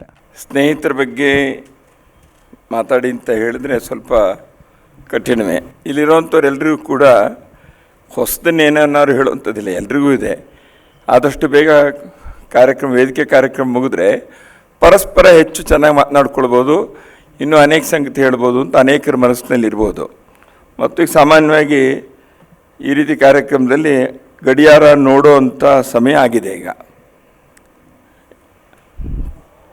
ಈ ಕಾರ್ಯಕ್ರಮ ಮಾಡಬೇಕು ಅಂತ ಇದು ಕಾರ್ಯಕ್ರಮ ಅಂತನೋ ಒಟ್ಟು ಒಂದು ಕಡೆ ಸೇರೋವಂಥದ್ದು. MKS ನಿಮಿತ್ತವಾಗಿ ನಾವೆಲ್ಲರೂ ಸೇರೋದಕ್ಕೆ ಏನಾದರೂ ಒಂದು ನಿಮಿತ್ತ ಬೇಕು. ಅದಕ್ಕಾಗಿ ಅವ್ರಿಗೆ ಪದ್ಮಶ್ರೀ ಪುರಸ್ಕಾರ ಸಿಕ್ಕಿದೆ ಅನ್ನೋಂಥ ಒಂದು ಆನಂದ. ಇದು MHS ತಲೆಯೊಳಗೆ ಬಂತು. MHS ಈಗ ಹೇಳಿದ್ರಲ್ಲ, ಇವರು ವಿದ್ಯಾರ್ಥಿ ಪರಿಷತ್ನಲ್ಲಿ ಟೆಕ್ನಾಲಜಿ ಎಕ್ಸ್ಪರ್ಟೀಸ್ ಕಾರ್ಯಕ್ರಮ ಮಾಡೋದು ಇತ್ಯಾದಿ, ಅದರಲ್ಲೆಲ್ಲ ಭಾಳ ಇಲ್ಲಿರೋಂಥವ್ರು ಅನೇಕರಿಗೆ ಅದು ಕರಗತವಾಗಿದೆ. MHS ತಾನೊಬ್ಬನೇ ಮಾಡಿದ್ದೀನಿ ಅಂತ ಅನ್ಸ್ಕೊಳ್ಬಾರ್ದು ಅಂತೇಳಿ ಅವರು ವಿಷ್ಣುನ ತೆಗೆಸ್ಕೊಂಡು ನಾವಿಬ್ಬರು ಸೇರಿದ್ವಿ, ಯೋಚನೆ ಮಾಡಿದ್ದೀವಿ ಅಂತ. ಆದರೆ ಇಬ್ಬರೇ ಸೇರಿದರೆ ಕ್ರೆಡಿಬಿಲಿಟಿ ಇರಲಿ ಅಂತ ಅವರು ಕುಮಾರನ್ ಸೇರಿಸ್ಕೊಂಡ್ರು. ಸೊ ಅದಾದಮೇಲೆ ಸಂಘದವ್ರನ್ನ ಕೇಳಿದ್ದೀವಿ ಅಂತ ಆಗಬೇಕಲ್ಲ, ಅದಕ್ಕಾಗಿ ನನಗೂ ಒಂದು ಫೋನ್ ಮಾಡಿದರು. ಹಿಂಗೆಲ್ಲ ಮಾಡಿ ಸರಿಯಪ್ಪ ಮಾಡೋದು ಸರಿಯೇ, MKS ಅವರಿಗೆ ಅಭಿನಂದನೆ ಮಾಡ್ತೀವಿ ಅಂತ ಹೇಳಿದರೆ, ನೀವು ಹೇಳ್ದಾಗೇ ಪದ್ಮಶ್ರೀ ಅವ್ರಿಗೆ ಸಿಕ್ತು ಅಂತ ನಮಗೆಲ್ರಿಗೂ ಸಿಕ್ತು ಅನ್ನೋದು ಎಷ್ಟು ನಮ್ಮೆಲ್ಲರ ಮನಸ್ಸಿನ ಆಳದ ಪ್ರಾಮಾಣಿಕ ಮಾತು. ಅದೇ ರೀತಿ MKSಗೆ ಅಭಿನಂದನೆ ಮಾಡ್ತೀವಿ ಅಂದರು, ಅದು ನಮಗೆಲ್ರಿಗೂ ಅಭಿನಂದನೆ ಇದ್ದಾಗೇನೆ, ಅದರಿಂದ ಏನು ತಪ್ಪೇನಿಲ್ಲ ಅಂತ ಹೇಳಿದೆ. ಏನಂದರೆ ಪದ್ಮಶ್ರೀ ಪುರಸ್ಕಾರ ಇತ್ಯಾದಿ ಅನ್ನೋದು ಸಮಾಜ ಸರ್ಕಾರ ಮಾಡಿರುವಂಥ ಒಂದು ಗೌರವ, ಒಂದು ಮಾನ್ಯತೆ, ಒಂದು ಪ್ರಶಸ್ತಿ. ಇದೊಂದು ವ್ಯವಸ್ಥೆಯಲ್ಲಿ ಇರುವಂಥ ಭಾಗ, ಒಳ್ಳೆಯದೇನೆ. ಒಂದು ಸಮಾಜದಲ್ಲಿ ಈ ರೀತಿ ಗುರುತಿಸಿಕೊಳ್ಳುವಂಥ ಯಾಕೆ ಮಾಡಬೇಕು ಅಂತಂದರೆ, ಯಾರು ಸಮಾಜದ ದೃಷ್ಟಿಯಿಂದ ಪ್ರಾಮಾಣಿಕವಾಗಿ ಕೆಲಸ ಮಾಡ್ತಾರೋ ಅವ್ರನ್ನ ಸಮಾಜವು ಕೂಡ ಗುರುತಿಸಿ ಗೌರವಿಸಬೇಕು. ಈ ಒಂದು ಸಂಸ್ಕೃತಿಯನ್ನು ಬೆಳೆಸಬೇಕು. ಕೆಲಸ ಮಾಡೋಂಥವ್ರಿಗೆ ಇದು ಸಿಗಬೇಕು ಅಂತೇಳಿ ಕೆಲಸ ಮಾಡಬಾರ್ದು. ಆದರೆ ಸಮಾಜಕ್ಕೆ ಈ ರೀತಿ ಕಾರ್ಯ ಮಾಡಿದವರನ್ನ ಮರೆತರು ಅನ್ನೋಂಥ ಸಮಾಜವು ಮಾಡಬಾರ್ದು. ಇದಕ್ಕೊಂದು ಸರ್ಕಾರಿ ವ್ಯವಸ್ಥೆನೂ ಸೇರಿಕೊಂಡಿದೆ. ಆದರೆ ಇದೆಲ್ಲದಕ್ಕಿಂತ ಹೆಚ್ಚಿನ ಪದ್ಮಶ್ರೀ, ಪದ್ಮಭೂಷಣ, ಪದ್ಮವಿಭೂಷಣ, ಭಾರತ ರತ್ನ ಏನು ಅಂತಂದರೆ MKS ಅವರಿಗೆ ನಮ್ಮ ಪ್ರಾಂತದಲ್ಲೂ ದೇಶಾದ್ಯಂತದಲ್ಲೂ ಕೇವಲ ವಿದ್ಯಾರ್ಥಿ ಪರಿಷತ್ ತತ್ವ ಸಂಘ ಅಲ್ಲ, ಸಮಾಜದ ಅನೇಕ ಕ್ಷೇತ್ರಗಳಲ್ಲಿ ಜನ ಅವರಿಗೆ ಕೊಟ್ಟಿರುವಂಥ ಆತ್ಮೀಯತೆ ನನಗನ್ಸೋದು ಅದು ಎಲ್ಲ ಪದ್ಮಶ್ರೀಗಳಿಗಿಂತ ಹೆಚ್ಚಿನ ಪದ್ಮಶ್ರೀ ಅದು ಅಂತ ನಾನು ಭಾವಿಸ್ತೀನಿ. ಯಾಕೆಂದರೆ ಸಮಾಜ ಗುರುತಿಸೋದು ಅನ್ನುವಂಥದ್ದು ಅದೇನೆ. ಸರ್ಕಾರದ ಒಂದು ವ್ಯವಸ್ಥೆನಲ್ಲೂ ಇದು ಸಿಕ್ಕಿದೆ ಅನ್ನುವಂಥದ್ದು ನಮಗೆ ಸಂತೋಷ ಕೊಡುವಂಥದ್ದು ನಿಜ, ಅದರಲ್ಲೇನು ಪ್ರಶ್ನೆನೇ ಇಲ್ಲ. ಆದರೆ ಕೆಲಸ ಮಾಡಿದವರು ಎಲ್ರಿಗೂ ಪದ್ಮಶ್ರೀ ಸಿಕ್ಕಿದೆಯೋ ಅಂದರೆ ಸಿಕ್ಕಿಲ್ಲದೆ ಇರ್ಬೋದು. ಈ ಆನ್ಲೈನೇ ಪದ್ಮಶ್ರೀ ಸಿಗಬೇಕಾಗಿತ್ತು ಅಂತ ಯಾರಿಗೆ ಅನ್ನಿಸ್ಬೋದೋ ಅಂಥವರು ಇದ್ದಾರೆ ಅಂತ ನನಗೆ ಗೊತ್ತಿದೆ. ಪದ್ಮಶ್ರೀ ಸಿಕ್ಕಿರೋ ಇನ್ನೊಬ್ಬರು ಇದ್ದಾರೆ, ನಮ್ಮ ಡಾಕ್ಟ್ರು ಚಮು ಕೃಷ್ಣಶಾಸ್ತ್ರಿ ಅವರು. ಅವರಿಗೆ ಅನೇಕ ವರ್ಷಗಳ ಹಿಂದೆಯೇ ಪದ್ಮಶ್ರೀಯ ಗೌರವ ಲಭಿಸಿದೆ. ಅವರಿಗೆ ಅಭಿನಂದನೆ ಮಾಡುವಂಥ ಕೆಲಸವನ್ನು ಬಹುಶಃ ಮಾಡಲಿಕ್ಕಿಲ್ಲ ಯಾರು. ಆದರೆ ಅದರ ಅರ್ಥ ಕೃಷ್ಣಶಾಸ್ತ್ರಿಯವರು ಮಾಡಿದ ಕಾರ್ಯ ಅದು ಕೂಡ ಪದ್ಮಶ್ರೀಗೆ ಯೋಗ್ಯವಾದ ಕಾರ್ಯವೇ. ಅವ್ರೇನು ಮಾಡಿದ್ದಾರೆ ನಮಗೆಲ್ಲರಿಗೂ ಗೊತ್ತಿದೆ, ನಾನು ಅದನ್ನು ವಿವರಿಸಿ ಹೇಳೋಲ್ಲ. ಈಗ ಶಿಕ್ಷಣದ ಬಗ್ಗೆ ಇಲ್ಲಿ ಪದ್ಮಶ್ರೀ ಪಡಿಬೋದಾಗಿತ್ತಂಥವ್ರನ್ನ ತಯಾರು ಮಾಡಿದಂಥ ಕೃಷ್ಣ ಭಟ್ರು ಇಲ್ಲಿದ್ದಾರೆ. ಅದರಿಂದ ಈಗ ಪದ್ಮಶ್ರೀ ಒಬ್ಬರಿಗೋ 4 ಜನರಿಗೋ ಸಿಕ್ಕರೆ ಕೃಷ್ಣ ಭಟ್ರಿಗೆ ಎಷ್ಟು ಪದ್ಮಶ್ರೀ ಮಾಲೆ ಹಾಕಬೇಕು? ನಾನು ಅದೇ ಯೋಚನೆ ಮಾಡ್ತಾಯಿದ್ದೆ. ಶಿಕ್ಷಣದ ರಂಗದಲ್ಲಿ ನಮಗೇನು ಗೊತ್ತಿರಲಿಲ್ಲ, ಮೇಲ್ಮೇಲೆ ನಾವೇನು ಮಾಡ್ತಿದ್ವಿ ಶಿಕ್ಷಣ ವಿದ್ಯಾರ್ಥಿ ಪರಿಷತ್ನಲ್ಲಿ ಶಿಕ್ಷಣ ನೀತಿ ಬಗ್ಗೆ ನಾವೆಲ್ಲ ಹೇಳ್ತಾ ಇದ್ವಿ. ನಮಗೆ ಗೊತ್ತಿದ್ದಷ್ಟು ಏನೋ ಭಾಷಣ ಮಾಡ್ತಿದ್ವಿ, ನಮಗೆ ಗೊತ್ತಿದ್ದಷ್ಟು ಏನೋ ಒಂದು ಇದನ್ನು ನಿರ್ಣಯಗಳನ್ನು ರೆಸೊಲ್ಯೂಷನ್ಸನ್ನು ಪಾಸ್ ಮಾಡ್ತಾಯಿದ್ವು. ಕೃಷ್ಣ ಭಟ್ರು ಅದನ್ನು ಹೇಳಿದರು. ಆದರೆ ಒಂದು ಕ್ಷಣ ನಾನು ಹೀಗೆ ಯೋಚನೆ ಮಾಡ್ತಾಯಿದ್ದೆ, ಕೃಷ್ಣ ಭಟ್ರ ಮತ್ತು ಇಂಥವರ ಒಂದು ನೆರಳಿನಲ್ಲಿ ಮಾರ್ಗದರ್ಶನದಲ್ಲಿ ಅವರ ಪ್ರೇರಣೆಯಲ್ಲಿ ಕೆಲಸ ಮಾಡಿದಂಥ ಅವತ್ತಿನ ಅನೇಕ ಹುಡುಗರು, ಆ ರೀತಿಯ ಜನ ಶಿಕ್ಷಣ ರಂಗಕ್ಕೆ ಇವತ್ತು ದೊಡ್ಡ ದೊಡ್ಡ ಕೆಲಸ ಮಾಡುವಂಥ ಸ್ಥಾನಕ್ಕೆ ತಲುಪಿದ್ರಲ್ಲ. ಈಗ ಶಿಕ್ಷಣ ನೀತಿಯನ್ನು ನಿರ್ಧಾರ ಮಾಡುವಂಥ ಇದನ್ನು MKS ಅಂತವರು ಅದರಲ್ಲಿ ತಮ್ಮ ಕೊಡುಗೆಯನ್ನು ನೀಡಿದರು. ವಿಶ್ವವಿದ್ಯಾನಿಲಯದ ಕುಲಪತಿಗಳಾಗಿ ಕೆಲಸ ಮಾಡಿರುವಂಥ ವಿದ್ಯಾರ್ಥಿ ಪರಿಷತ್ತಿನ ಹಳೆ ಕಾರ್ಯಕರ್ತರು, 2 ಪ್ರಾಂತದ ಅಧ್ಯಕ್ಷರು ಈ ಸಭಾಗಾರದಲ್ಲಿದ್ದಾರೆ. ಒಂದೊಂದು ವಿಶ್ವವಿದ್ಯಾಲಯದಲ್ಲೂ ಅವರು ಕುಲಪತಿಗಳಾಗಿ ಕೆಲಸ ಮಾಡಿದ್ದಾರೆ. ಒಬ್ಬರು ಈಗಲೂ ಮಾಡ್ತಿದ್ದಾರೆ. ಶ್ರೀನಿವಾಸ ಬಳ್ಳಿಯವರು ಇಲ್ಲೇ ಇದ್ದಾರೆ. ವಿಷ್ಣುಕಾಂತ್ ಚಟ್ಟಪಲ್ಲಿಯವರು ವಿಶ್ವವಿದ್ಯಾಲಯದ ಕುಲಪತಿಗಳಾಗಿ ಈಗ ನಿವೃತ್ತರಾದರು. ಅದೇ ರೀತಿ ವಿಶ್ವವಿದ್ಯಾಲಯವನ್ನು ಕಟ್ಟಬಲ್ಲಂಥ ಕೆಲಸವನ್ನು MP ಕುಮಾರ್ ಅಂತವರು, MK ಶ್ರೀಧರು, ಇವರು ನಾಗರಾಜ ರೆಡ್ಡಿ ಅವರೆಲ್ಲ ಸೇರಿ ಮಾಡ್ತಾ ಇದ್ದಾರೆ. ಒಂದು ವಿಶ್ವವಿದ್ಯಾಲಯ ಕಟ್ಟುವಂಥ ಕೆಲಸವನ್ನು AICT ಅಂತ ಒಂದು ಸಂಸ್ಥೆಯಲ್ಲಿ 2 ಬಾರಿ ಚೇರ್ಮನ್ ಆಗಿ ಆ ಸಂಸ್ಥೆಗೇ ಒಂದು ಹೊಸ ದಿಕ್ಕನ್ನು ಕೊಟ್ಟು ಇವತ್ತೂ ಕೂಡ ಶಿಕ್ಷಣದ ರಂಗದಲ್ಲಿ ಕೆಲಸ ಮಾಡ್ತೀವಿ. ಅನಿಲ್ ಸಹಸ್ರಬುದ್ಧಿಯವರು ಇಲ್ಲಿದ್ದಾರೆ. ಇವರೆಲ್ಲರೂ ಅದೇ 9KK ಲೇನ್ ಕಾಟನ್ ಪೇಟಿನ 1.5 ರೂಮಿನ ಇದರಲ್ಲಿ ಶಿಕ್ಷಣ ಅಂದರೆ ಏನು ಅಂತೇಳಿ ಬರೆಯೋಕ್ಕೆ 3 ಅಕ್ಷರ ಕಲಿತವರು. ಇಂಥವರು ಈ ಒಂದು ಸಂಘಟನೆಯ ಅಥವಾ ಹಿರಿಯರ ಮಾರ್ಗದರ್ಶನದಲ್ಲಿ ಬೆಳೆದರು. ಇವತ್ತಿಬ್ಬರು ಬಂದಿಲ್ಲ ಇಲ್ಲಿ. 2 ಶಿಕ್ಷಣದ ಮಂತ್ರಿಗಳಾಗಿದ್ದವರು ಈ ರಾಜ್ಯದಲ್ಲಿ. ವಿದ್ಯಾರ್ಥಿ ಪರಿಷತ್ತಿನ ಪೂರ್ಣಾವಧಿ ಕಾರ್ಯಕರ್ತರಾಗಿ ಪದಾಧಿಕಾರಿಗಳಲ್ಲಿ ಕೆಲಸ ಮಾಡಿದವರು ವಿಶ್ವೇಶ್ವರ ಹೆಗಡೆ ಮತ್ತು ನಾಗೇಶ್ ಅವರು, ತಿಪ್ಟೂರು ನಾಗೇಶ್ ಬಂದ್ಯಾರ? ಅರವಿಂದರು ಇನ್ನೊಬ್ಬರು, ಅರವಿಂದ್ ಇಲ್ಲಿದ್ದಾರೆ, ಅರವಿಂದ್ ಲಿಂಬಾವಳಿ ಅವರು. ಈ ರೀತಿ ಶಿಕ್ಷಣ ರಂಗದಲ್ಲಿ ಮಂತ್ರಿಗಳಾಗಿ, ಕುಲಪತಿಗಳಾಗಿ, ಚೇರ್ಮನ್ ಆಗಿ, ವಿಶ್ವವಿದ್ಯಾಲಯನ ಕಟ್ಟುವಂಥವರಾಗಿ, ಅಂದರೆ ವಿದ್ಯಾರ್ಥಿ ಪರಿಷತ್ತಿನ ಹರಿದ ಜಮಖಾನದ ಮೇಲೆ ಕುಳಿತು ಕೆಲಸ ಮಾಡಿರೋವಂಥವ್ರು ಕೇವಲ ಅವತ್ತಿಗೇನೋ ಒಂದು ಹವ್ಯಾಸಕ್ಕಾಗಿ ವಿದ್ಯಾರ್ಥಿ ಪರಿಷತ್ತಿನ ಕೆಲಸ ಮಾಡಲಿಲ್ಲ. ಇದೊಂದು ಜೀವನದ ಧರ್ಮ. ಇದು ಆ ಕ್ಷೇತ್ರ ವಿದ್ಯಾರ್ಥಿ ಪರಿಷತ್ ಸಂಘಟನೆದಿರ್ಬೋದು, ಆದರೆ ದೇಶದ ಬಗ್ಗೆ ಕೆಲಸ ಮಾಡೋದು ಅನ್ನುವಂಥದ್ದು ಶಿಕ್ಷಣ, ಸಂಸ್ಕೃತಿ, ಆಡಳಿತ. ನಾಗರಾಜ್ ಅವರು ಇಲ್ಲಿದ್ದಾರೆ. ಅವರು ಇನ್ನೊಂದು ಕ್ಷೇತ್ರದಲ್ಲಿ ತಮ್ಮ ಕೊಡುಗೆಯನ್ನು ಸಲ್ಲಿಸಿದರು, ಪಬ್ಲಿಕ್ ಸರ್ವಿಸ್ ಕಮಿಷನ್ನಲ್ಲಿ. ಈ ರೀತಿ ಒಬ್ಬೊಬ್ಬರ ಬಗ್ಗೆನೂ ಇಲ್ಲಿ ಹೇಳೋವಂಥವ್ರು ಅನೇಕರಿದ್ದೀರಿ. ನಾನು ಎಲ್ಲರ ಹೆಸರನ್ನು ತೆಗೆದುಕೊಳ್ಳದೆ ಇರ್ಬೋದು.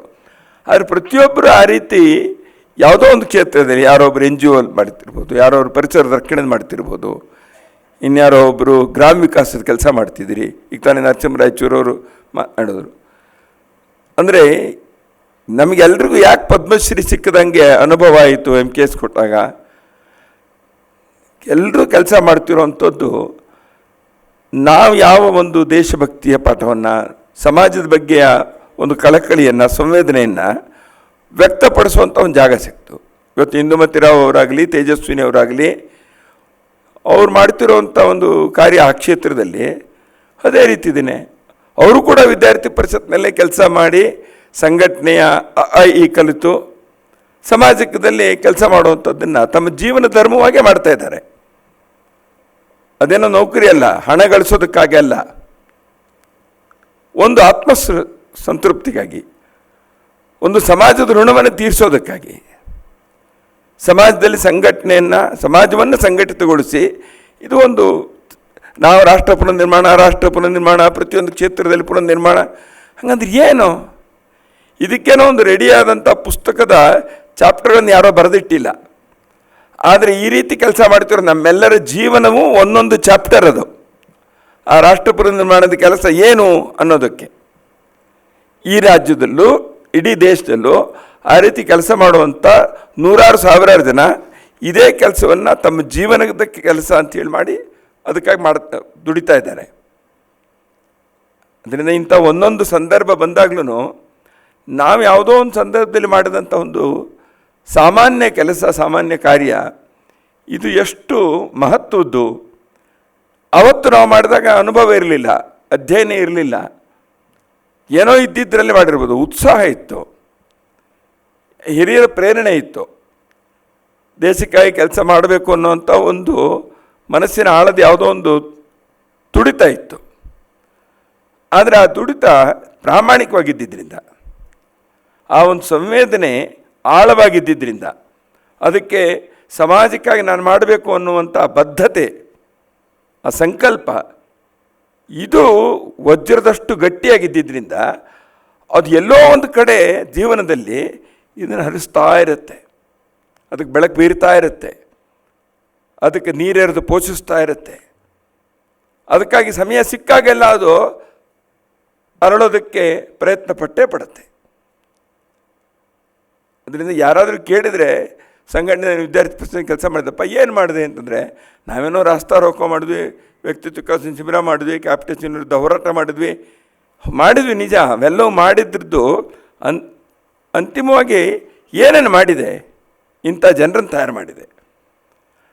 ಅವರು ಸುಮ್ಮನೆ ಕೊಡ್ತಿಲ್ಲ, ಸಾವಿರಾರು ಜನರಿಗೆ ಅವರು ಅದರ ಮೂಲಕ ಏನೋ ಒಂದನ್ನು, ಇವತ್ತು ಅದಮ್ಯ ಚೇತನ ಸಂಸ್ಥೆ ಮಾಡ್ತಿರೋಂಥ ಕೆಲಸ, ಅಥವಾ ನಮ್ಮ ಅನೇಕರ ಕಾರ್ಯಕರ್ತರು ಬೇರೆಯವರು ಇಂದುಮತಿಯವರು ಮಾಡ್ತಿರೋ ಕೆಲಸ, ಅಥವಾ ಒಂದು ಚಾಣಕ್ಯ ವಿಶ್ವವಿದ್ಯಾಲಯನ ಸ್ಥಾಪನೆ ಮಾಡಿ ಅದರ ಮೂಲಕ ಇಂಥದ್ದೊಂದು ಸಂಸ್ಥೆಯ ನಾವೊಂದು ವಿಶ್ವವಿದ್ಯಾಲಯನ ಕಟ್ಟುವಂಥ ಹಂಬಲ, ಅದಕ್ಕೆ ಬೇಕಾದಂಥ ಸಂಕಲ್ಪ, ಇದು ನಾವು ಆ ಒಂದು ಹದಿವಯಸ್ಸಿನಲ್ಲಿ ಉತ್ಸಾಹ ಮತ್ತು ದೇಶಭಕ್ತಿಯ ಒಂದು ಹುಚ್ಚು ಇದು ನಮ್ಮನ್ನು ಇಲ್ಲಿವರೆಗೆ ನಡೆಸ್ಕೊಂಡು ಬಂದಿದೆ ಇಡೀ ಜೀವನದಲ್ಲಿ. ಇದನ್ನು ನಾವು ಮುಂದಿನ ಪೀಳಿಗೆಯೂ ಕೂಡ ಇದು ಮಾಡುವಂತಾಗಬೇಕು. ಅದರ ಸ್ವರೂಪ ಭಿನ್ನ ಆಗ್ಬೋದು, ಅದರ ವಿವರಗಳು ಕಾಲಕ್ಕೆ ತಕ್ಕಂತೆ ಬದಲಾಗಬಹುದು, ಅದು ಪಡೆಯುವಂಥ ಆಯಾಮಗಳು ಇನ್ನಷ್ಟು ವೈವಿಧ್ಯಮಯವಾಗಿಯೂ ವರ್ಣಮಯವಾಗಿಯೂ ಆಗಬಹುದು. ಆದರೆ ಅದರ ಮೂಲ ದ್ರವ್ಯ ಇದೆಯಲ್ಲ, ಅದು ಎಲ್ರಿಗೂ ಸಿಗಬೇಕು. ಅದಕ್ಕಾಗಿ ಶ್ರೀಧರ್ ಅಂಥವರಿಗೆ ಪದ್ಮಶ್ರೀ ಗೌರವ ಬಂದಾಗ ನಮಗೆಲ್ರಿಗೂ ಈ ಗೌರವ ಸಿಕ್ತು ಅಂತ ಯಾಕೆ ಅನಿಸಿದೆ ಅಂದರೆ, ನಮ್ಮೆಲ್ಲರ ಒಳಗಿನ ಯಾವುದೋ ಒಂದು ಆ ಒಂದು ತುಡಿತಕ್ಕೆ, ಆ ಒಂದು ಸಂವೇದನೆಗೆ, ಆ ಒಂದು ಉತ್ಸಾಹಕ್ಕೆ, ಆ ಒಂದು ಪ್ರೇರಣೆಗೆ ಅದಕ್ಕೆ ಸಿಕ್ಕಿದೆ ಅಂತ ನಮ್ಗೆ ಅನಿಸುತ್ತೆ. ನಾವು ಮಾಡಿರೋ ಕೆಲಸಕ್ಕೆ ಎಲ್ಲೋ ಒಂದು ಗೌರವ ಇದೆ, ಒಂದು ಸನ್ಮಾನ ಇದೆ, ಒಂದು ಮಾನ್ಯತೆ ಇದೆ. ಇದು ಬಹಳ ಮುಖ್ಯವಾದ್ದು. ಅದು ಬೇಕು ಅಂತ ನಮ್ಗೆ ಆಸೆ ಪಟ್ಟಿಲ್ಲದೆ ಇರ್ಬೋದು, ಆದರೆ ಸಿಕ್ಕಿದಾಗ ಆನಂದ ಆಗೇ ಆಗುತ್ತೆ. ಆ ಆನಂದವನ್ನು ನಾವೆಲ್ಲರೂ ಅನುಭವಿಸ್ತಾ ಇದ್ದೀವಿ. ಕೃಷ್ಣ ಭಟ್ರು ಎಂ ಕೆ ಎಸ್ ಅವ್ರ ಬಗ್ಗೆ ಹೇಳಬೇಕಾದ್ರೆ ಕ್ರಿಯಾಸಿದ್ಧಿ ಸತ್ವೇ ಭವತಿ ಮಾತಾನೋಪಕರಣೆ ಅಂತ ಹೇಳಿದರು. ಒಂದು ಪದ್ಯವನ್ನು ಇವರು ಓದಿದ್ರಲ್ಲ, ಆ ಇದನ್ನು ಬರೆದಾಗ ಅಂದರೆ ಇದೆ, ನಿಜ ಸತ್ವವಿರುವ ಎಡೆಯಲ್ಲಿ ಸಾಧನವೇ ಬೇರೆ ಬೇಕಿಲ್ಲ, ಕ್ರಿಯಾಸಿದ್ಧಿ ಅದು ಕಟ್ಟಿಟ್ಟ ಬುದ್ಧಿ. ನಿಜ, ಒಳಗಡೆಯ ಚೇತನ ಅದಮ್ಯವಾಗಿದ್ದಾಗ ಹೊರಗಡೆಯ ಸಾಧನಗಳು ಅಥವಾ ಅನುಕೂಲಗಳು ಇವುಗಳು ಗೌಣವಾಗಿಬಿಡ್ತವೆ. ಅದು ಇರಲಿ ಅಥವಾ ಇಲ್ಲದೇ ಇರಲಿ. ಅದನ್ನು ಶ್ರೀಧರ್ ಅವರು ನಮ್ಮೆದುರಿಗೆ ಅತ್ಯಂತ ಪ್ರಭಾವಿಯಾಗಿ ಪ್ರಕಟಗೊಳಿಸಿದ್ದಾರೆ. ಅದರಿಂದ ಶ್ರೀಧರ್ ಅವರ ಈ ಒಂದು ಕ್ರಿಯಾಚೇತನ ಇದೆಯಲ್ಲ, ಅದು ನಮ್ಮೆಲ್ಲರಿಗೂ ನಾವು ಮಲಗೋದಕ್ಕೆ ಬಿಡದೇ ಇರೋಷ್ಟು ಗಟ್ಟಿಯಾದಂಥ ಚೇತನ ಅದು. ಅನೇಕ ಹೊಸ ಮುಖಗಳ ಕಾರ್ಯಕ್ರಮಗಳನ್ನು ಯೋಚನೆ ಮಾಡುತ್ತಿದ್ದರು. ನಿಜ, ವ್ಯಕ್ತಿತ್ವ ವಿಕಾಸ ಸಮ್ಮೇಳನ, ಮತ್ತೊಂದು ಇನ್ನೊಂದು ಬೇಕಾದಷ್ಟು ಮಾಡು. ನಾವು ಬೆಂಗಳೂರಿನಲ್ಲಿ ಬಹುಶಃ ಇಡೀ ದೇಶದಲ್ಲೇ ಮೊಟ್ಟ ಮೊದಲನೇದಾಗಿ ಒಂದು ದಿವ್ಯಾಂಗ ವಿದ್ಯಾರ್ಥಿಗಳ ಅವತ್ತು ಅಂಗವಿಕಲರು ಅಂತ ಕರಿತಿದ್ರು, ಅದನ್ನು ಅದೇ ಹೆಸರಿನಲ್ಲಿ ಕರೆದಿರ್ಬೋದು ನಾವು. ಈಗ ಅದರ ಹೆಸರು ನಿಧಾನವಾಗಿ ಯೋಚನೆ ಮಾಡಿ ಬದಲಾವಣೆ ಏನಾಗಿದೆ ಅದು ಒಳ್ಳೆಯದೇನೆ. ಈ ರೀತಿ ವಿಕಲಚೇತನರ ಒಂದು ಸಮ್ಮೇಳನ ಮಾಡೋದು ಬೆಂಗಳೂರಿನಲ್ಲಿ 2 ದಿನದ್ದು. ಅದರ ಕಲ್ಪನೆಯೇ ಒಂದು ವಿಶಿಷ್ಟವಾದ್ದು.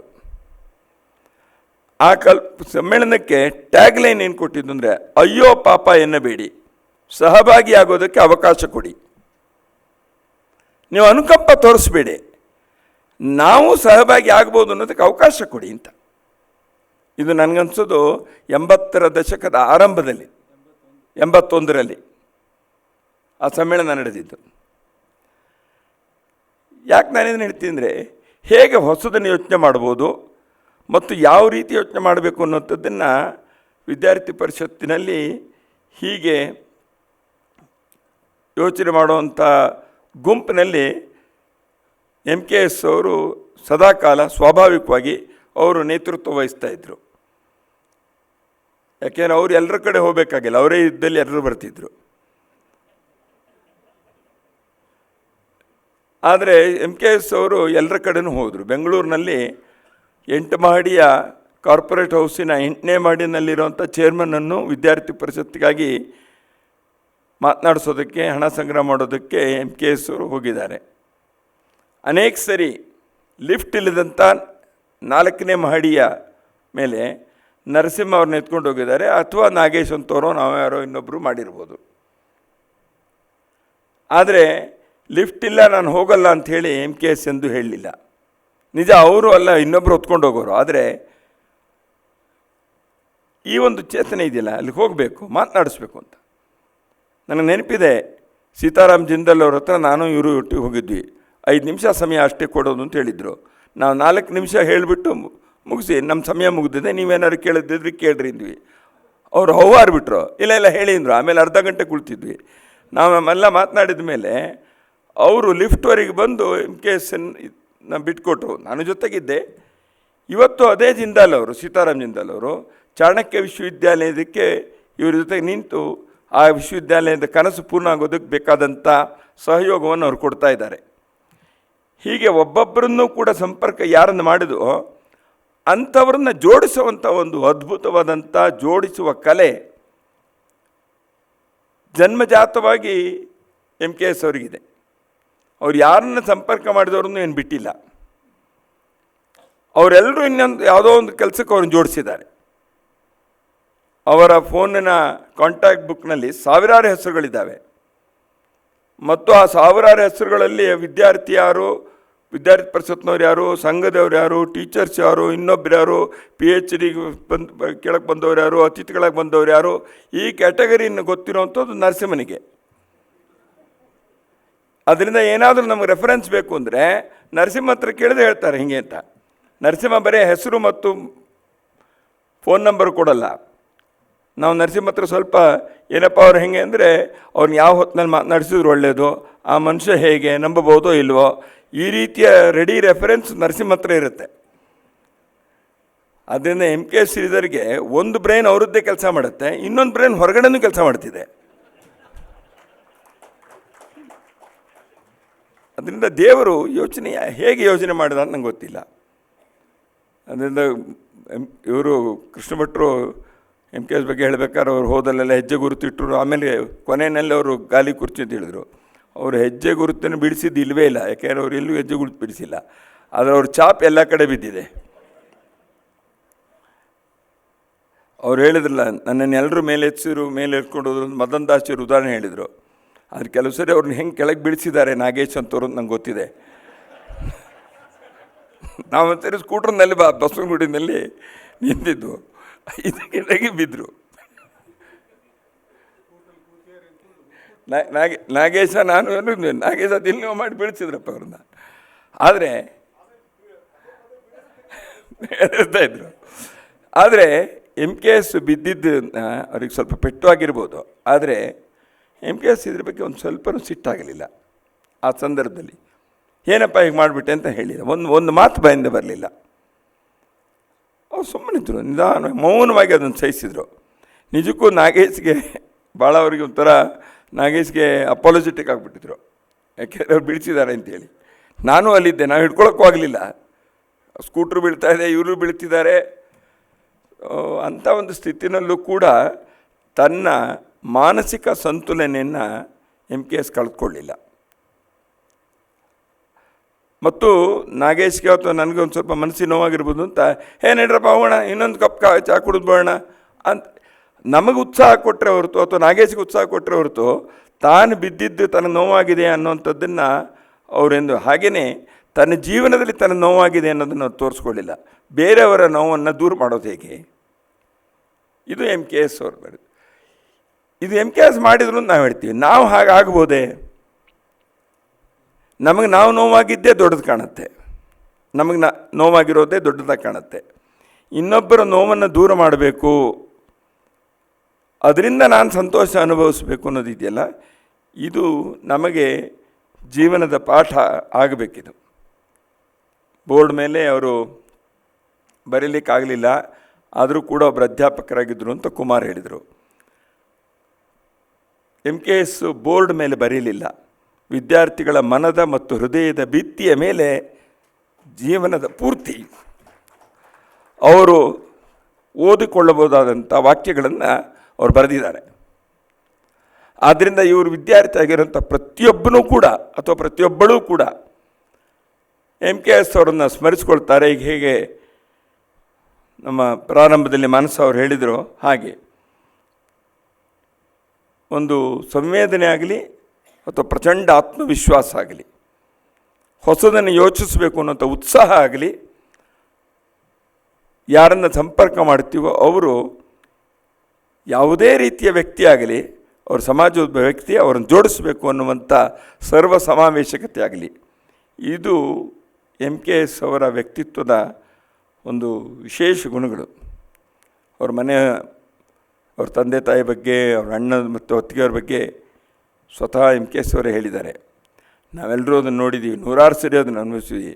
ಅನೇಕ ಸೇರಿ ಅವ್ರ ತಂದೆ ತಾಯಿಯವ್ರಿಗೆ ಅನ್ನಿಸ್ತಿತ್ತು, ಇವ್ರು ಓಡಾಡ್ತಿದ್ದಾರೆ, ಇವ್ರಿಗೆ ಕಷ್ಟ ಆಗುತ್ತೆ, ವಿದ್ಯಾರ್ಥಿ ಪರಿಷತ್ನವರು ಸಂಘದವರು ಇವ್ರನ್ನ ಹಿಡಿದು ಹೇಳ್ತಾರೆ, ಅಲ್ಲಿ ಕರ್ಕೊಂಡು ಹೋಗ್ತಾರೆ, ಇಲ್ಲಿ ಕರ್ಕೊಂಡು ಹೋಗ್ತಾರೆ, ಪ್ರಯಾಣ ಮಾಡಬೇಕಾಗತ್ತೆ, ಕೂತ್ಕೊಳ್ತಾರೆ ಇಡೀ ಗಂಟೆಗಟ್ಟಲೆ, ದೇಹಕ್ಕೆ ಮನಸ್ಸಿಗೆ ದಣಿವಾಗತ್ತೆ ಅಂತ ಅವ್ರಿಗೆ ಅನೇಕ ಸರಿ ಅನ್ನಿಸ್ತಾ ಇತ್ತು. ಆದರೆ ಇವರು ಮಾಡ್ತಿರೋ ಕೆಲಸದ ಬಗ್ಗೆ ಅವ್ರ ಮನೆಯವರಿಗೆ ಪ್ರೀತಿ ಇತ್ತು, ಅದ್ರ ಬಗ್ಗೆ ಒಂದು ಅಭಿಮಾನವೂ ಇತ್ತು. ಹಾಗಾಗಿ ಅವರ ಮನೆ ಮಂದಿ ಎಲ್ಲರೂ ಕೂಡ ಸಂಘಟನೆಯ ಸದಾಕಾಲದ ಹಿತೈಷಿಗಳಾದರು. ಸಂಘಟನೆಯ ಕಾರ್ಯಕರ್ತರು ಅವ್ರ ಮನೆಯಲ್ಲಿರುವಂಥ ಎಲ್ಲರಿಗೂ ಕೂಡ ಒಬ್ಬ ಕಾರ್ಯಕರ್ತರಾಗಿ ಯಾವಾಗ ಬಂದರೂ ಅವ್ರ ಮನೆ ಬಾಗಿಲು, ಅವರ ಮನದ ಬಾಗಿಲು ತೆರೆದಿರುವಂಥದ್ದು. ಶಿಕ್ಷಣ ಕ್ಷೇತ್ರದ ಹೊಸ ದಿಗಂತಗಳನ್ನು ಮೂಡಿಸುವಂತೆ ಅನೇಕ ಕಾರ್ಯಗಳು ಇನ್ನೂ ನಡೀಬೇಕಾಗಿದೆ. ಪ್ರತಿಯೊಂದು ಹಂತದಲ್ಲೂ MKS ಅವರು ಮುಂದೆ ನಾನೇನು ಮಾಡಬೇಕು, ಕಾಲೇಜಿನ ಯೂನಿವರ್ಸಿಟಿಯ ಕೆಲಸಗಳು ಮುಗಿತಾ ಬಂತು, ಮುಂದೇನು ನಾನು ಮಾಡಬೇಕು, ಅಥವಾ ನನಗೆ PhD ಆಯಿತು, ಮುಂದೆ ನಾನೇನು ಮಾಡಬೇಕು, ಕರ್ನಾಟಕ ಜ್ಞಾನ ಆಯೋಗದ ಕೆಲಸ ಮುಗೀತು, ನಾನು ಮುಂದಿನ ಏನು ಮಾಡಬೇಕು, ಯಾವುದೇ ಹಂತದಲ್ಲೂ ಕೂಡ ತಾನು ಮುಂದೇನು ಮಾಡಬೇಕು ಅನ್ನೋದನ್ನು ಸಂಘಟನೆ ಇಚ್ಛೆ ಅಂಥೇಳಿ ಅಥವಾ ಸ್ನೇಹಿತರ ಬಯಕೆ ಅಂಥೇಳಿ ನಮ್ಮೆಲ್ಲರನ್ನು ಜೋಡಿಸ್ಕೊಂಡೇ ಅವರು ತನ್ನ ಜೀವನದ ಯೋಜನೆಯನ್ನು ಮಾಡ್ತಾಯಿದ್ರು. ಅದನ್ನೇ ಮಾಡ್ಕೊಂಡು ಬಂದಿದ್ದಾರೆ. ಅವರಿಗೆ ಪದ್ಮಶ್ರೀ ಬಗ್ಗೆ ರೆಕಮೆಂಡೇಶನ್ ಹೋದಾಗ ಕೂಡ ಅವ್ರು ಕೇಳಿದ್ರು ನನ್ನ ಹತ್ರ, ಪದ್ಮಶ್ರೀ ಬಗ್ಗೆ ಯಾರು ಕಳಿಸ್ತಿದ್ದಾರೋ ಅವರು ಇವ್ರ ಹತ್ರ ಹೇಳಿದ್ರು, ನಾನು ನಿಮ್ಮ ಹೆಸರು ಕಳಿಸ್ತಾ ಇದ್ದೀನಿ ಅಂತ. ಇಲ್ಲ, ನೀವು ಸಂಘಟನೆ ಹತ್ರ ಒಂದು ಸರಿ ಕೇಳಿಬಿಡಿ ಅಂತೇಳಿ ಇವ್ರು ಹೇಳಿದರು. ಯಾಕೆಂದರೆ ನಾನಲ್ಲ ನಿರ್ಣಯ ತೆಗೆದುಕೊಳ್ಳೋದು ಅಂತ. ಆಮೇಲೆ ನನ್ನ ಹತ್ರ ಕೇಳಿದ್ರು MKS ಅವರು, ನೀವು ಒಪ್ಪಿಗೆ ಕೊಟ್ಟಿದ್ದೀರಂತೆ, ಸರಿನಾ, ನಾವು ತೆಗೆದುಕೊಳ್ಬೇಕಾ, ಸಂಘಟನೆಯಲ್ಲಿ ಇಂಥದಕ್ಕೆಲ್ಲ ಅವಕಾಶ ಇದೆಯಾ, ನಾವು ಮಾಡಬಾರ್ದಲ್ವ ಅಂತ. ಇವರು PhD ಮಾಡಬೇಕಾದ್ರೂ ನಾನೊಂದು ಮಾತು ಹೇಳಿದ್ದೆ, ಪದ್ಮಶ್ರೀ ಬಗ್ಗೆನೂ ಅದನ್ನೇ ಮಾತು ಹೇಳ್ತೀನಿ. ಇದು ಒಬ್ಬ ವ್ಯಕ್ತಿಗೆ ಅಂತಲ್ಲ, ಅವರು PhD ಮಾಡಿದ್ದು ಒಬ್ಬ ಡಾಕ್ಟರ್ MK ಶ್ರೀಧರ್ ಆಗ್ತಾರೆ ಅನ್ನೋದು ಅಷ್ಟೇ ಅಲ್ಲ. ನಮ್ಮ ಒಬ್ಬ ಕಾರ್ಯಕರ್ತ ಡಾಕ್ಟ್ರೇಟ್ ಮಾಡೋದ್ರಿಂದ ಮುಂದೆ ಈ ಕ್ಷೇತ್ರ ಕೆಲಸ ಮಾಡೋದಕ್ಕೆ ಬೇಕಾದಂಥ ಅನೇಕ ಸಂಗತಿಗಳ ಸಾಧ್ಯತೆಗಳು ತೆರೆದುಕೊಳ್ತವೆ. ಆದ್ದರಿಂದ ಅವಶ್ಯಕತೆ ಅಂತ. PhD ಮಾಡಿ ಅದೇನೋ ಒಂದು ತನ್ನ ಕಿರೀಟದ ಮೇಲೆ ಇನ್ನೊಂದು ಗರಿ ಹಚ್ಕೊಳ್ಬೇಕು ಅನ್ನೋದಕ್ಕಾಗಿ ಅಲ್ಲ. ಅದರಿಂದ ಇವರು ಪದ್ಮಶ್ರೀ ಅಂತ ಕೊಟ್ಟ ತಕ್ಷಣ ನಮಗೇನೋ ಒಂದು MK ಶ್ರೀಧರ್ ಅವರ ವ್ಯಕ್ತಿತ್ವದಕ್ಕೆ ಅದು ನಮ್ಗೆ ಗೊತ್ತೇ ಇತ್ತು, ಅವ್ರು ಕೊಡದೇ ಇದ್ದು ನಮ್ಗೆ ಗೊತ್ತೇ ಇತ್ತು. ಆದರೆ ನಮ್ಮೆಲ್ಲ ಸ್ನೇಹಿತರಿಗೆ ನಾವು ಮಾಡೋ ಕೆಲಸಕ್ಕೆ ಒಂದು ಮಾನ್ಯತೆ, ಒಂದು ಗೌರವ, ಅದಕ್ಕೊಂದು ಪ್ರೇರಣೆ, ಪ್ರೋತ್ಸಾಹ ಸಿಗುತ್ತೆ. ಇದು ನಮಗೆಲ್ರಿಗೂ ಅನ್ನಿಸ್ಬೇಕು. ಆದ್ದರಿಂದ ಇಂಥ ಒಂದು ಸಂದರ್ಭದಲ್ಲಿ ನಾವೆಲ್ಲರೂ ಸಂತೋಷವನ್ನು ಹಂಚ್ಕೊಳ್ಳೋದಕ್ಕೆ ಸೇರಿದ್ದೀವಿ. ಇಂಥ ಸಂತೋಷ 10 ಬಾರಿ ಬರಲಿ. ಮತ್ತು ನಮ್ಮೆಲ್ಲ ಕಾರ್ಯಕರ್ತರು ಬೇರೆ ಬೇರೆ ಕ್ಷೇತ್ರಗಳಲ್ಲಿ ಕೆಲಸ ಮಾಡ್ತಿರೋವಂಥವ್ರು ಇಂಥ ಒಂದು ಜೀವನದ ಒಂದು ಹಿರಿದಾದಂಥ ಉದಾತ್ತವಾದಂಥ ಗುರಿಯನ್ನು ಪಡೆದು ಅದಕ್ಕೆ ತಕ್ಕಂತೆ ಬದುಕಬೇಕು. ಆ ಬದುಕುವಂಥ ಮಾರ್ಗ ಇದೆಯಲ್ಲ, ಅದು ಒಬ್ಬರೇ ನಡ್ಕೊಂಡು ಹೋಗ್ತಾ ಇದ್ದರೆ ಅದಾಗೋದಿಲ್ಲ. 10 ಜನರ ಸ್ನೇಹಿತರ ಜೊತೆಗೆ ಸೇರಬೇಕು. ಅಂಥ ಸ್ನೇಹ ನಿಧಿಯ ಒಬ್ಬರು ಸದಸ್ಯರವರು. ಆ ಸ್ನೇಹ ನಿಧಿ ನಮಗೆ ಎಲ್ಲ ಕಡೆಯಿಂದ ಸಿಗ್ತಾ ಇರಬೇಕು. ಆತ್ಮೀಯತೆಯನ್ನು ಇಷ್ಟೊಂದು ಜನ ನನಗೆ ಕೊಟ್ಟರು ಅಂಥೇಳಿ MKS ಹೇಳಿದ್ದಾರೆ. ಯಾಕೆಂದರೆ ಇವರು ಎಲ್ಲರಿಗೂ ಆತ್ಮೀಯತೆಯನ್ನು ಕೊಟ್ಟಿದ್ದಾರೆ. ಮತ್ತು ಇವರಿಂದ ಯಾರ್ಯಾರು ಆ ಒಂದು ಆತ್ಮೀಯತೆಯನ್ನು, ಸ್ನೇಹವನ್ನು, ಪ್ರೀತಿಯನ್ನು ಪಡೆದಿದ್ದಾರೋ ಅವರು ಸಾಕಷ್ಟು ಅದನ್ನು ಹಿಂತಿರುಗಿಸಿದ್ದಾರೆ ಅಂತ ನಾನು ಭಾವಿಸ್ತೀನಿ. ಹಾಗಾಗಿ ನೀವು ಅದನ್ನು ಕೊಟ್ಟರೆ ಅದು ನಿಮಗೆ ಸಿಗ್ತಾ ಇದೆ. ಈ ಒಂದು ಆತ್ಮೀಯತೆಯ, ಸ್ನೇಹದ, ಧ್ಯೇಯದ, ಕರ್ತವ್ಯದ, ಸಮರ್ಪಣೆಯ ಒಂದು ವಾತಾವರಣ ಯಾವುದು ನಮಗೆಲ್ರಿಗೂ ಸಿಕ್ಕಿದೆ, ಅದು ನಮ್ಮೆಲ್ಲರನ್ನೂ ಇನ್ನೂ 100 ವರ್ಷಗಳ ಕಾಲ ಮುಂದುವರಿಸ್ಕೊಂಡು ನಡೆಸ್ಕೊಂಡು ಹೋಗುವಂತೆ ನಮಗೆ ನಿರಂತರವಾಗಿ ಪ್ರೇರಣೆ ನೀಡಲಿ. ಮತ್ತು ನಾವು ಯಾವುದನ್ನು ಪಡೆದ್ವೋ ಅದು ಮುಂದಿನ ಪೀಳಿಗೆಗೂ ಕೂಡ ಆನಂದ ಸಿಗಬೇಕು. ಅವರು ಕೂಡ ಈ ನಾಡಿಗೆ, ಈ ಸಮಾಜಕ್ಕೆ, ಈ ದೇಶಕ್ಕೆ, ಜಗತ್ತಿಗೆ ಒಳ್ಳೆಯದನ್ನು ಮಾಡಬೇಕು ಅನ್ನುವಂಥ ಒಂದು ಸಂಕಲ್ಪವನ್ನು ಹೊತ್ತು ಆ ನಿಟ್ಟಿನಲ್ಲಿ ಕೃತಿಶೀಲರಾಗಬೇಕು. ಇದನ್ನು ನಾವೆಲ್ಲರೂ ಮಾಡುವಂತಾಗಲಿ. ಅಂಥ ಒಂದು ಕಾರ್ಯಕ್ಕೆ ಇವತ್ತಿನ ಈ ಡಾಕ್ಟರ್ MK ಶ್ರೀಧರ್ ಅವರಿಗೆ ಪದ್ಮಶ್ರೀ ಬಂದ ಸಂದರ್ಭದಲ್ಲಿ ನಾವು ಕೊಡುವ ಅಭಿನಂದನೆ ಅದಕ್ಕೆ ಪೂರಕವೂ, ಪೋಷಕವೂ, ಪ್ರೇರಕವೂ ಆಗಲಿ ಅಂಥೇಳಿ ನಾನು ಆಶಿಸ್ತೀನಿ. ನಮಸ್ಕಾರ.